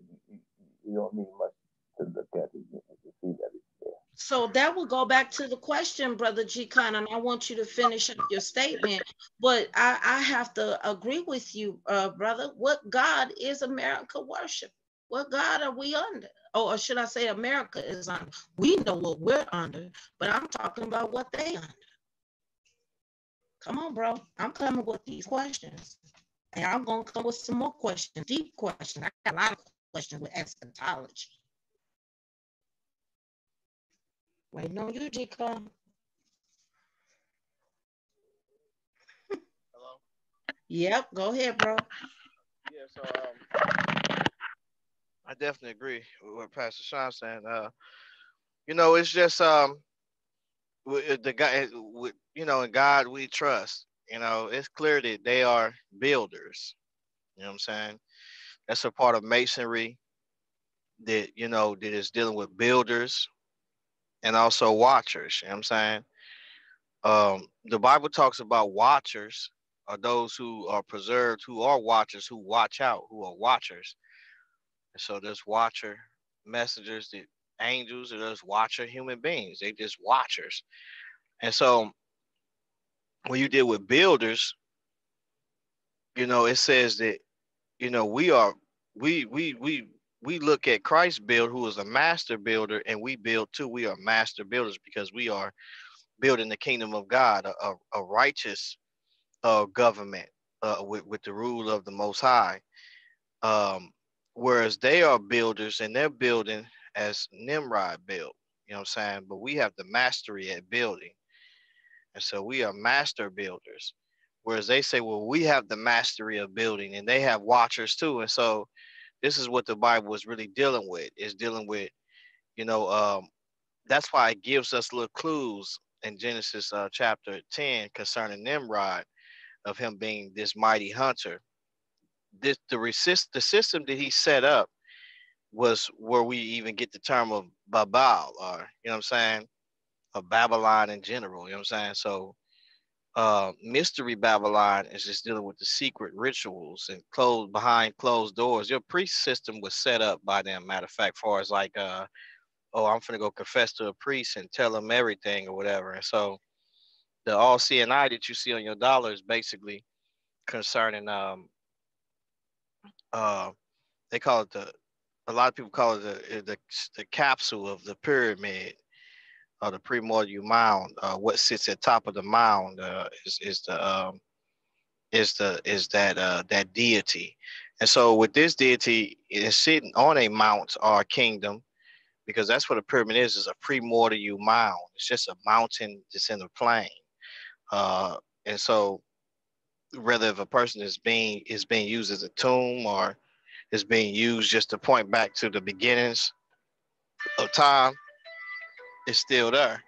And so when you look at the all-seeing eye that's there, a lot of people call it the eye of Lucifer. Some people call it the eye of Ra. You know what I'm saying? And the beams that shine, the beam shines into everything. It shines, it's the light, the light that shines everywhere. That from the top of the primordial mind, the light that shined in the beginning. And so when you see this, this is basically talking about, it deals with that's why when you look at security systems, the first thing you see is they have these lights. And I mean, they have these on the security system, they have those same pyramids, and it's dealing with security. That's what it's dealing with. And so security, and then also agency, because that's one of the ways it deals with omniscience too, because that's one of the ways that a person becomes in this world, omniscience is through having agents. That's why when we talk about watchers, what watchers are, whether it's by divine fluidity, which is the essence of a being that's in everybody, that can be in everybody to know certain things, or to get to relate messages. Even when you start dealing with angels who relate messages, and dealing with these different forces, and holding up messages, because that's where, because you see that there's a conflict in the Bible of messages or things being delayed due to spiritual battle. So part of the scriptures, when you look in Revelations, what we're going to get into Revelations, is that there's ground that is made, and there's a battle that is in heaven, and that battle that we see that is in heaven is won. And once that battle is won, then there's a proclamation that go out, and it talks about victory, and now has come salvation and strength, for the kingdoms of this world have become the kingdoms of our God. But that's after, when we start to see this war that is won. We see this war that is won, and so now the devil is cast down to the ground, and he has but a little time. But we see now that there is no withholding up of messages that is being like Jacob's ladder. We see, he says, I see angels descending and ascending. And so there's these gateways. And so the gateways that we see this in the biblical text is where God will meet with these persons at, before he says, I'm going to start meeting with man, and I'm going to dwell in man, and I'm going to channel through them. I know this word sounds kind of weird, but that's definitely, if God wants you to divine to anyone, your divination should be to him. And that's what Israel is doing. They contesting false gods. And so the gateways that you see in the biblical text, one of the ways that you see that they would meet, which was in areas, was the tabernacle, where they would meet with God. And that was a passageway that they met with God behind the veil. Also, there was till they got to the place where God would put his name there, and they would meet with God. And so the priest would have what you call the Urim Thummim, which was also a place to where, that priest would ask God's questions, and he would answer with those questions that they was asking him.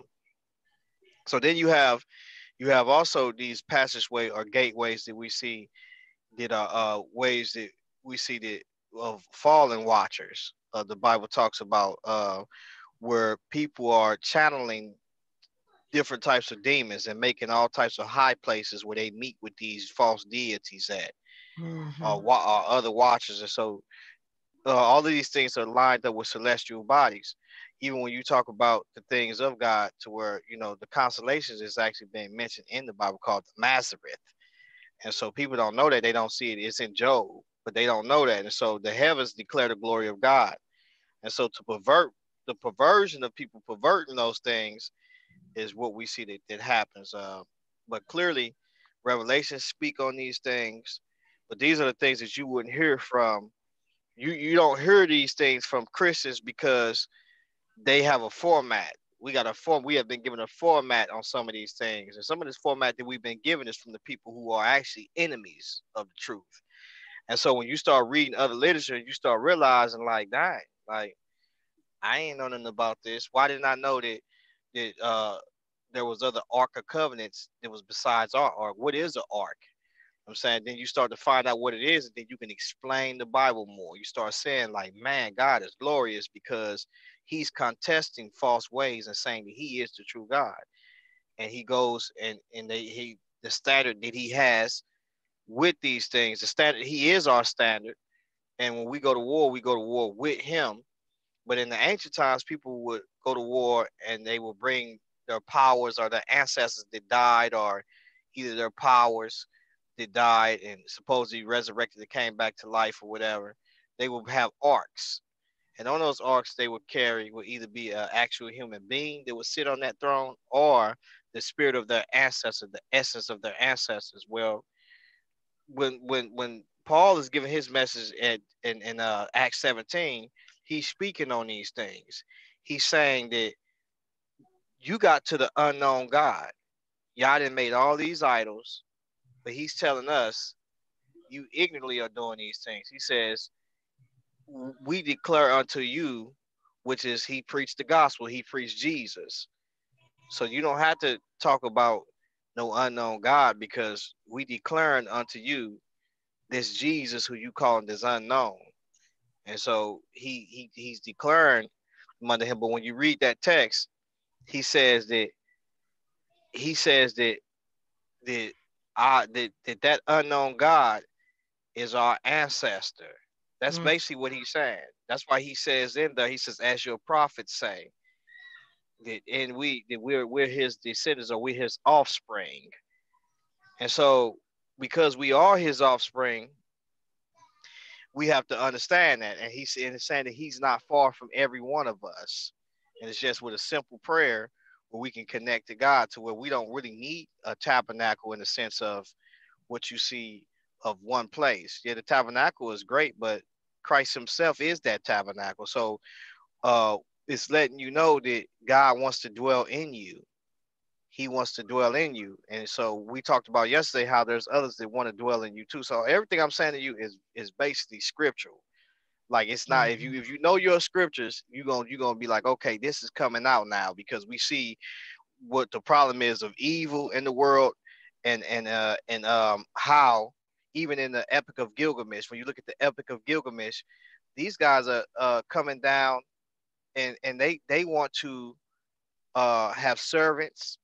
They want to possess men, and they also want to do certain things to where, you know, they want you to be their slaves, and they're using you to mine gold, to mine metal, all types of stuff, all these different things they're doing. They're using you to do these things, and all these different stories from what is it, the Emma Ulish, what is it called, the Una Elish. Una Lagamesh, something like that. In Lish or something like that.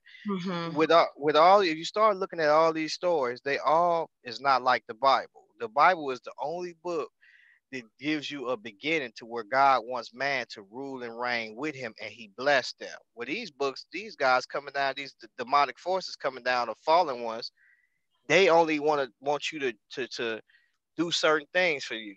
They, even when it comes to sexual contact, you know what I'm saying, with women, you know what I'm saying, somehow, some way, they want that, you know what I'm saying, and it's for, they also want you to, they want to use you as a host, it seems like, you know what I'm saying, and so a lot of this, you know what I'm saying, we see this in the Bible that, you know, it's definitely there, but people don't want to talk about these things because they part of the system. And either they part of the system, or the system has, you know, given them the way out, not to really talk about it, not to make them disbelieve in it. You're right. I'm looking at it now, like in the chat. Well, we're going into a deep part of this discussion, and it seems as folk don't want us to talk about this. try to make it seem like, oh, you guys are just, conspiracy and you crazy. But no, and I want to say this outright for those people who are walking in ignorance. If you look at the Bible, everything that pretty much the Bible has said pretty much has come to pass and still coming to pass. And a lot of you atheists who don't deal with the Bible, you the first one to pick up that Bible when chaos is breaking out and you running to find a believer to try to find out what does this mean. And so listen, be careful what you say. Be careful what you say. I believe that the Bible is really showing how things are going to play out, Brother G-Con. I do. To everybody on this panel. I take it seriously, and at first I used to get really offended. I still kind of get offended when folk don't take the word of God seriously, but I've calmed down a lot because, again, we know there's a lot of folk out here walking in complete ignorance and just stubborn and don't want to listen.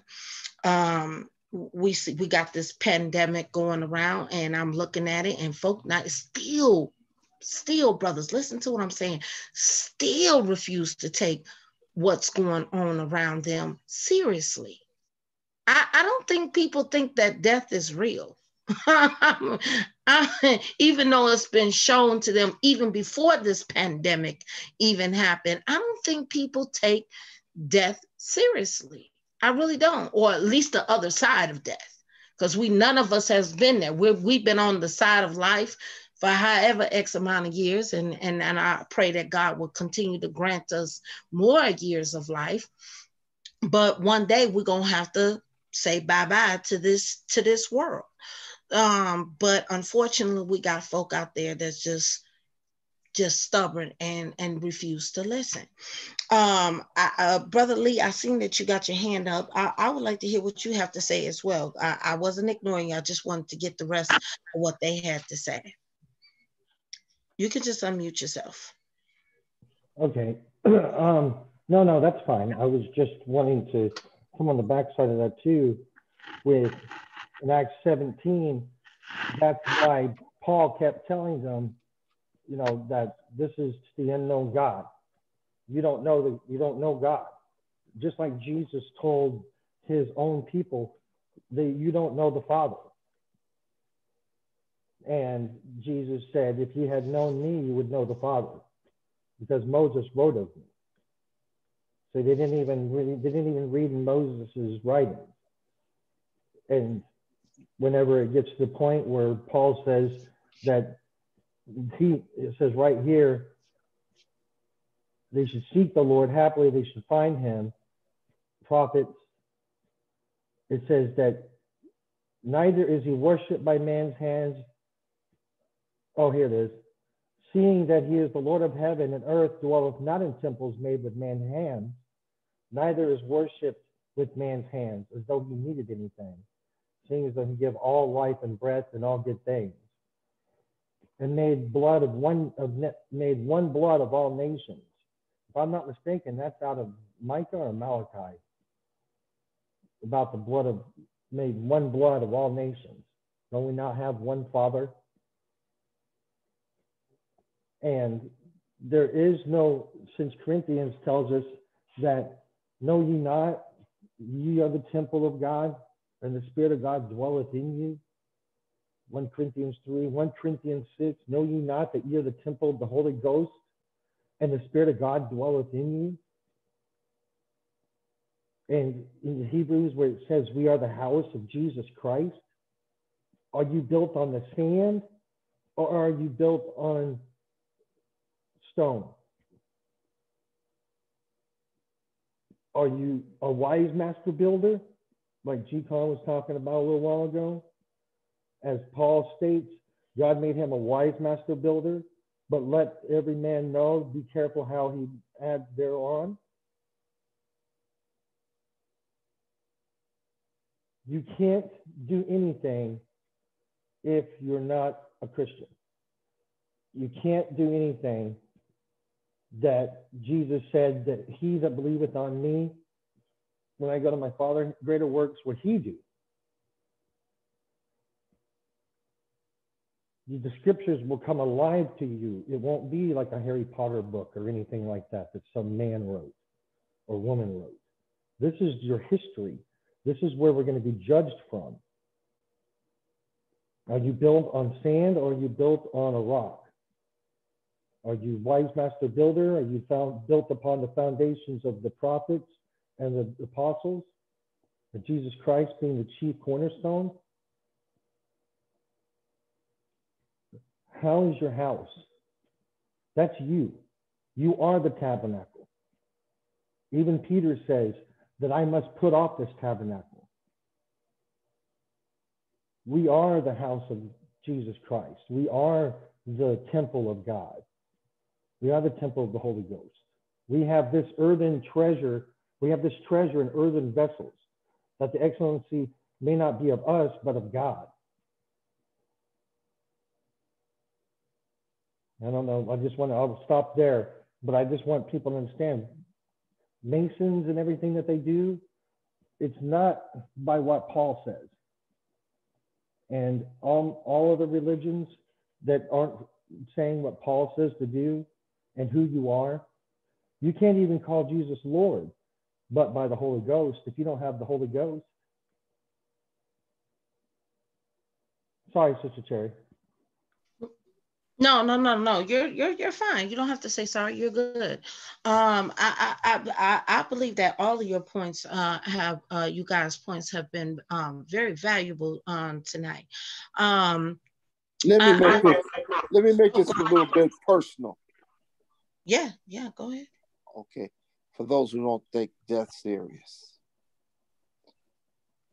My sister is quarantined now with this COVID-19. My great aunt passed away yesterday from this COVID-19, very dear to my heart.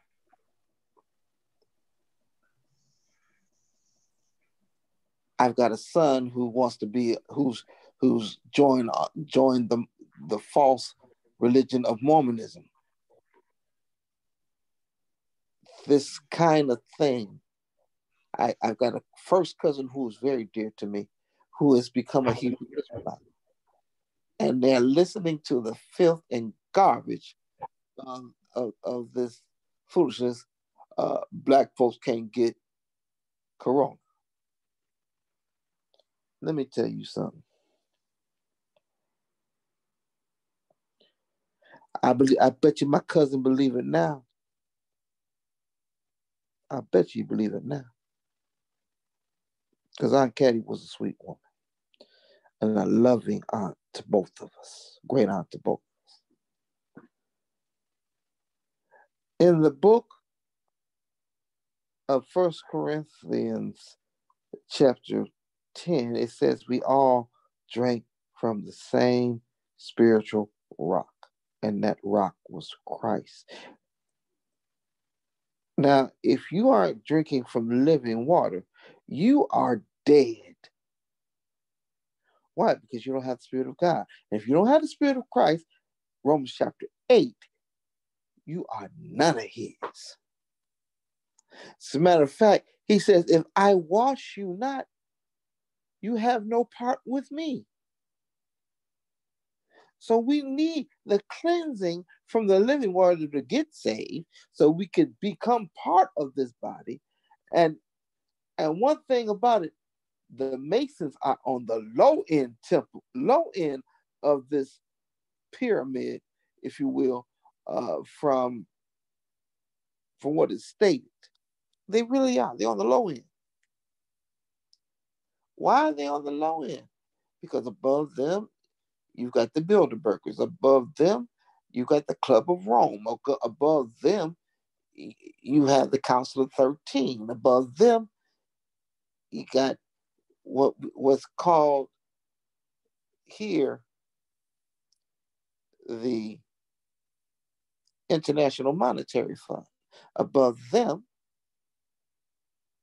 is Satanism and with the Illuminati and all their things, because they sell their soul, because they say Lucifer is the true God. Because you got to remember, to be a luminous, you must believe that in the day, in the light giver, Lucifer, his name means light bearer. But the capstone itself of the pyramid, of that all-seeing eye in the middle, is representative of Ra. Amun-Ra, the sun god, or the major god of whom the ancient Egyptian mystery religions, and sometimes if you take a look at that Book of the Dead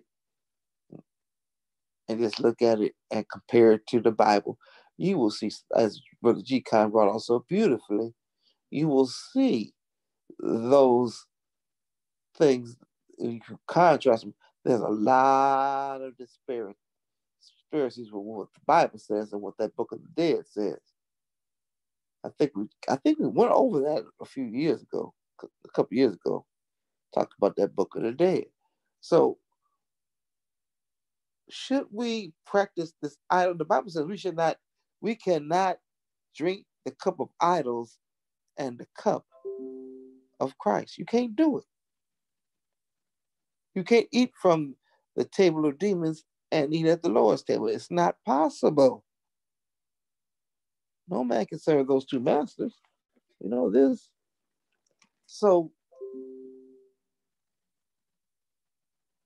here it is. All these people, they're in search of spirituality, and the spirituality actually leads them to spiritism, animism, and every other religion besides Christ.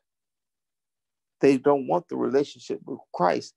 They want to see how they can work toward God, and you can't work yourself to God. This is not works-based. This is faith-based. George Bush, when he became president, he talked about them 1,000 points of light. And oh yeah, I know, here we go. Conspiracy theorists. No, it's not conspiracy theorists. He put a plan together. And look at what the country is now. Look at the people who are in government offices now. Look at the people who run our banks, hospitals, and all other forms of social, economic, and political life. Even cultural life, our cultural lives. We find out that who owns it? Those are people who are in the Bilderbergers, in the Illuminati, in the Club of Rome, and the Council of 13. That's a witch's coven, y'all.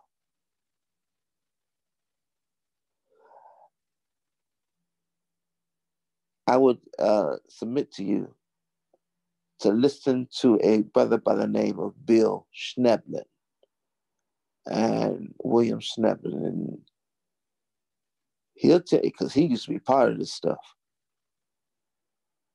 And he came to Christ because his testimonies are something else. If you ever get a chance, read Blood on the Doorpost by him.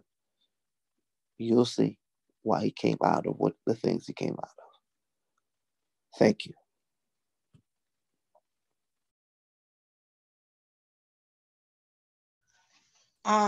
Man, as you go deeper into this conversation, it takes a lot of twists and a lot of turns. Not saying that we are deviating at all, but I'm just saying this rabbit hole goes real deep.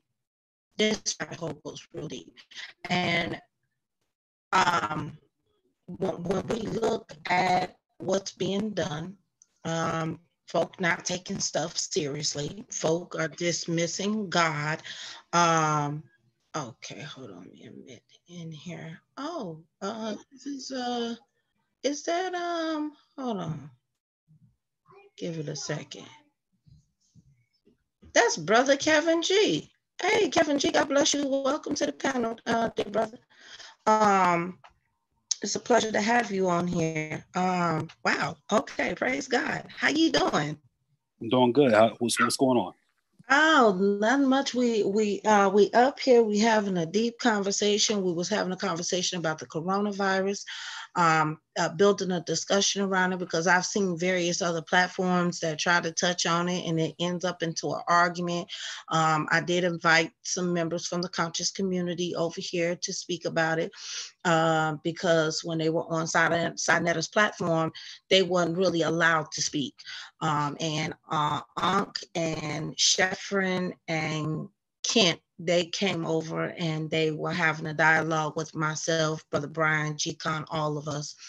And we talked on that. And then we talked, we moved into the biblical scriptures now, partly touching on somewhat of Revelation.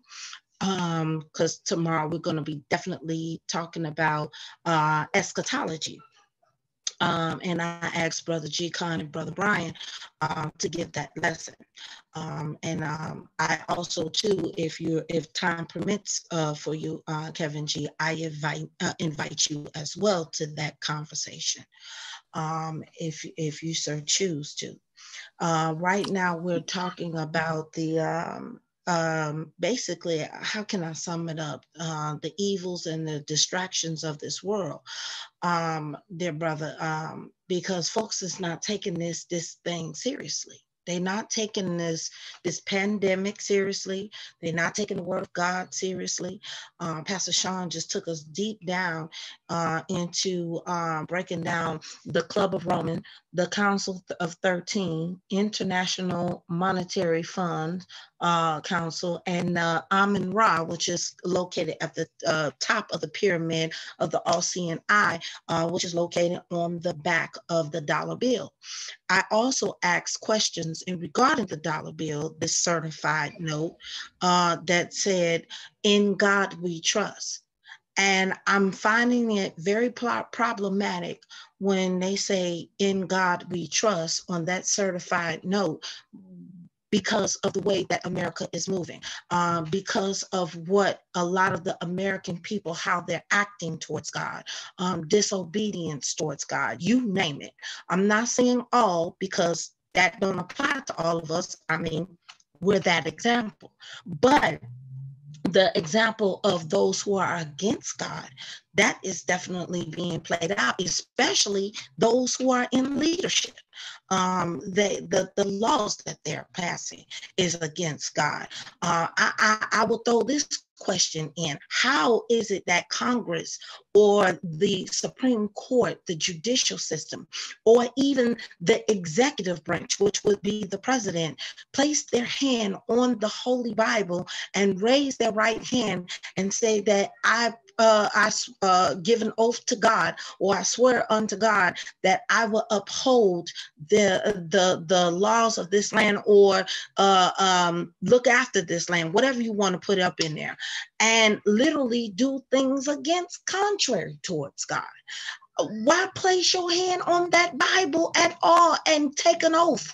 If you just take the office, leave the Bible out of your hypocrisy, bro.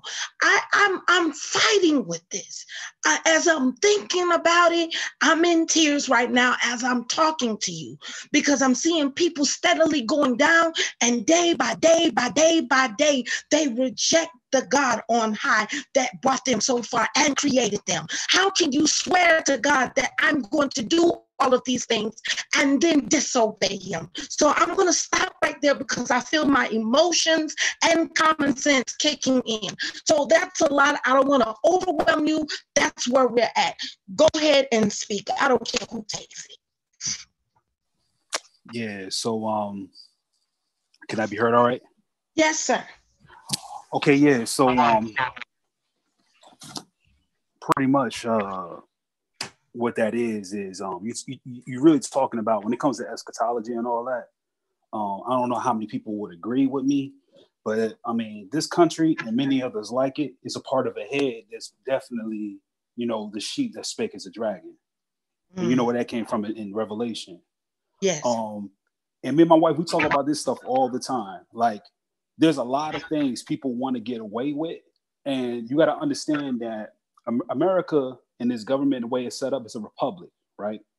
Yes. So it uses even though the majority overrule when it comes to voting people into office and whatnot, they still look at the voice of the few. But it backfires, Because if we truly are a Christian nation, and let's say we elect members in the Congress to fight for laws that abide by the Bible, meaning no gay marriage or abortion or any of those topics like that, the question is always raised, and this is the trick, because it's a fixed hand. We really can't vote anything into office. We really can't make this nation a true Christian nation. We can't do that because the minority is always going to be looked at. And because the minority is looked at, there has to be an appeal form. Because what does the Constitution say? It says we hold these truths to be self-evident that all men are created equal, and every man is given rights, but unalienable rights by their God, and all this other thing. So basically, what it's saying is that the rights that they have, according to the First and Second Amendment, or just First Amendment, freedom of religion, freedom of speech, and everything else, they have a voice to be heard. And if they are going to be treated as equals in this country, they have to be treated as equals. And so that's why you have this argument that starts off as Christian versus atheistic rhetoric, and then it ends up going up to the Supreme Court. And then what? They make a ruling based on the Constitution, saying, well, these people live in this country too. We can't be unfair to them. And it's their constitutional right to practice what it is they want to practice. So they can do that. And so it allows it. So it's nothing for real that we can really do to even alleviate anything that comes up legalized in our country when it comes from a sinful nature. You can't do it. Because where do you put the stop sign, right? Where do you shut it down? Where do you say to this person, okay, this is enough, you can't be doing this? Because believe it or not, you have people up in California who wants to enact man-boy association stuff. You got people over in California, a lot of liberals, who saying that they want to go ahead and allow pedophilia. This is real. You can Google this stuff. I'm not even lying. You can go look it up right now, put in keywords in Google, California, pedophilia legalization. And there is a small group, there's a group of people in California and in New York, other liberal states that are saying that they want it to be okay and not criminalize the love of someone that's underage. I think the governor of Virginia, something about him too. I think it's the governor of Virginia that wants it in too. Right, man. So it's like, it's getting to the point where it's like, it don't matter. It's really a sheep that speaks like a dragon at this point, honestly. It's like the only thing you can do. Like I ask my wife all the time, I say like, I'd be like, do you like, she don't like the world at all. Like she's different. She's like, she don't have really a taste for things people like, the world and everything else. And sometimes she would look sad and I ask her like, well, what's your problem? What's up with you? You everything cool? And she just be like, this world, like, that's my only thing about having these kids. Like the heartbreaks they got to go through, the troubles they had to go to, what kind of life they're going to go through. You see people doing now, what kind of life are they going to grow up in? And I'd be like, yeah, you're right. I mean, what kind of life are you going to be growing up in? Because with us, the height of it was what? Obama administration, 2008, legalizing gay marriage, military don't ask, don't tell, this, that, and the other stuff going on. Could you imagine when our kids are 30, 40 years old? What they're going to be seeing? Get out of my kitchen, bro. Get out of my head. I'm being real. I'm being extremely real because you got. I know you being real because I have the same question, bro. That's why I say you in my head right now. You are in deep down in my head right now. I ask that question every time I look at my 4-year-old, my 14-year-old, and my 10-year-old. What is the world going to look like when they get our age? It's going to be terrible because I'm going to tell you something you're dealing with right. I'm going to just tell you what we're dealing with right now. Right? Bring it out. And okay, so here's what we're dealing with right now. You got, it's to the point now. I mean, if anybody, this is the crazy thing about it. Grab anybody from any flavor of culture in this world. Look at the Muslim, look at the Christian, look at the nerd, the programmer, look at the dude out in the street, look at everybody in every flavor. And then you could ask them this one universal question. This is what's really spooky right here. You can ask them this question. Yo, do you see a surge in what they call inclusion and equality to the height, whereas they're introducing LGBTQ ideas, or they're entering ideas that kind of personify where they want to go?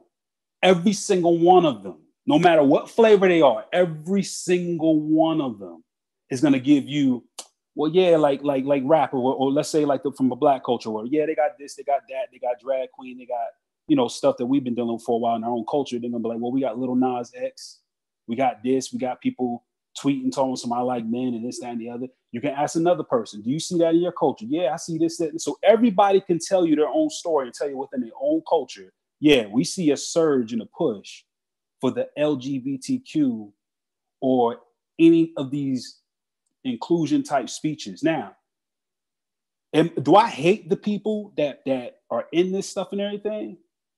The only thing I can tell them as a Christian, and this is me practicing my First Amendment right? So this is free speech. There's something, man, it's real crazy. It's something really damaging that's going on in our communities and with mental health that we're not realizing what we're doing. Like there's a dude on YouTube, right? If anybody could play the video, they can. He busts in on a drag queen reading. This is crazy. And the dude comes in the room and it's like, they got a little small room. They got folding chairs and all that. And he gets up in the middle of the crowd. He's like, I like to say that Jesus Christ is coming and all those who are in sin needs to repent, this, that, and the other. He's giving it to him. And when the camera shifts to the front of the room, I lied to you not. This is actual real program that got out there and the government is actually funding it. Is drag queens for children. And what they got is these programs where these grown men dress up as dress up as demonic looking. Now here's the thing that kills me. Yo, if you walk in there just with a pantsuit, like a woman's pantsuit with some straight hair, okay. I still think it's off the hook, but all right. You walk in there with a woman with a dress, okay, that's still off the hook. But okay, I see what you're doing. But what's the point of coming up in these places to read these stories to these kids, dressed up as a demonic type drag queen? I mean, use hair gel to shape your hair into horns. You got one drag queen who's reading stories to kids. Her name is Annie. Her first name, Annie, like Annie. Mm-hmm. And her last name is Christ. Annie Christ. She named herself Annie Christ. And the thing that just gets me is like, okay, bro, inclusion, equality, gay rights. Okay, from a secular point of view, I can see that. I don't agree with it, but I can see what you're trying to argue. But what's your shot by naming yourself Annie Christ? Mm-hmm. What's your shot in shaping your hair like horns or to look like something from out of hell? No offense. So if you want to practice that and do that, I could see you doing it in like a realistic, okay, if there was no opposition to God, if there was no opposition to what's good in the world, as far as we understand it from God, okay, I can see you doing it. Like, you know, we know that one dude who's dealing with his homosexual lifestyle, but he ain't not act guy like that. You know what I'm saying? It's just something he's struggling with. But then this program right here, why are they doing that? And then having these kids, here's what got me in that video. As the dude sitting there talking about, ma'am, I'm trying to save you. I don't want you to go to hell. You brainwashing these kids, this, that, and the other. You got mad parents picking up their kids to get away from the dude who's talking about the scripture. And they huddling and getting around for safety to drag queens. And then the parents were sitting there talking to the dude preaching the gospel. She was like, you're abusing the kids with the gospel. How do you know that Bible's true? You're abusing them. You're abusing them. And the guy was like, you seriously don't see how you abusing these kids right now? You got this guy sitting here with pink on, high heels and leggings and everything on, with demon horns in shape as his hair. And he's a man with a beard, personifying himself as a woman. And then telling the boys and rewarding the boys for listening and doing a good job answering questions about calling them queens. Like what? Making it acceptable as early as possible. As early as possible. So you see how this whole, now this is just me thinking crazy. Y'all can say, okay, Kev thinking crazy at this point. But to me, that's just what it's, huh? You ain't crazy. Bro, look, listen, people can say I'm talking crazy. You can Google this right now. You can go to YouTube, do a new search, open up a tab. Whoever watching, you can open up a tab in your browser, open up YouTube, type in drag queen story, drag queen children's reading, and they got them all over the country, even in Europe. They got them all over. And what it is a program where to spread the message of LGBTQ. They got these demonic look. They're not dressed like, okay, that looks like a woman, it's a dude like a woman. Nah, these people dress like they about to go sacrifice a goat on Mount Everest. You know what I'm saying? Like these dudes ready to go out and really worship Molech. And they're going out and they doing this, and then like they giving the kids half fives. They're giving the boys little tutus to wear over their clothes and a crown and everything, and calling them the queens and everything. And they reading the type of stories that they read is stuff like I Have Two Daddies, and like a book like. Is this what you're talking about on the screen right here? Yeah, that's it right there. That's it right there. Drag Queen Story Hour is Drag Queen Story Time, or events of the first started in 2015 by author and activist Michelle Tia in San Francisco, with the goals to inspire the love of reading while teaching deeper lessons on diversity, self-love, and appreciation for others. But now, what I want you to do, if you can look at those pictures right there, okay? Look at those pictures right there. Now, go ahead and put in one of the ones who do this. Go ahead and put in Antichrist, like spell out the name Antichrist. Like right at the end of that, just put Antichrist in the search. Okay, I'll above. go into the images. Okay. And then you said type in Antichrist. Yup, Antichrist. Okay, I think this. There it is, right there. The first thing right there. Go ahead and click on that. Antichrist Drag Queen Story Hour. Look how this dude look, man. I don't have to say nothing. Just look at this right there. Oh no! Oh no! Okay, look at the first picture. Look at the first picture there where it says Drag King Story Time. Right? See the first picture of him holding the book. Okay, why is it? Okay, let me ask you a question. Click on that and just let everybody look at that right quick. Look, I ain't got to argue with you. We ain't got to debate. If you want to just do Drag Queen Reading Time, at least deal with it on that level. But just answer me this question right here. Why is this dude's name change his name to Antichrist? And why does he have horns in his head? Baphomet. Like just all I got to do is Kev. No, that's the right. That's this, man. You hate speech. No, it's not hate speech. Look, listen. If you just did a Drag Queen Reading Time, I'll deal with you on that level. Like I said, I'd be like, man, why are you doing that? You abusing the kids and trying to make them choose this, that, the other. You're teaching them at an early age things that I don't believe are true. And we can have that debate. But why did you see? Look, here's the thing. If we look at this, right, and we deal with this, who was the first person? If me and this person, Antichrist, had a debate, or we had a discussion on this, who's the first one that invoked the Bible or God? They did. Because they didn't have to name themselves Antichrist. Who you think you bothering with that? Think about that. You put horns in your head. Sure, we don't know the true anthropology or the explanation of demons and everything, but we know how they're personified in Hollywood. We know how they're personified in the world and what they look like, right? So who's invoking that? Who's begging the question and making that argument?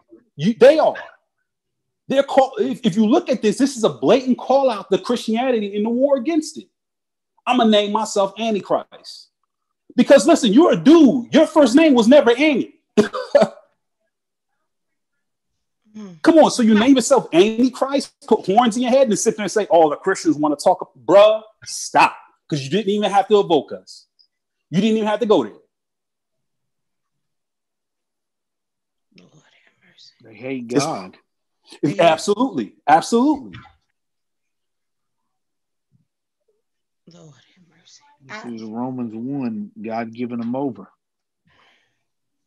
to their own lust. I don't even know. Oh my God.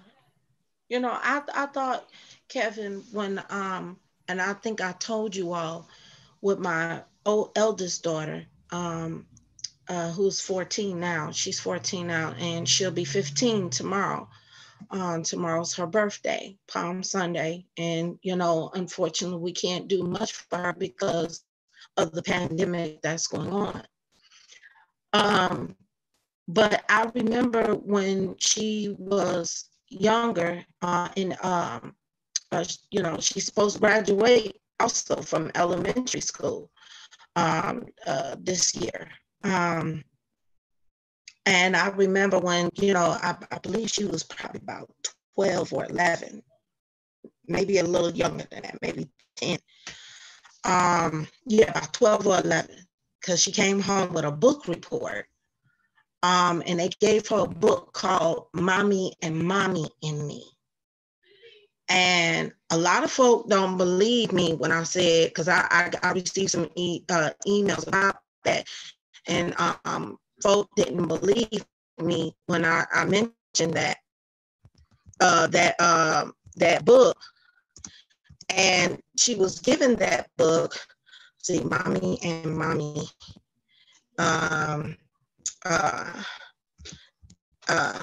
and Me. She was given that book to do a book report on.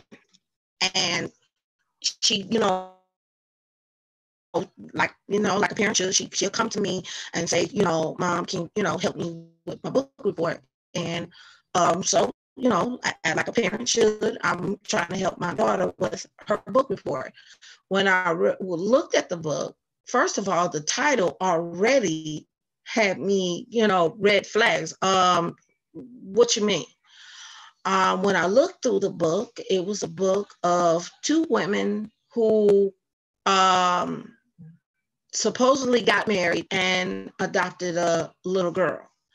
And literally, long story short, it was to groom our children, to groom my daughter and the children in her classroom to accept this lifestyle. Now they have gone so far now that they're going beyond literature, we're going to bring it all, we're going to bring this lifestyle directly into the school, what you just showed right now, Kevin G, when I went to it. And I think, no, this isn't the book here. So let me go to the images and see if it'll bring it up. And the boys were given Daddy and Me.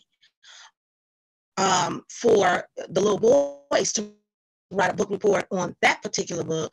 I don't know if they took it down or not, because a lot of parents came against that particular book. Okay, so right here, they got nothing but maternity. So maybe I got to put in storybook. So they, let me type it in here. They, you know, to groom the little boys in regarding to men getting married and adopting a little boy, as if this is basically to groom them to say this type of family structure is okay.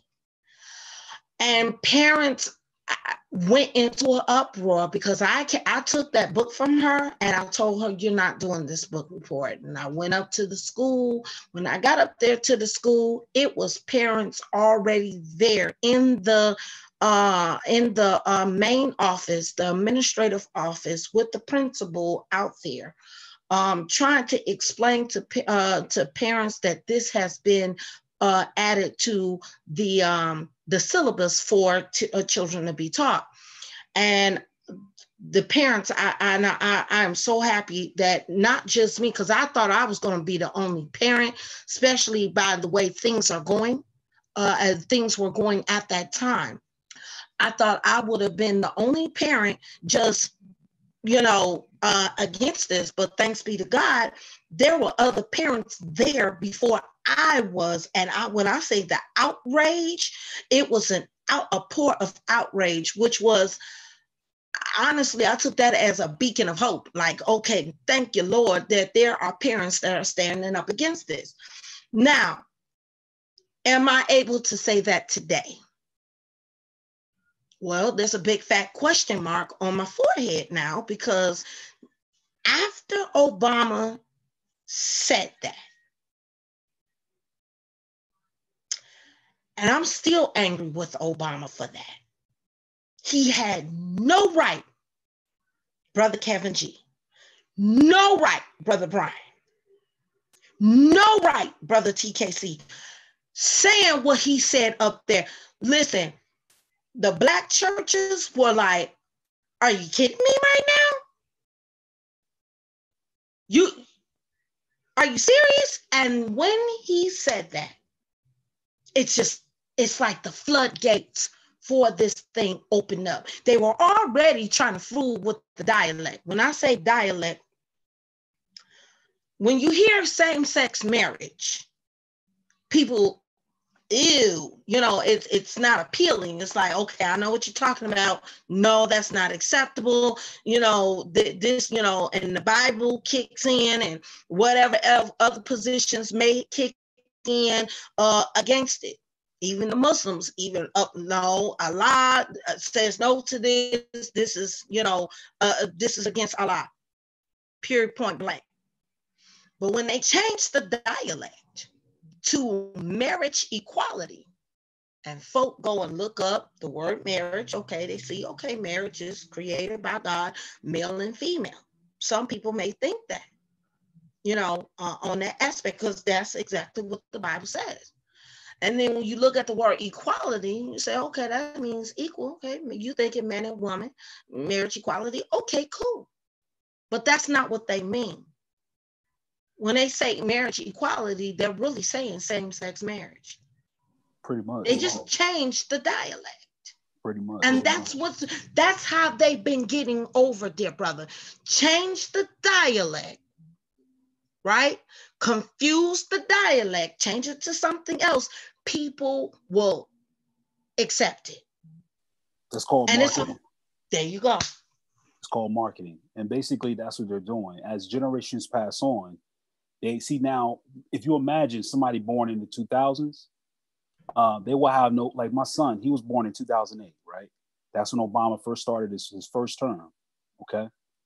So by the time he's going to be 20, 21, he's not going to fathom a day where that's not normal. He grew up could you imagine that?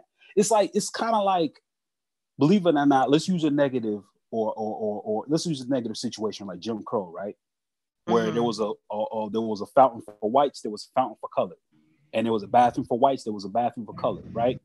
So we had that separation all over this nation back in the 60s, right? 50s and 60s. So us growing up in the 80s, when we were born in the 80s, the 70s, 80s, we grew up in the 90s, we couldn't fathom a world where we didn't see Macaulay Culkin as ourselves, or we didn't see, so although that was a good thing for us getting along, I think that the marketing could be the same. See, so for us growing up, and then for somebody that was born and lived during the times of Jim Crow, they couldn't fathom that. They're like, wow, you go to school with this white kid? I'm like, yeah, what's the problem?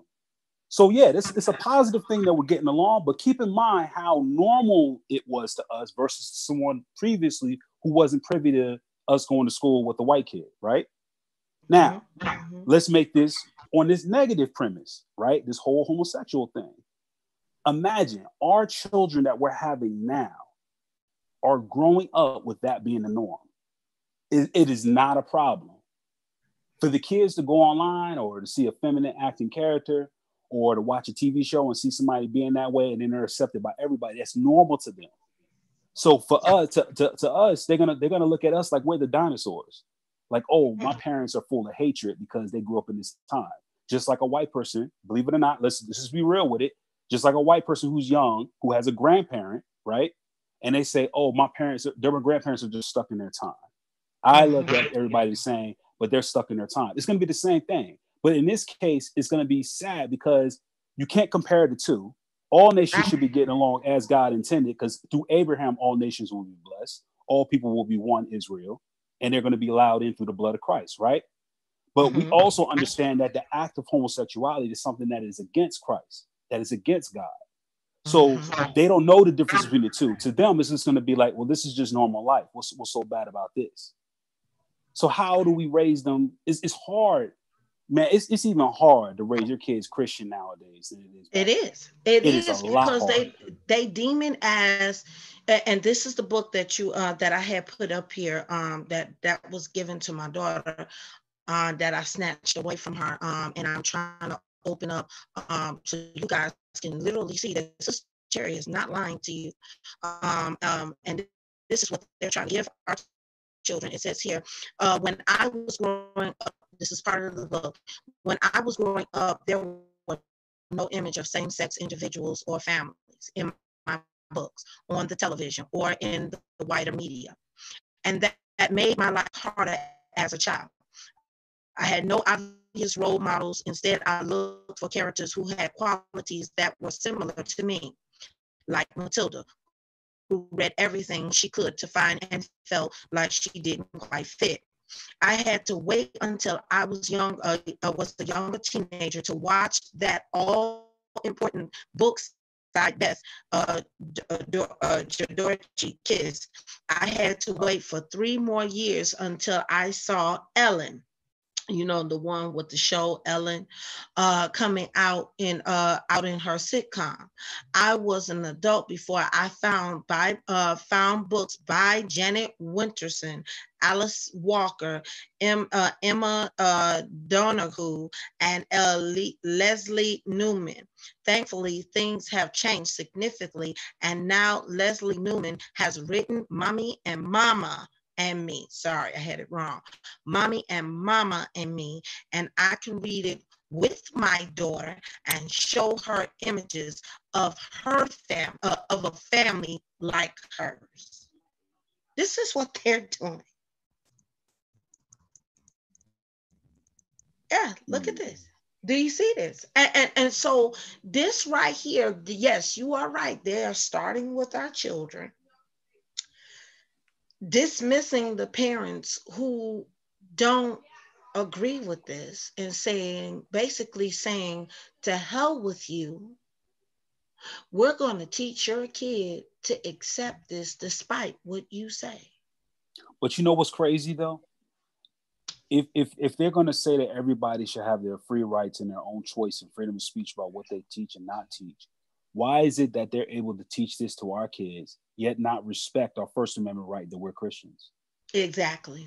Like, so it's backwards. It's like, okay, you can be in any religion, you can have freedom of speech, you can do whatever it is you want. Okay, cool. You don't want God in the schools, right? Nah, prayer separated between church and state. We don't want prayer in the schools. This, that, and it should be God-centered. Okay. So if you want this to be totally secular, just have school to deal with the issues concerning education.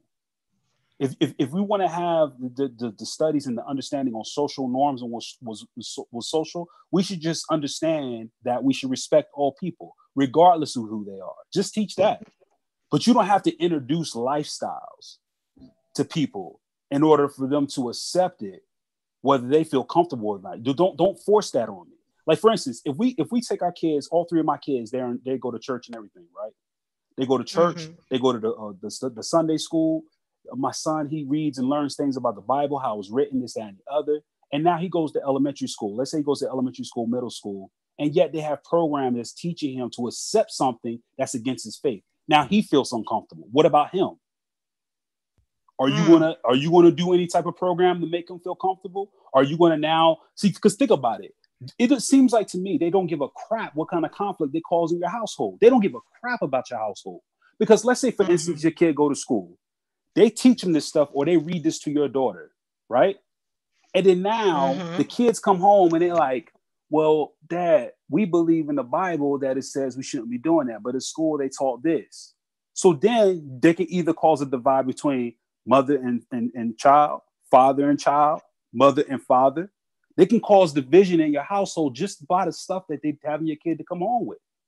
And they shouldn't be doing that. Don't introduce anything that will cause any type of conflict like that. If you're the educational system, your job is to make sure these kids are prepped in areas of reading, mathematics, STEM, science, anything that deals with that career, academics, or athletics. That should be their area of concern right there.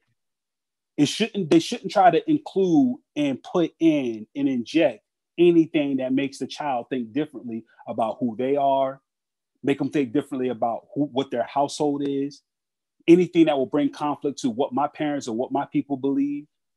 You shouldn't be doing it. It's a public school. Now, if you wanted to have a private school where you're saying, this is what we teach here. We teach here because they give us that choice, don't they? They say, hey, if you want to teach Christ in the school, get a private school. And we have private schools, don't we? We're not allowed to teach God in the public sector. We can only do it in the private school. So I think it should be likewise. If parents deem it necessary that their child is taught this type of thing about society and they learn these types of things and accept these types of things, they should make a private school for themselves and teach that in there.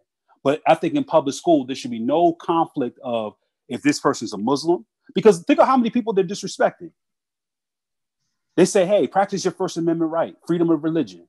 But then your child could be a Muslim, your child could be a Seventh-day Adventist, your child could be a Baptist, your child could be a whatever religion that deals with the Abrahamic faith, right? They could be Jewish, right? They can go to synagogue on Saturday with their parents. So then look how many different types of students are coming there. And there's a lot of people with a background that this is a sin. But then you sit up here and say, guys, we're going to teach you about two men being together and in the family. What? Yeah. Yeah. Leave it out. Yeah. Can you guys hear me well now? Because I know y'all say I was shorting out. I can hear you now. Okay. Wonderful. Yeah. That's exactly. And then I'm looking at this person who says my niece and her girlfriend has a lovely family. Well, let me tell you something, darling. Real quick, and I hope you're looking up here because, and this is exactly what Brother Kevin G is talking about. So that particular lifestyle, if that's what you're edging on, God didn't ordain that. Whether you like it or not, but this is what the scripture says. It says that when a man leaves his father and mother and unites with his wife, they become new family. They shall become one. The man and his wife were both naked, but they were not ashamed. The male and female, that this is from the beginning. These very scriptures that you deny. And not to mention, we can go to a plethora of other scriptures where you all like to say, well, God is love. God is love, and he sure is love. He loves you enough to tell you the truth. He loved you enough to tell you here in Leviticus chapter, I want to say verse 18, verse 20. Let's go and look at that real quick. Let's look at that real quick, Priscilla. Do you think they should be put that? My bad for cutting you off. But you know what though? For people, that kills me though when people use that argument. Like when you're talking about programming kids and teaching them from right from wrong and telling them what's right and what's wrong, especially if you're disrespecting their religion, you always have somebody, no disrespect to Priscilla, but you always have somebody that say, well, I know a gay couple and they're having a good relationship and they're happy. Or I know, listen, people's happiness is subjective to them. And that happiness, as you perceive it, is subjective to you. We're not, just because you could bring out an example of a happy couple don't mean anything. Like, okay, I could tell you about a happy heterosexual couple. I could show you a bad couple that's heterosexual. I could also show you and give you an example of a bad couple that's in a gay relationship. So you pointing out and saying that they're in a good relationship or they're happy has no bearing on what they're teaching the kids and what the parents in that household want them to learn. If I'm raising my kids to be Christian and I'm teaching them the Bible, do you think that they should be brought to? Let me ask you this question to this person, to the person who said that. If that couple is happy and their kid is like that, do you think that when their kid go to school, they should be taught anything about the Bible? And if you disagree, then you can see where I disagree. Exactly. And if you know what I'm saying? So it don't work. Exactly. And not to mention, and I hear what you're saying, Priscilla, you say, well, isn't that Levitical law? Well, again, this law also you can find where Jesus says, or what Jesus says in Mark chapter 7, where he says that what defiles a man or a woman, what comes out of their heart, he even lists sexual immorality, and homosexuality is found under sexual immorality. Rape is found under sexual immorality. Pedophilia is found under sexual immorality. Fornication is found under sexual immorality. Adultery is found under sexual immorality. Bestiality is found under sexual. Do you really want me to go there? Do you really want me to go there? Because then after that, then I can go to Paul in 1 Corinthians chapter 6 and 9, where he says, folk that practice these things will not inherit the kingdom of God. Your argument is not with us. Your argument is with the God that created you. And another thing, go ahead. No, I'm just saying, your argument is not with us. See, we're Christians, which we are followers of Jesus Christ. So whatever he says goes, right? And so, yes, we love you enough to tell you the truth. That particular lifestyle that you have accepted and that your family member is practicing, guess what? God ain't with it. God ain't with it. God said anybody who practice such things, and I can show it to you right here in your face, that those type of people will not inherit the kingdom of God. Like I said, I don't make the rules. I didn't write this book. God inspired this book and had the apostles and the prophets to write this information down to us. So again, your disobedience and your family members' disobedience will be taken up with God. Now you ask me, well, what does God say about these particular people? Well, in the Old Testament, for sure, it did. Those people who practice such things were put to death. They were. I'm not putting that. I can't judge something that's already been judged. Am I saying that death should come to that person? That's not my call.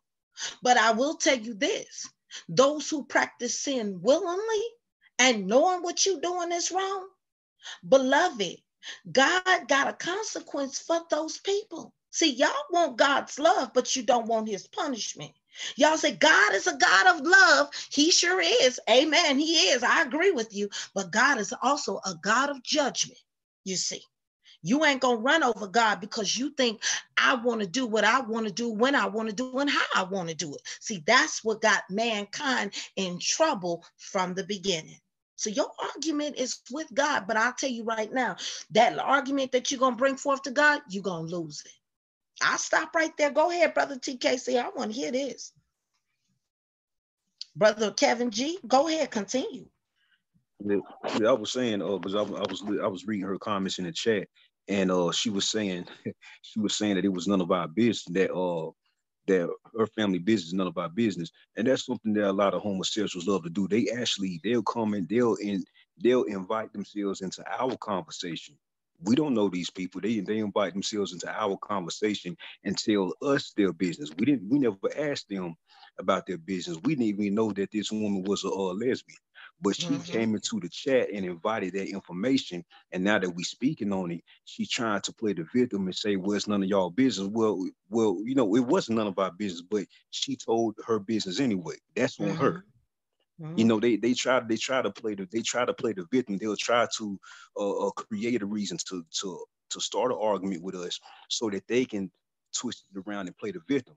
You know, and that's what I'm seeing. I'm looking in the chat right now. Everything she's saying, I mean, she's trying to make, it's kind of like the Black Hebrew Israelites. Whenever they come over here, they try to find a reason to make the conversation about them personally. We're not even talking about them personally. It's called provoking. They try to provoke the conversation. Yeah, they do. And she says the children are, I guess, adopted, by the way. I'm sure they are.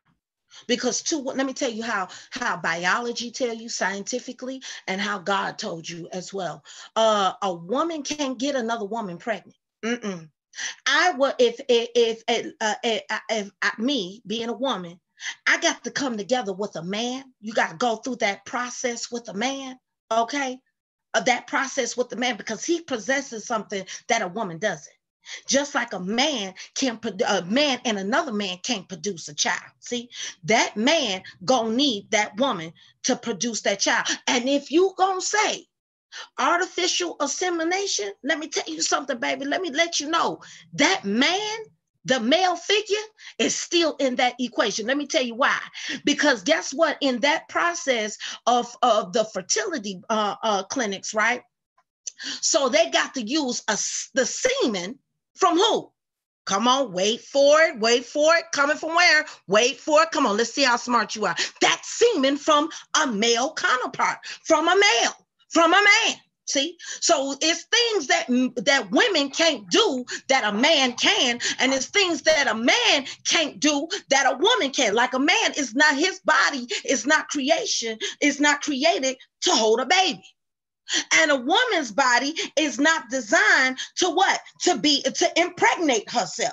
She needs that man, just like that man needs that woman. So that's how God created us. That's the equation. And no matter how much makeup y'all pad on your face, and know how much silicone and tissue you stuff in that double C bra, whatever, that double D bra, baby. Guess what? The fact of it is, you can go through all the surgeries that you want, talking about the men. You will never be a woman.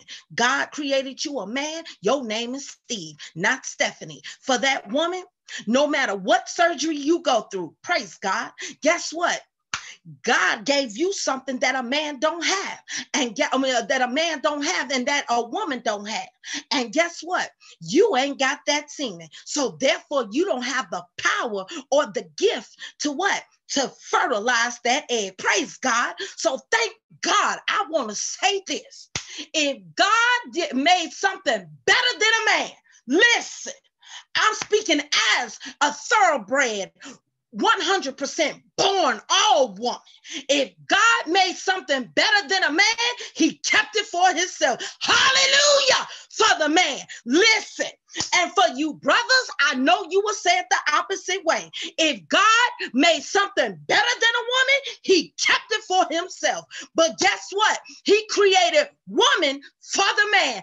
And guess what? They came together to what? To reproduce. He told Adam and Eve to be fruitful and multiply. That's why we got all of creation. So, darling, let me tell you respectfully, in love, and you can go back and tell your family members that Cherry Love said this, your equation is off. You will never be able to fool with God's original design for male and female. Praise God. There You got it is. any more questions? Hallelujah for the man. Thank you, Lord. You know what's crazy though? No matter how much, any type of surgery you can get, that woman is always going to have two X chromosomes, and that man is going to have XY. They can't change that. That's right. Now, my thing is this. What's crazy to me is that where I see people's judgment. My bad, TKC, did you want to say something before I? Oh, no, you go ahead. I'll speak out. Can you hear me? Go ahead. Yeah, I can hear you. Okay, Yeah, well, okay. Well, I was about to say, I'm glad that you brought up the part about the artificial insemination, because I just had a debate with a lesbian couple today. They had something called reciprocal IVF, and they had a conversation about that, and they were trying to say that, you know, two women can have a baby without a man.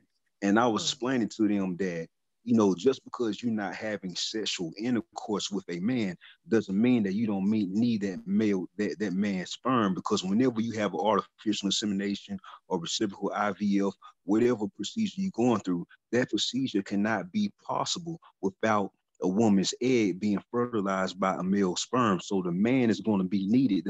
The male sperm and the female egg is going to be needed in order for reproduction to happen, because that's how the Most High designed it. You can't circumvent that. You can't play past that. No matter what the LGBT community says, you got this. No matter what this the woman in the chat saying, I'm assuming that she's lesbian because she's trying her hardest to promote it. I mean, my bad, bro. Go ahead. Go ahead. No, you go ahead. Nah, bro. But what you were saying, you saying that the man is needed, but you know what's even more real? If you want to get real with this, let's just put it out there and get real. I mean, I think we all adults is up at this time.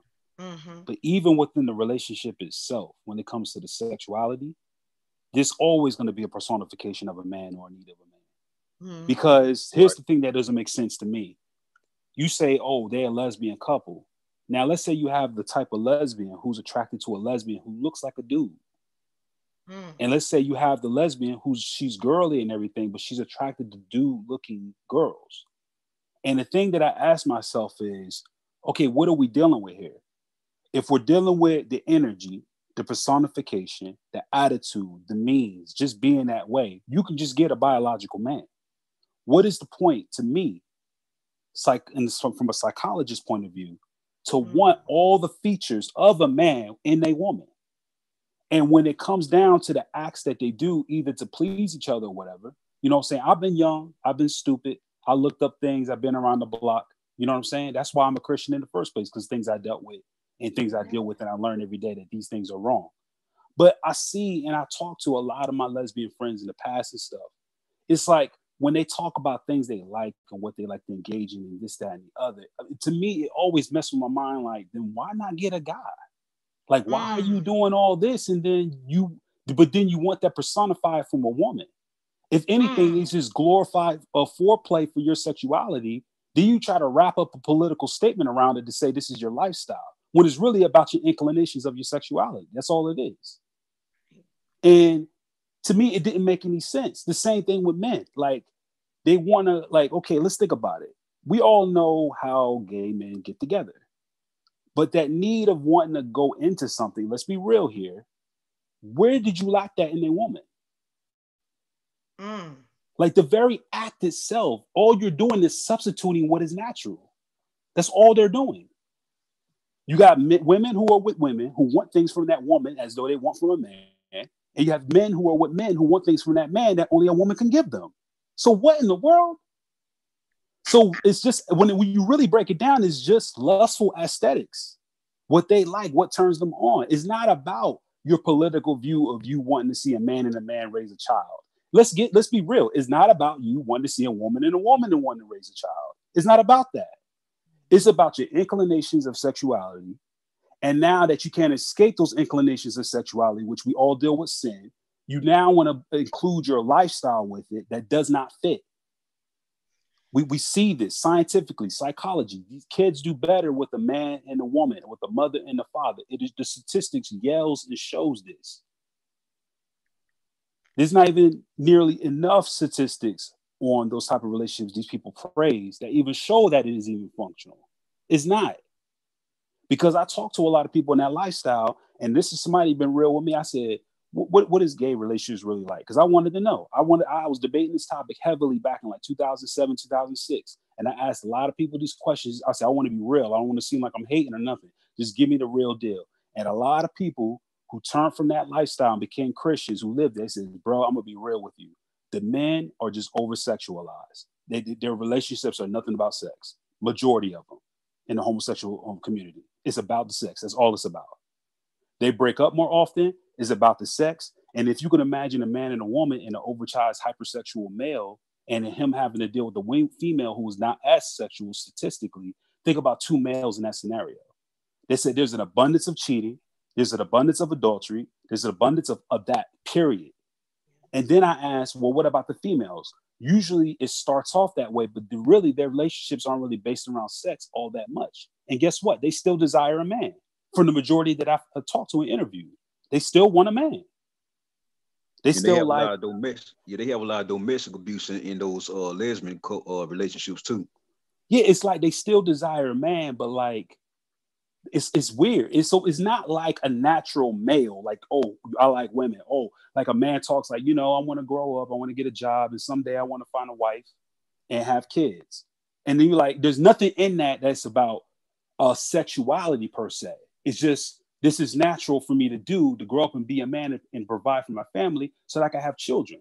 And if you talk to a woman who's a natural woman, most likely you're going to get the same scenario. Oh, to grow up and to get an education, start my career, meet a nice man, my husband that loves me for life, and we can raise a beautiful family, have children. See, notice that the speech is not necessarily sexual. It's your life. It's raising a family. Now, when you look at homosexual relationships, you don't see that dynamic. I never seen that dynamic where a girl is like, well, I want to grow up and get a wife and have children. Did y'all ever hear that from anybody that's homosexual? That has that, well, this is what I want my life to have children. I want to have children. I want to raise a family. From that standpoint of homosexuality, I never heard that. don't make sense when I It don't make sense, right? Nobody is no natural thought to do that. It's really a decision made upon like what they feel they're inclined to do. Like, well, if I want to have a family, but I have this sexual inclination, so I want kids. But it's never from a natural. This is how I want to be raised and raise a family with the same sex. It's like I never heard that. Well, speaking as a female, because I am a female, 100% woman. Thank you, Lord. I used to play with Barbie dolls, right? You know, everybody's familiar with Barbie, right? Barbie and, you know, Ken and Christina and all of them. And my mom bought me the Barbie dream house, and she bought me a whole plethora of dolls, Barbie, and I had Ken, right? And I had Christina, I had all of them, right? And it wasn't all, you know, as many as it is now, but it was still a variety. And when I played house with Barbie and the other dolls, right, that I had, automatically, because I especially looking at my mom and dad, automatically, I put Barbie with Ken. And I would dress Barbie in her. I had the wedding dress and he had the tuxedo and other plethora of their wardrobes, right? And they even had the little baby. And that was the family. Barbie, which is female, Ken, which is male, and the little baby, whatever you named the baby.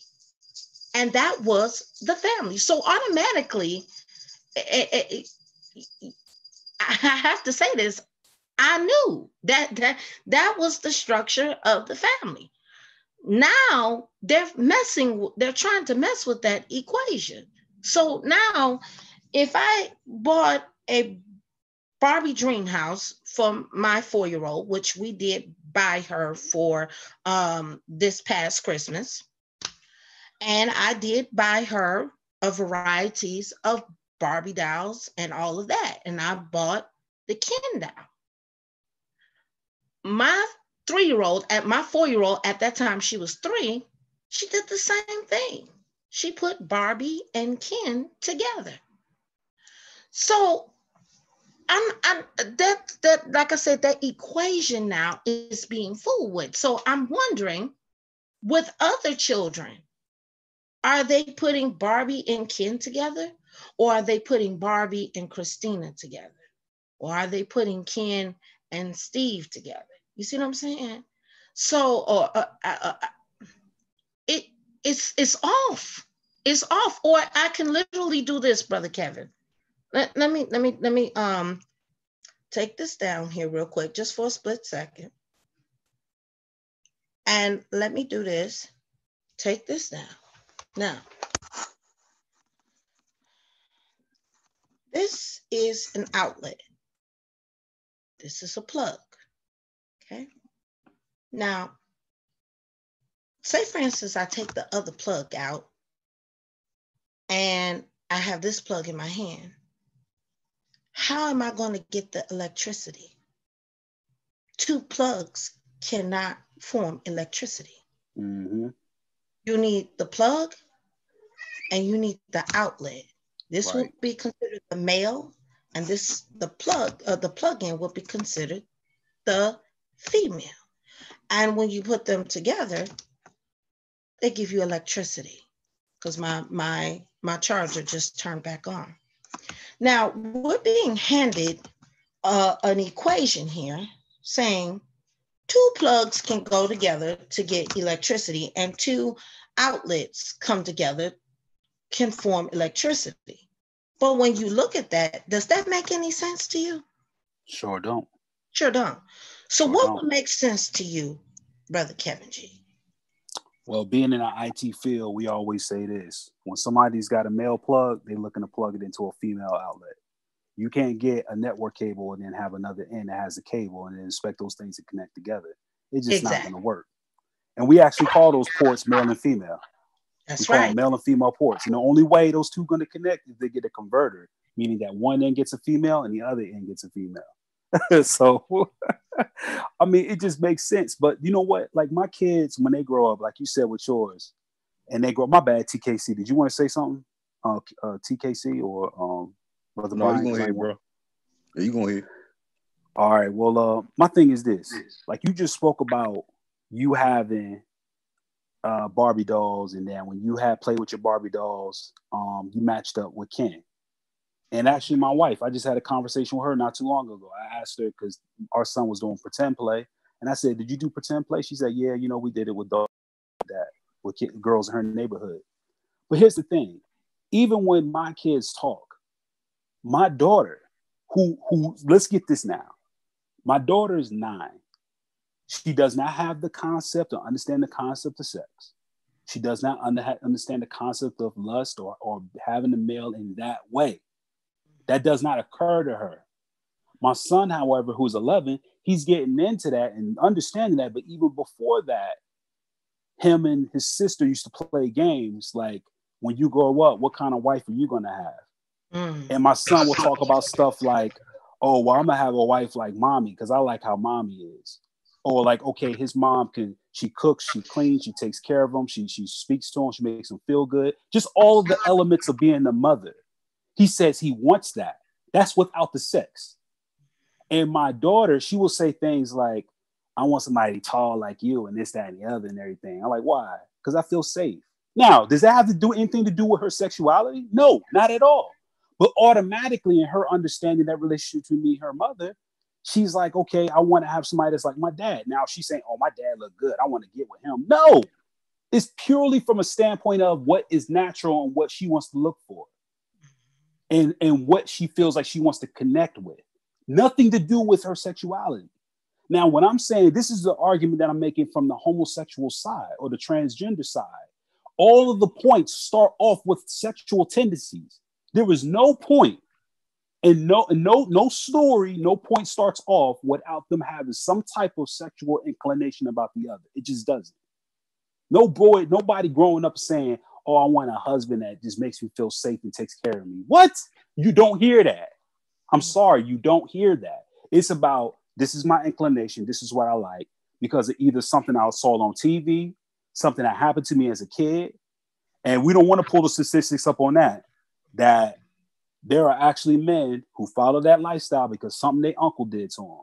Yeah. Or something. See, they don't want to get real with that. If you want to really get real, okay, yo, dude, how did you get involved? What happened to you? Well, I grew up, I didn't know much about this, that, and the other. I grew up in a household full of women. Okay, let's stop right there. What happened? The father wasn't there. Okay, go ahead.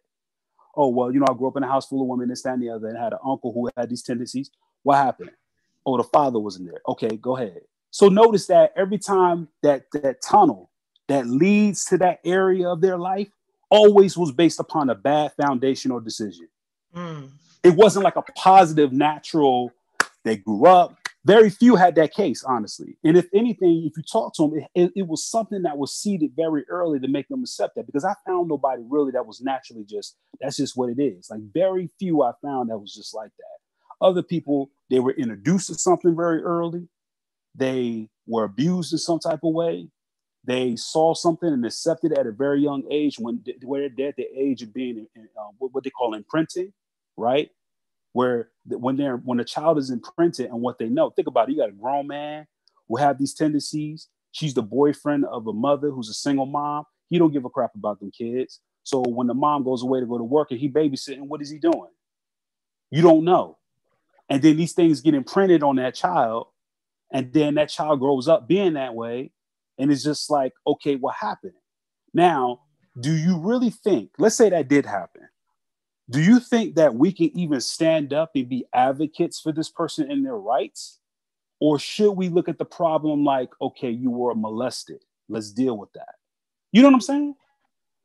Nothing traumatic can happen to someone. And then that person grow up and then you accept those things as though this is something we should advocate for them to have equal rights. It doesn't make sense. If a serial killer grew up looking at something traumatic or his mom getting murdered or something crazy happened in his life, and then those psychological tones he grew up with, and then he starts going off and doing some things and start being a killer, Do we say, well, we need to find equal rights for killers? No, we don't. We say something terrible has happened to this person in their childhood, and we need to look at it. Now, I'm not saying all cases are like that, but if we really want to look at it, if we ask this person, just each individual, it's not a rights thing. It's not like I was born black, so you got to have equal rights for black. I can't change that. That's my race. That's my genetics. Or I was born a woman. I can't fight for that. I'm a woman. I need equal rights because I'm a woman. I'm a weaker vessel. And you are the men. Y'all being strong and this, that, and the other. So I need equal rights for myself. Understandable. You are a woman. We have to do something for you to bring equality. Understandable. You are a black man.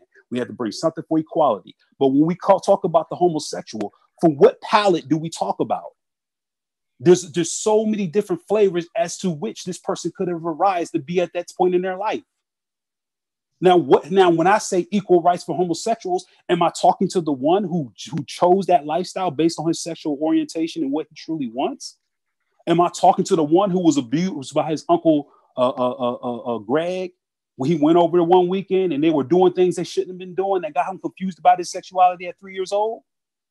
Am I talking to little Linda who she grew up in a household full of women and this, that, and the other, and they were doing things and she doesn't know what it's like to be loved by men because her dad left her at 5 years old?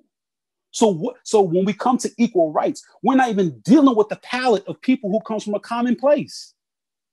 Like some of it can come from abuse. Some of it can come from inclination. Some of it can come from some things that arise in their heads at early minds that the parents have misdirected and allowed that to happen based on whatever was going on in their household. So who are we giving equal rights to? We cannot give equal rights to people who come from an unequal foundation. I'm going to repeat that. You can't give equal rights to someone or a group of people who come from an unequal foundation. It's impossible. I can't say to this person, I'm going to give you the right to get married to somebody. And then do y'all get what I'm saying? It's just crazy when you think about it. We got to understand. The reason why it sounds crazy, or it's crazy because it's built on craziness. It's confusion, and God makes it clear that He's not the author of confusion. When I look at the appeal of what they have done, like they even tried to use this situation and try to equate it to civil rights. And I want to say this, and I'm saying this in love to those who are in this particular lifestyle. That is such an insult of what y'all have done, because Kevin G broke it down very good. But I'm going to say this. I didn't have a choice in my skin color. I was born this way. I didn't have a choice of whether I am male or female. I was born a woman. So let me go back. And I didn't have a choice of who my parents were going to be, right? That was also decided for me. Let me go back to the civil rights issue. The civil rights issue cannot be equated, Brother Kevin, Brother TKC, and Brother Brian, cannot be equated to this LGBT situation. Because here's the thing, dear brother. These people can decide that they want to be with a woman, a woman wants to be with a woman today, or a man who wants to be with another man today. But tomorrow they can decide, I no longer want to be with a female, I want to be with a man. Or I no longer want to be with a man, I want to be with a female. You have a choice, but we don't have a choice. We can't change our skin color. We were born this way. This is how God created us.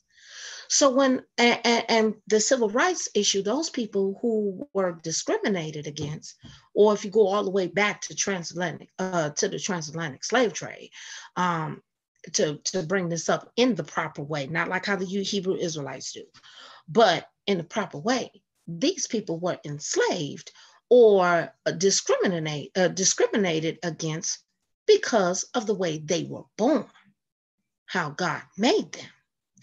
Now, I know the argument that the LGBT is trying to say, well, I was born this way. No, darling, no.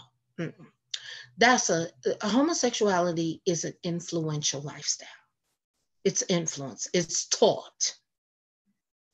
And even if you're taught it, you can reject it and still live a heterosexual life. And I believe, brother Kevin G, I'm thinking of G-Con too. You're right. You are absolutely right. This thing is about sex. And how much sex you can get it, and how many different ways you can do it. Sex was created to be a beautiful thing between a husband and wife, to consummate their marriage. And y'all folk out here done turned it into something just distasteful, nasty, and almost unrecognizable. And I believe as a result of that, and I'm saying this in love and with patience, I believe a lot of these sexual diseases that we're seeing is a result of sex being abused and done improperly, done the wrong way, and outside of the will of God, because sex was intended for a husband and wife. I'm going to say that again. Sex intercourse was intended only for husband and wife. That's why the Bible does speaks about an undefiled bed. It's when you start dipping and dabbing in polygamy and all of that other stuff. And I know the Bible mentions polygamy, but God didn't condone it. In fact, and if you go and look at Deuteronomy 17:17, in case any LGBT members who want to raise that argument, go and read that scripture. And that's going to cancel that whole argument that you were going to drum up. So, Brother Kevin G, you laid it out right. But as you're saying it, you like, this sounds crazy as I don't know what, but you're not off. You're right. You're laying it out. You're explaining the confusion correctly, but at the end of the day, it's built on confusion. It's built on rebellion. It's built on lust. It's built all about sex. There's no real commitment. Look what you just listed. There's no real commitment. Everybody's sleeping with everybody. And I went back, you mentioned this on G-Con's platform, talking about dysphoria, sexual dysphoria, something like that. And there was a story that you had brought up about a gentleman that and his partner, they were what's the word I'm looking for? Not protesting, but advocating for the LGBT. They were protesting. They were protesting. Protesting and advocating for LGBT. And his partner had the HIV virus. Right. And gave it to him. Mm-hmm. And he's still advocating and protesting on their behalf, and it took him out. How did that work? How do I protest and advocate for something that helped take me out? Right. That don't make sense. If alcohol is too much alcohol is going to give me cirrhosis of the liver, I'm not going to advocate for people to be alcoholics. If drugs cause me to lose my family, to lose my job, even destroying my body, knowing that all the things that can go, I'm not going to go out there advocating for everybody, do heroin, do crack, do that. That don't make sense. And I hope any members who are part of the LGBT, and we're saying this in love, not in hatred, so don't even try to go, well, we're going to flag the video. No, we're telling you the truth in love. Look at what y'all doing. You are advocating for something that is going to walk you into something that can cost you your life. That's like us going out here advocating for the coronavirus. Does that make sense when it's killing people? No, it doesn't. It doesn't. So I just wanted to throw that out there. Go ahead and continue, brother. I didn't mean to interrupt what you said. Nah, you absolutely correct. In fact, I'm glad that you said what we follow from the coronavirus. First of all, that story I was telling you about was from an MTV show called The Real World. And all of us that were born in the 80s, we know what The Real World is. It came on in the 90s. It was a show that it was pretty interesting. You know, it came out, you know, after school, 8 o'clock. Yeah. You know, we watched The Real World. Yes. But I think it was Real World season 3, like one of the early ones. And this is what got me about this. You can look it up on YouTube right now. It was a biracial couple, and they were in a homosexual relationship. And what was going on was they both were engaging in this act, this lifestyle. And as one of the partners was dying, he was still protesting and fighting for gay rights. But the way they treated it was as though the sickness he was having, him being laid up in the hospital, was him fighting for his rights to his last breath. And they treated that as though the sickness was the struggle against him advocating what he wanted. But when I watched that, my jaw was just hung open because I'm like, well, wait a minute. He got that through having sex with something he wants to do. I don't understand that. Why is he treating the sickness as the enemy when the sickness is a result of something he wants to engage in? So he went and he fought to his last fight and he died. And then the partner who lost his partner, he was crying and stuff and everything. And it was like, man, these dudes, they're going through it. And then I wasn't thinking about him like, oh, he deserved that. No, not at all. I was thinking like, man, they really into some stuff. They don't know what's going on. That's what I was thinking.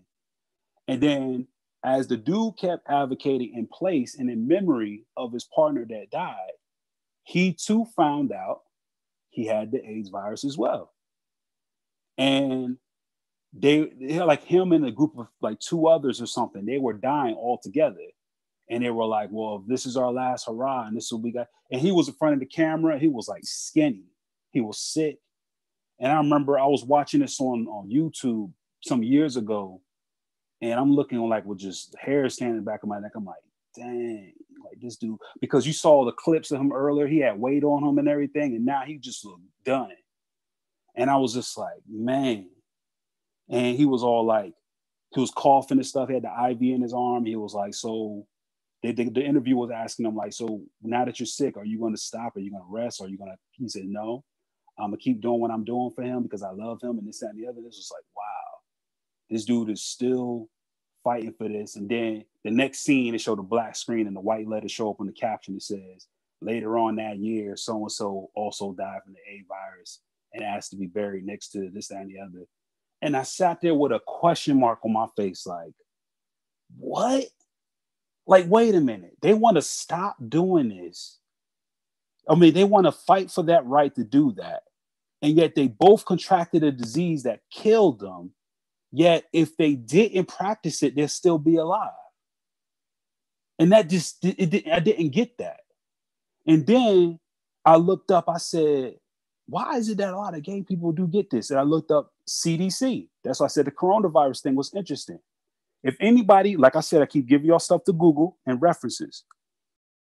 If anyone goes on CDC and you want to look up a statistic called MSM, that means men, is abbreviated men that have sex with men. And you look at the statistics, they say 80% or so, like a high percentage of males who engage in that activity are 80 or 90% more likely to contract the HIV/AIDS disease. And I said, heck no. I said, I wouldn't be doing that. That's crazy. And I remember I had a discussion with LaRon about this, and they said that those who engage in this activity, but we found that, here's another stat that the CDC found. Since 2006 or 2007, or I think before the 2000s, they found that the rate of HIV/AIDS among heterosexual couples actually was decreasing. And the rate among MSM groups was increasing significantly. And here's another thing that's crazy. Here's another fact. If you look up that stat, there it is. You're looking it up right now. But that's probably, I don't know if that's it right there. That's not the MSM. If you go to Google and just type in MSM CDC. Oh, that's what you, no problem. Yeah, that's now, what I had okay. Put in. Okay, so what? You gotta go to right there's that's the topic right there. So if you click on that, Yeah, that's it. MSM, STD, CDC. So that's the CDC's article on this. So if you click on that, the CDC actually did a study on this. And there it is. It's right there on the main page. Look at that. Scroll down right there on that banner. What does it say? It says men who have sex with men, MSM, have higher rates of STDs such as syphilis and HIV. Right. Lord Jesus. Right. So what they were saying in this article, so this will prompted me to go online and look up this information, because I was like, why is a lot of these dudes dying from this? And, you know, back in the day, I don't know if everybody followed Eazy-E. You know, Eazy-E was with the West Coast rap group. And when he died of AIDS, people were questioning, did he have a homosexual relationship with somebody? They were like, I don't know. He wasn't like that, you know, but who knows? But the thing about it is this. When I looked up this stat, it seems like only these group of men have this high elevated rate of this disease that runs rampant within their populations. And not only that, here's the thing that's crazy from a social point of view. Did you know that people who practice homosexuality or MSM, they cannot give blood, nor can they be an organ donor? No, I didn't know that. Right. So if you confirm having that lifestyle and it's registered that you have that lifestyle, then when you cannot give blood, you can't go and give any type of blood type, and you cannot put yourself as an organ donor because they ask you those questions first. I didn't know that. They started asking those questions actually around the height of that time. I remember I have been married probably like 4 or 5 years, and my mother-in-law encouraged me to go to the hospital and give some blood, you know. And I said, all right, yeah, I always want to find out my blood type again anyway, because I was always confused with if it was B negative, B positive, whatever. Because my wife is a rare blood type, and I wanted to, you know, get some firm information on mine. So I went over to the hospital, gave my blood. They gave me a questionnaire. They said, have you had anything to eat in the past 24 hours? I'm like, no. Did you have this or that? No. Have you at all in your entire lifetime ever engaged sex with another male? And I said, nah. And then she said, we have to ask these questions. I said, nah, it's cool. But then that just hit me like, what? Like, and I asked, I said, if I said, yeah, you can't, nobody can give blood. She said, well, they're at a way higher risk, and we have to go through a lot of tests just to see if they have it, but we test for it anyway. And I said, that's crazy. I said, they can't even give blood. They can't even be an organ donor. And so when I saw all of this stuff, and I went back to the MTV people and what they were dealing with, it brought me up to Romans. Now go ahead and go to Romans 1. This is going to be crazy right here. Romans 1. Romans 1. This is wild. This is real wild. Check this out. You're in my kitchen now. No, he said that Romans 1, the header, man. I'm telling you, that's what I was mentioning a while ago. Yeah, the Romans 1 is a hitter, man. Go ahead, go to Romans 1, and then go to I think you could start at verse 20. Let me see. Scroll down, and I can spot it by eye right quick. Yeah, 26 and 28. Yeah, go to 26. Does it matter what translation? Are you okay with ESV? It doesn't. Or ESV is cool. That's the English standard version. Yeah, that's the new one that was made from the manuscript copies. But so let's go down. Right there it is. Check it out. Right there, starting at verse 25. No, hold on. Verse 20. 25. It says, for this reason. Actually, hold on. You're scrolling around a bit. Actually, there it is, right here, verse 24. 20.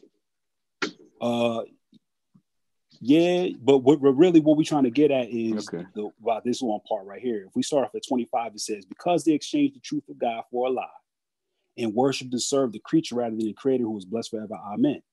For this reason, God gave them up to dishonorable passions. For their women exchanged natural relations for those that are contrary to nature. And the man likewise gave up natural relations with the woman and were consumed with passion for one another, men committing shameless acts with men. Now, isn't that the very definition of the topic on CDC, MSM? Yep. And look what it says. And receiving in themselves the due penalty of their error. Now, isn't it funny? Isn't it funny that the virus and this thing that breaks down now think about it. This is the very nature of God that just blew me away. Anytime Israel worshiped and served the Creator, did he give them protection? Yeah. No. Did he give them food? Did he give them plenty? Did he give them land? Yeah. Yeah. Now, when Israel disobeyed God, what did God strip away from them? Those things, right? Yeah. Isn't it funny that HIV/AIDS breaks down the immune system? Yeah. Notice that the very act of them rebelling God and dealing with the act would have sex with other men, it doesn't do anything to them to make them sick. It just takes away the protection. It says, fine, you want to be up in the world? You're not protected. HIV/AIDS don't kill you. It just leaves you defenseless. Ooh. It says, okay, I put these machines in you to protect your body from impurities. Treat your body as the temple of the Holy Spirit. Now I'm gonna go off and do this. Okay, I'm gone. And since that's the case, you're gonna receive into yourself the error of your penalty, which is there's no protection no more because you rejected it. And the very virus that they get kills the protection. So they can get the common cold all the way up to some type of cancer or anything because they're not protected. So the virus doesn't kill you. It's what you get when you don't have no protection that kills you. Study HIV/AIDS. It's an autoimmune disease. Oh my God. It's an autoimmune disease. I don't know what to say behind that, bro. But that makes sense. But that's crazy. That to me is scary because it's like, because I'm like, what kills them? Now, here's the thing. They can actually get rid of the virus. Well, I don't know who gets rid of it or what they can do. It's just a scary thing to live with. Like, for instance, Magic Johnson got bad money. He's a billionaire. But then at the same time, it's just like, man, like, this dude still got the disease, I think, don't he? Or something? Yeah, he still got it. But my thing is that to have that disease and I'm sure at a young age before he had his son, understood the recompenses and what's going on in this type of lifestyle. But then his son grow up in that lifestyle and is like, that I don't get that. Like, did he not talk to him about the awareness? Like, yo, you had a high risk to getting this thing that I had, and it was no joke for me. Probably not. You know why? Because man. Probably not, because you know what? Society now has deemed it, even with us even having this conversation, and it's not hateful at all. They will still deem it as a hateful conversation.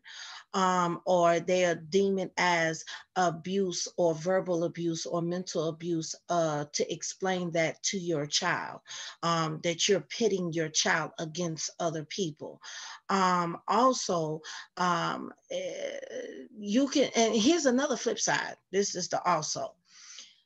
Say, for instance, all of us said, okay, all right, this is what you want to do. And I guess quite a few of us have said, okay, you want to go out there. God said it. Okay, you want to go out there and do it. Go right ahead and do it. And they go out and do it. Not saying that we condone it, but they go out and do it. Have you noticed something? Even when you say, okay, I accept you as you are. I don't agree with your lifestyle, but I still love you or whatever. And they still have this aggressiveness. They still have this rage. They still have this paranoia, this social paranoia. That's what I call it. And the reason why I'm speaking on this, because I have a family member that is caught up in homosexuality. And she, and we found out when she turned, I think, 20 or 21. And of course we were, we frowned upon it, natural reaction, because we were like, that's not of God. Now, did we come at her, oh, you woo? No, we didn't do all of that. But we did explain to her that that's against the laws of God. But you know what? You have free will, and we can't, force you. And all we can do is pray for you and ask God to touch your heart. So even after us saying that, like when we came to barbecues, our get-togethers with the family reunion that we have every year, because it used to be in Atlanta, but now they hold it here in Chicago. The family reunions or coming together for Christmas. And she will isolate herself. Y'all looking at me funny. Y'all got a problem with my lifestyle and woo out the bam. And nobody brings it up. And in fact, it will be the farthest thing from our mind. And she will start a combative argument with us, even still to this day, will start a combative argument with us. It's funny that we're talking about this because, again, she tried to start a combative argument with me every bit of 2 weeks ago. And I just text her to say, how you holding up, how you doing? Because she lives in Detroit, Michigan. And so all of a sudden, so you checking on your cousin, your lesbian cousin, huh? Wait a minute, why don't you have to bring that up? I'm just texting you to just see how you doing. Are you washing your hands? Do you have hand sanitizer? Do you need any money for hand sanitizer? How's your mom? How's my uncle? How y'all doing? That's the only reason why I'm texting. And you automatically you on the aggressive. And I noticed that with a lot of them, if you never pay attention, if you got a friend or a family member that's caught up in that lifestyle, notice something. Even if you told them, okay, hey, that's your life. You made that choice. I don't agree with it, but I love you, right? They still will find some kind of way to be combative. You know why? I'll tell you why. Here it go. Because deep down in their soul, Brother Kevin, deep down in their soul, Brother Brian and Brother TKC, they know the lifestyle that they're living is not right. And so they're still fighting for acceptance, even though you say, okay, I accept you. I still love you. I may not agree with this, but I still love you. You still my cousin. You still my uncle. You still my aunt. You still my daughter. You still my son. They're still fighting for something that they know deep down in the core of their soul. They wrong. They know they wrong. But that pride and that spirit that I don't even know, is so many names that I can give that spirit. But that spirit is a stronghold to say, you know what? If you realize this, then I lose grip of you. I have seen it so many times, family. You could tell these people, hey, how you doing? And I know I know you're going to say something, and it could be the furthest thing from your mind. You know why? That's called guilt. That's called guilt. Because they know deep down in the pit of their soul, what they doing, how they living is wrong. But instead of them owning up to that, Kevin G, instead of them humbling themselves and saying, you know what, I'm living a wrong lifestyle, they rather fight with you. They rather go out and get you fired. Or they rather go out and find a way to take away your channel, or put out there, slander your character and say, this person is a bigot. They're a hateful person. Woo out the bam. And all you just told them, I love you. I just don't agree with what you're doing. I've seen it, Kevin G. I've seen it so many times with them. And it makes no sense. I'm talking about she will start a big blowout. Last year for Christmas, it was so bad. She came in, and thank God I got quick hands. She flipped over the table, and thank God I reached out to catch the turkey. Otherwise, we wouldn't have had Christmas dinner. Oh, you Heisman the turkey. You had it like the Heisman Trophy. Yeah. I'm just saying. Nobody did nothing to her. It just, y'all don't accept me, and F y'all, and that's why I don't come and hang with y'all. Everybody was in joy. And this was here at my house. All the kids was playing with their brand new toys. We happy, drinking eggnog, and non-alcoholic, of course, drinking eggnog and just, you know, and just enjoying each other as family do. And all of a sudden, she bust out in a rage so bad, she took the dining room table, the separate dining room table, because we had two, because it was so many of us, but that's where we had all of the food lined up. And she literally, we only had the turkey on there. Thank God we didn't put the sides on there. And she flipped over the table, and thank God I was right there to spit it out my hand, and I had my pot holders on, which go all the way up. And I caught the turkey.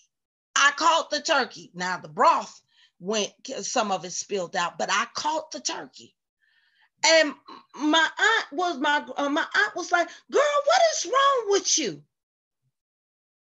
Y'all don't accept me, and F y'all holy rollers, and y'all Christians, so what? And y'all think y'all better than me, so what? And my girl loved me, all of this. I mean, just went in complete rage. Now, am I embarrassed about telling this story? No, I'm not. Because I didn't do something, I didn't step out of the character of God. I didn't step out. Even though I wanted to, trust me, I wanted to listen. Put that turkey down and drag her. Listen, 15 years ago, she would have been drugged. Because Sister Cherry loved to fight. And so it got so bad, even after that, we all looking at her, the kids started crying. We all looking at her. And that's when I told her she went to go pick up something else. And I said, you pick up something in my house and break it, I'm finna break you then. Y'all would have had to been raising a GoFundMe. Let's get Sister Cherry up out of here. It's a shame what she did to that girl. Listen. And it got so bad that to the point we had to tell her to excuse herself to leave my house. And so it's a pent up rage. It's something, you know, and I even asked her, did something happen to you that we don't know about? Right. Did somebody do something in this family to you? Or did something happen outside the family? Now, the furthest that we got, that something took place outside the family. She still won't go into details. That much she did say. But then anything else, you know, she lies a lot. She's, you know, you can't talk to her. She even goes as far as to say, I want to see the Christian church burn down. I hate Christians. I hate Christ. I hate God. Ain't no God, all those things. She says hateful things. And it's a carnal mind. It's a carnal mind. But listen, right. Bro, let me tell you something. We done heard that type of talk before. We hear it from the Hebrew Israelites. We hear it from some of the conscious community. We hear it from atheists who are outside of the conscious community. We even hear it in these various different cults. They're not speaking a different dialect. They're speaking the same dialect. And guess what? It's a spirit that's controlling that thing. And so I'm just looking at this. That's why I say it's a spirit. Again, I say it's a spirit. It's a spirit of the adversary. And again, I'll repeat myself. Nobody did anything to her that day at all. It went so far as she stayed away for 6 months on her own account. Even when my other cousin, who was caught up in the Hebrew Israelites, she would throw that up in her face. Oh yeah, you joined that occult, huh? So now you ain't Miss Goody Two-Shoes like you was, and just stuff like that, just hateful things. But my cousin's response is, yep, I did that. Yep, I was in that. But that ain't me today. My mom is a recovering alcoholic. She's been clean for 22 years. Oh, I'm sorry, correction. Wow. 24 years now. That's still good. Wow. That's real good. And now and on the battlefield for the Lord, got her Masters of Divinity and now doing prison ministry, a chaplain. And so she would throw those old things up in my mom's face. She reaches back into the past to use that as ammunition, but it don't work because see, that's not who we are today. Listen, Sister Cherry was wild, disrespectful, didn't listen to her parents, just all out there. I was smart in school, but I was dumb on the streets. I was a hood rat. I ain't gonna lie. I was a hood rat. But that ain't who I am today. Right. I'm a mom. First of all, I'm a child of God. I'm a follower of Christ. I'm a wife. I'm a mother. I have a job. I take care of my family just like my husband takes care of this family. And I have brothers and sisters in Christ. I've even invited my other cousin to listen in and pray and hope that the word of God will reach her. And you know what she told me? F that Bible. That's what she told me. And I didn't know what to say beyond that. I said, you know what? I'm going to pray for you. And I kept it moving. So listen, what I'm saying to sum it all up, Brother Kevin G, it's a spirit that is definitely on these type of people. And it's hurtful. It's hurtful to see a person going down a road and it's leading them down to a road of hell. And the question is, while we on the sideline, get off that road, get off that road, come to Christ, get off that road. Because guess what? It's a dead end. It's a dead end ahead. Get off that road. And meanwhile, they just dismiss you. You know, so I go ahead. It's this whole thing that, you know, you hear that expression, when life gives you lemons, you make lemonade, right? Yeah. But then the Bible says you'll know a tree by its fruit, right? Yes. Our job as Christians is not to find, our job as Christians is to, in any tree that we encounter, we taste its fruit. And when we know that the fruit is bitter, we throw that fruit on the ground and we say, curse to this tree, that tree will never produce fruit again. Or we judge that tree righteously so that it will not produce any fruit again. But then when we encounter a tree that is good, we eat thereof and we look at it and we live off of it because we know that it is good. Now, that expression, when life gives you lemons, you make lemonade, is very fine and dandy when it comes to making a bad situation good. But the reality of that statement is that this is what these types of communities and people that think this way do. They gave you a better fruit, a lemon. And what they're trying to tell us to do is make a lemonade. But that's not what God tells us to do with these types of trees. He didn't tell us to make a lemonade. He told us to stay away from those trees. And like you said, the bad things that come out of it, think about it. We talked about homosexuality and we talked about MSM. We just went through HIV. We just looked at the foundations of those relationships and those wants and needs that come from out of uneven foundation, meaning some people may have been abused, some people may have been this or that. It's not a natural inclination. It's just an inclination that occurred, that may have occurred either naturally or out of something that happened to them. We don't know what happened to them. Like you said with your family member, you asking the question, we don't know what happened to you. Tell us, right? We don't know. So the thing about it is that we're not recognizing what kind of fruit is coming from these trees. We just got to ask the general question, just to anybody. When you look at the LGBTQ community in general, let's go through a series, right? You can invite people on the panel that agree with it. Let's just go through a series. Just be like, where do you think the majority of these people came from foundationally?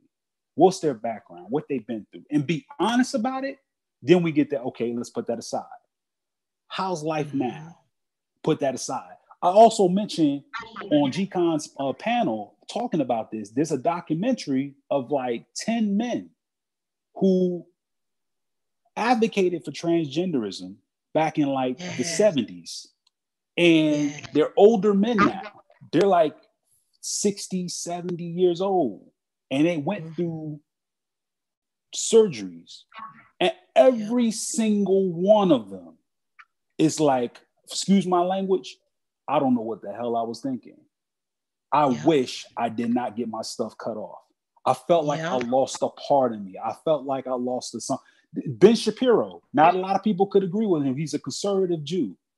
who has a thing out there. He puts out the facts. He Ben Shapiro has this saying, facts don't care about your feelings. And I admire the dude just for putting out raw facts, but I don't really agree with his opinions of some stuff, but he puts out some raw facts. And the raw facts are, this is what's crazy, and it lines up what you just said. This is another thing I'm gonna give the people to look up on YouTube and Google. Look up Ben Shapiro and threatened by transgender. And there's a panel of 7 people in a circle. There's a doctor from HSN, and there's 6 other people, including Ben Shapiro, on the panel. And there's this guy who was a transgender. He had a wig on, everything, but he's built like a linebacker. And he's next to Ben Shapiro, and Ben Shapiro's only like 5'4". He's a little dude. And so Ben is just talking about the topic, and he's going through all the facts. And this transgender dude is looking at him with a smoldering look, like he want to kill him.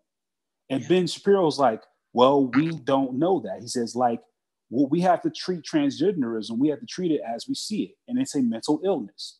And the doctor says, whoa. He tries to calm everybody down. And he's like, tell us why. He says, because if you look at the stats, those people who get those surgeries, those people who change their identity, those people who deal with that stuff actually are going through tremendous amount of depression. Yep. And even when they get around people where they're accepted, even in cases where their families fully accept it, even when they get to a place where they already done what it is they thought they needed to do to feel like they are who they are, they wind up in mental institutions. They still go through heavy psychological burden, and a lot of them commit suicide. Yep. And they're great. And their families accept it. They love them. Everybody's cool with it. Society accepts it, but they still do that. Yeah. And Ben was saying, this is the facts. Why are a lot of them being admitted to psychological homes? Why a lot of them still seeing psychiatrists if everything was okay? And you know what that dude who's a transgender was next to him? He threatened him. He says, I'm gonna beat the crap out of you or something like that. And Ben was like, whoa. And then the doctor tried to calm the panel down. He says, whoa. He says, yeah, it was a threat. I want to hurt you. And it's like, where did that come from? Look it up. And when you see that, you could truly tell, man. Man, they know, Kevin G. They know it's a rebellion. They know the life that they're living is wrong. They know that it goes against God's original design. They know that it just goes against nature altogether. And so what do you do when you are, God designed it this way, but then you go against that grain? You are literally trying to run your car completely with no engine. It will never move. And then so instead of you taking accountability and responsibility for the choices that you made that was against God, you want to blame others. The blame game. The blame game is more easier and more acceptable, especially now in 2020, as it was in years ago and decades ago. It's more, it's an easier way out. It's the easiest scapegoat. It's a scapegoat that will give you a self-justification, telling you, yeah, you justified for being angry. They don't really accept you, even though they do say that they accept you. They lie. They all looking at you. It gives you a paranoia. You don't sleep well. I did just angry. The littlest thing. Let me tell you one more thing. I was working at a retail store, Lowe's. I used to work there, 2016.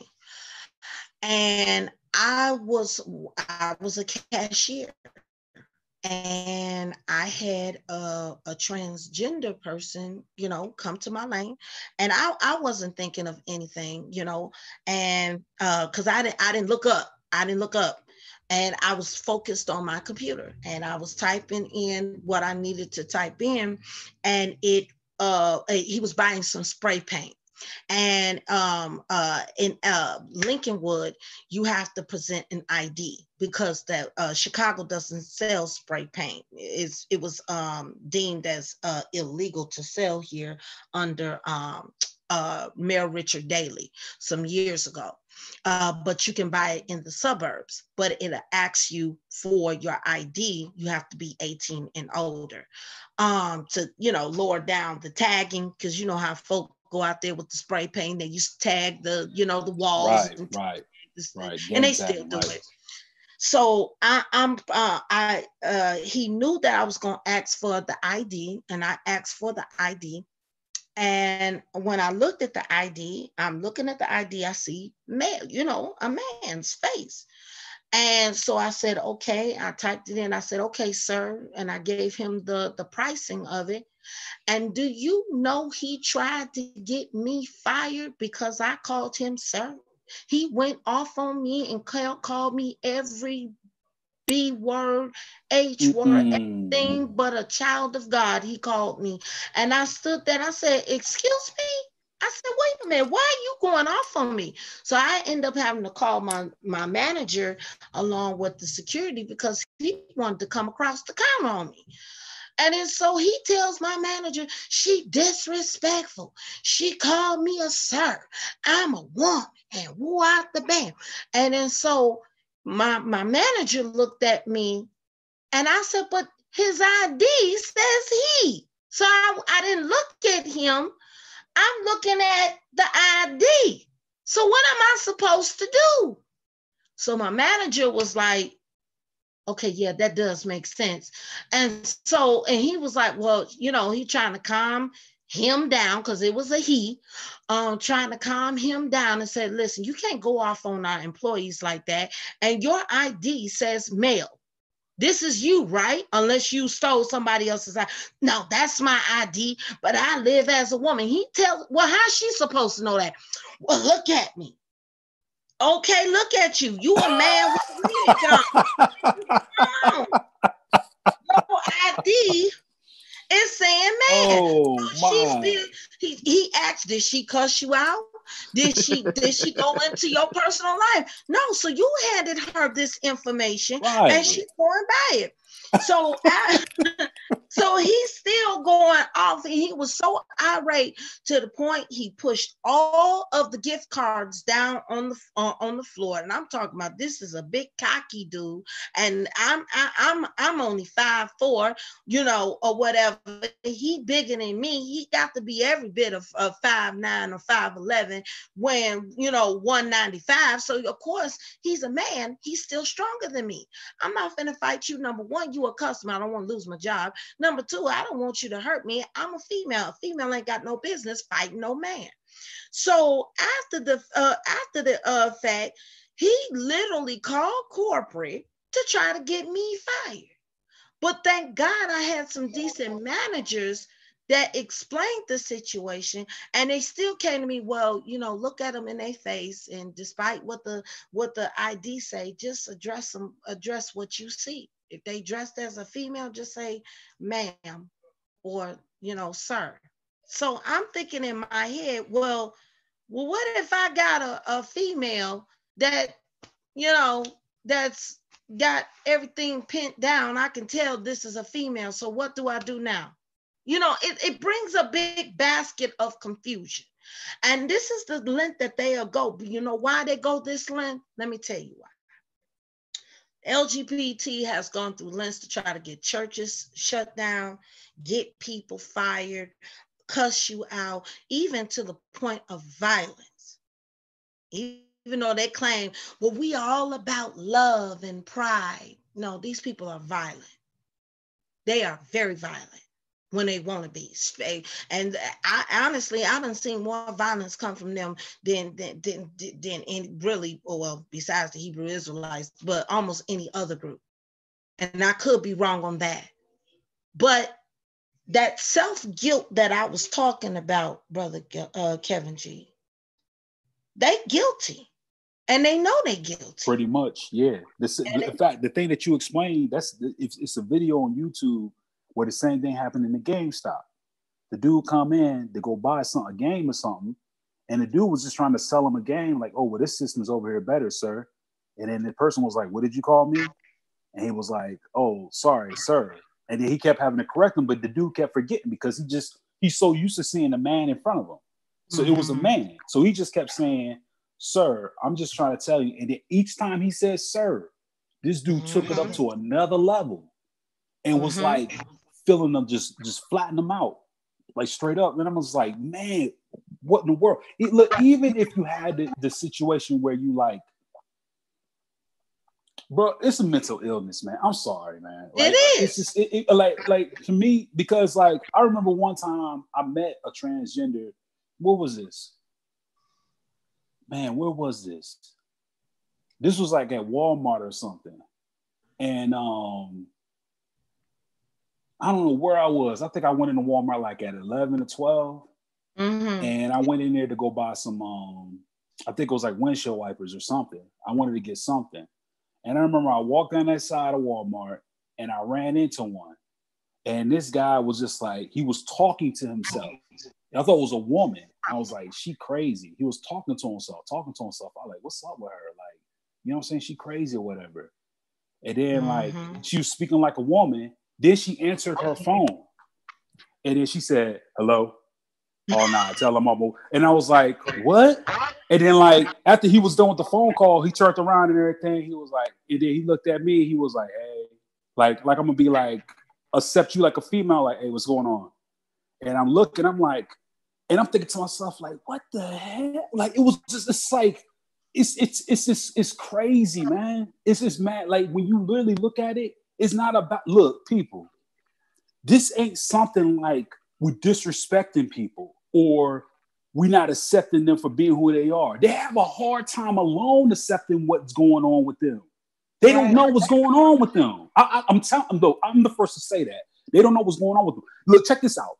This is how crazy it is. There's a girl on YouTube. She's born a female. Did y'all hear me correctly? She is born a female. Okay? Yeah.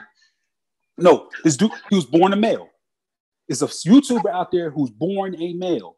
If y'all know the YouTuber I'm talking about, he has an Adam's apple. He has blonde hair and everything.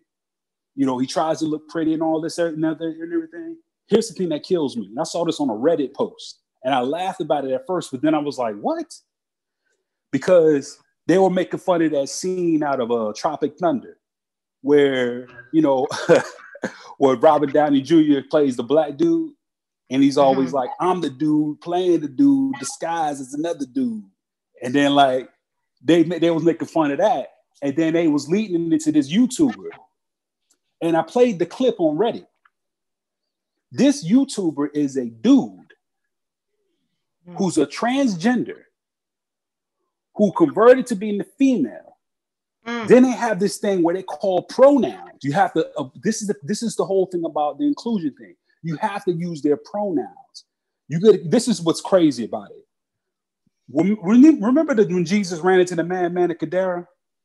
And the man was like, Jesus of Nazareth, why are you here before the appointed time? Have you come to punish us? And he says, what is your name? And he says, Legion, for we are many, right?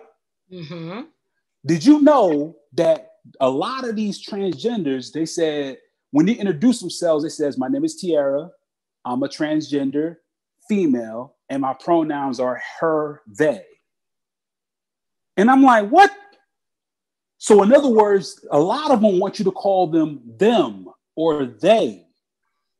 Like you talking to Venom from Spider-Man or something. It's like they want you to refer to them. Yes. They want you to refer to them as multiple people in one. They say my pronouns are they, them. So when they ask for respect, or like I say in SoCal or UCLA, if a professor in SoCal UCLA calls out somebody's name and says, Tina, could you come down here? And let's say Tina's not paying attention. That teacher has to say, could you let them know to come down here? Because he's talking to multiple people because it's their pronouns they want to respect. And they're trying to push that in the law now, that's how they want to be legally identified. By they, them, or her. Yes. One step away from, almost one step away from schizophrenia. Yes. Now here's the crazy part. The dude that's dressed up as a transgender, he's a transgender male. He's a transgender male who was dating men. He was once gay. Then he said, I'm straight. because I'm a transgender female dating men, although I was born a man. So I'm straight. Then he says, now I'm a lesbian. So he's basically a biological male that's currently dating a biological female, but he says I'm not lying. He says that he is a transgender female who is now a lesbian who used to be straight, now dating a female. I lie to you not. So he calls himself a lesbian. He calls himself a lesbian now. That is so much confusion. I ain't got nothing. It's true. Look it up on YouTube. It's true. Okay, so we got a man that went and he's a man he's a transgender female. He transgender into a female. He's now a personified female. He preferred the pronoun hers or them. He then dates men, and he was now a straight female based upon being a transgender female.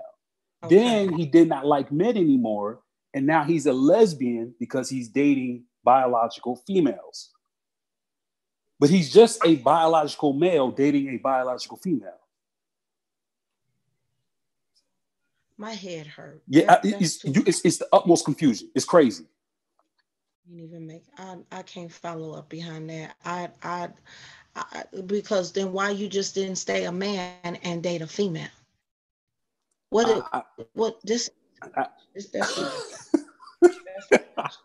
have no clue. I don't know. That's too much. You should have just stayed a man.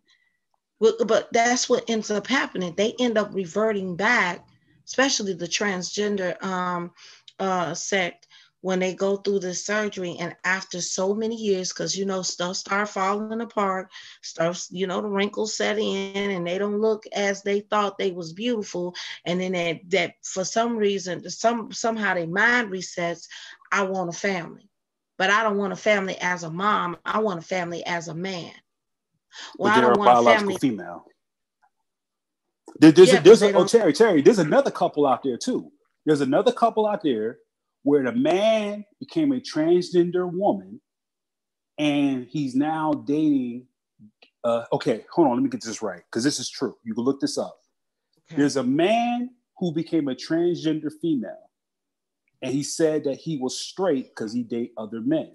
Then there was a female who became a transgender male, and she said she was straight because she was dating other females. But then they met each other. And the woman now says she's a gay man because the woman now says she is a straight male because she's dating a male that is a transgender female. So it's a man and woman married together, but the man says he's a transgender woman and the woman says she's a transgender male, and they say they're in a straight relationship, except for the man is not a female and the female's not a male. That's on YouTube. So look it up. Have their parts? Do they have their parts? They do. They do have their parts, which doesn't make any sense. Oh my! They still have their parts. They still have a relationship and everything, but the man wants to be referred as a female, and he's the wife. He took the last name of the woman because she's the man, but man, it's crazy. That's on YouTube. I'm not kidding. Look it up. My head hurt. Kevin, I can't. That's too much confusion. That's a lot. That's too much confusion. That's too much. Go ahead, Brother Lee. I see your hand. Go ahead. Yeah, go ahead. That just made me feel stupid all over again. Let me go on over here for a second. That don't even make sense. You should have just stayed a female, and he should have just stayed a man, and y'all come together. That's male and female. So I mean, how that make sense? Did anybody get the census yet? Yeah. Yeah. I got it. Did it ask for a pronoun? I didn't see it. Did I didn't? I don't know. I don't think it did. It said male or female. Right. Absolutely right. So right. It didn't say. At least they didn't get it to didn't get to there yet. On that, but it's simple. Male and female, maybe then. It's Simple. There's no, you can't be of another sex. It's a spirit. It's an unclean spirit. It's giving into your lusts until till it's come into fruition, like James says. Your lust goes into being sin. So I don't understand that lifestyle. I have family members that are given over to that reprobate mind, and I haven't talked to them in years. Not that I don't want to talk to them. It's just that they cut me off because of my faith. Say what now? My family member that I have cut me off and won't talk to me because of my faith. He's gay or homosexual or whatever you want to say, given over to the reprobate mind. And yeah. He's very, yeah.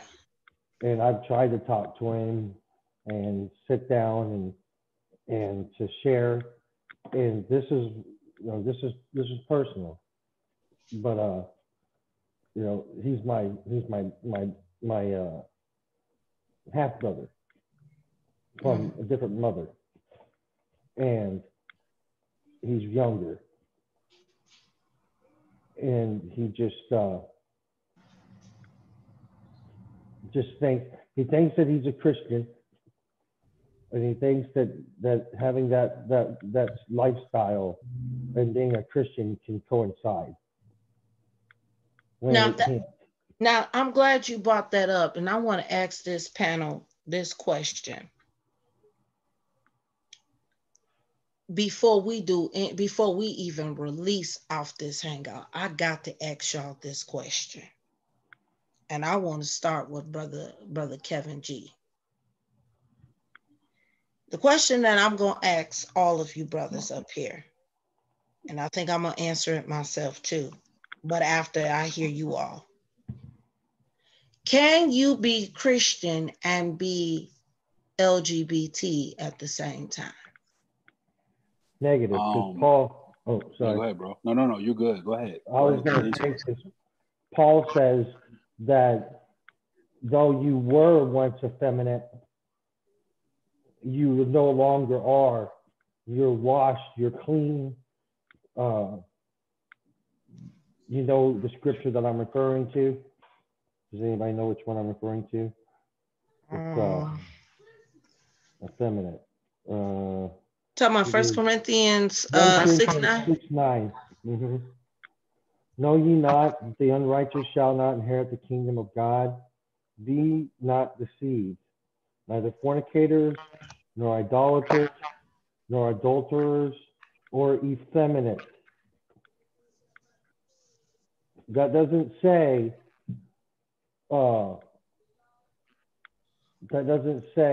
anything other than what it says in the scriptures. Effeminate, like a female.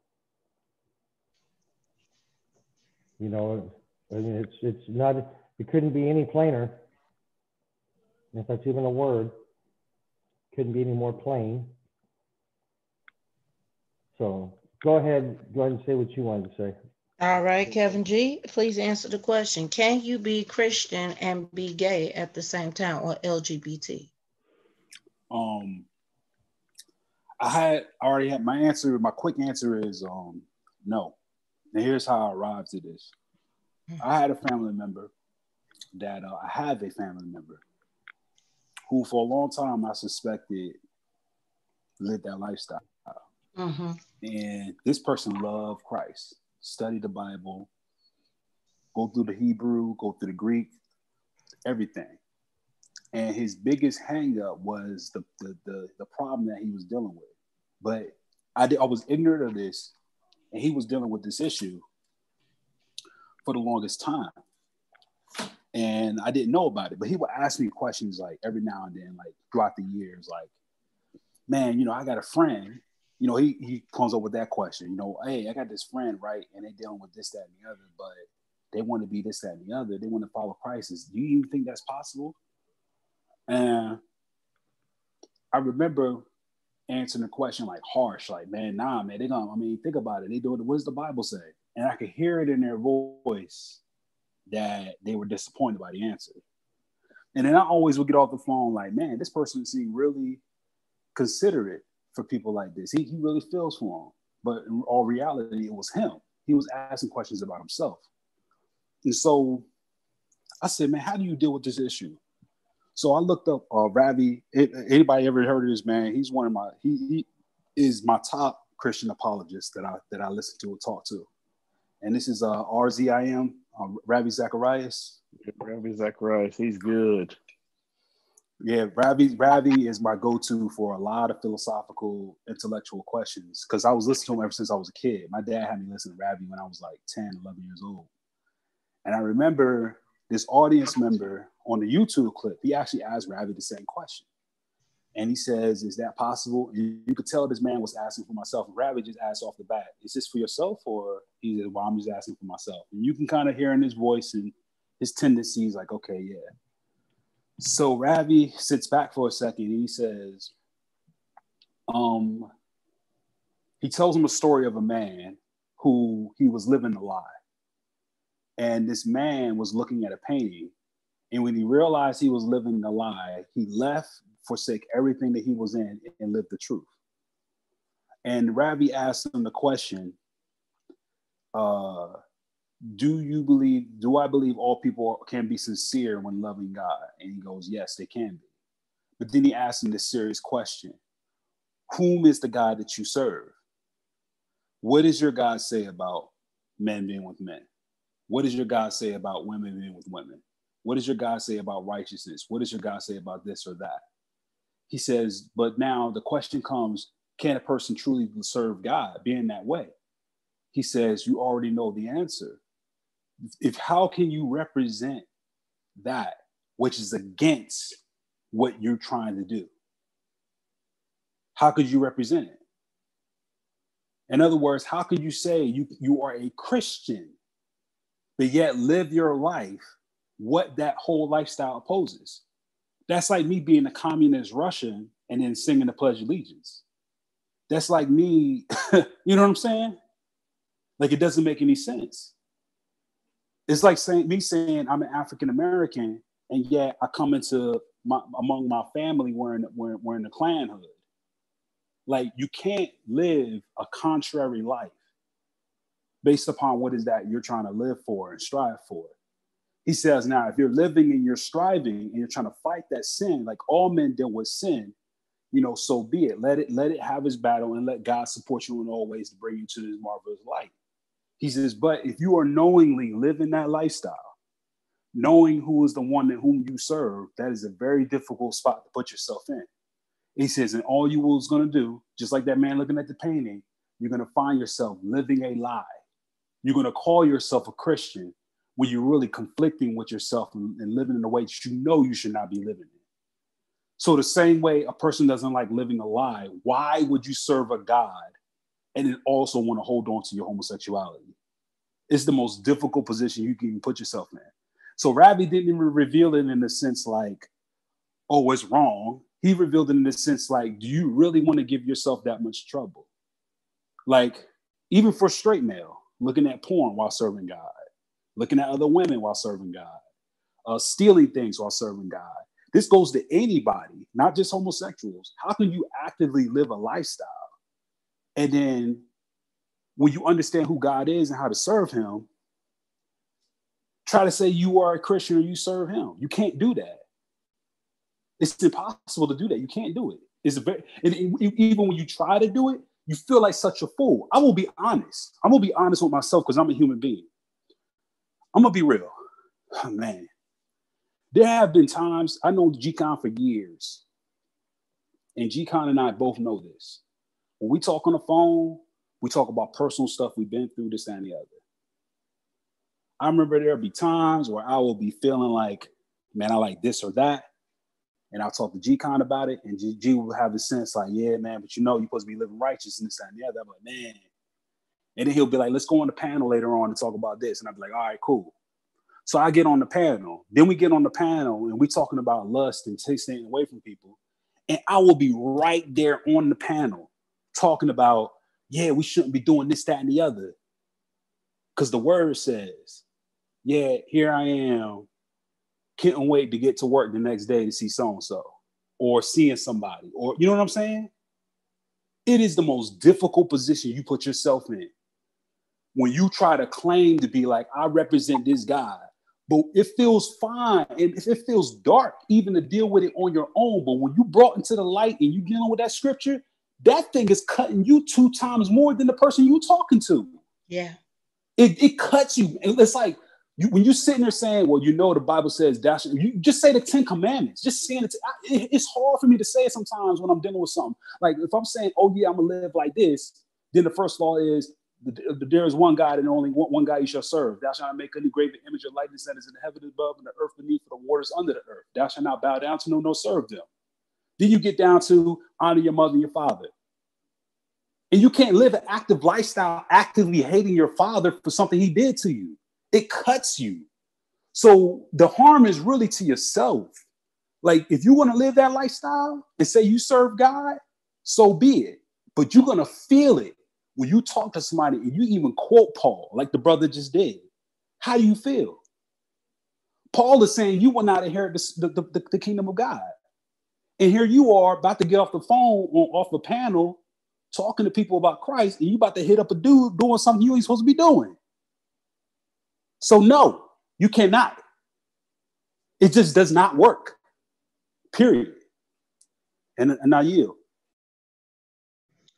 Brother TKC, would you like to answer that question?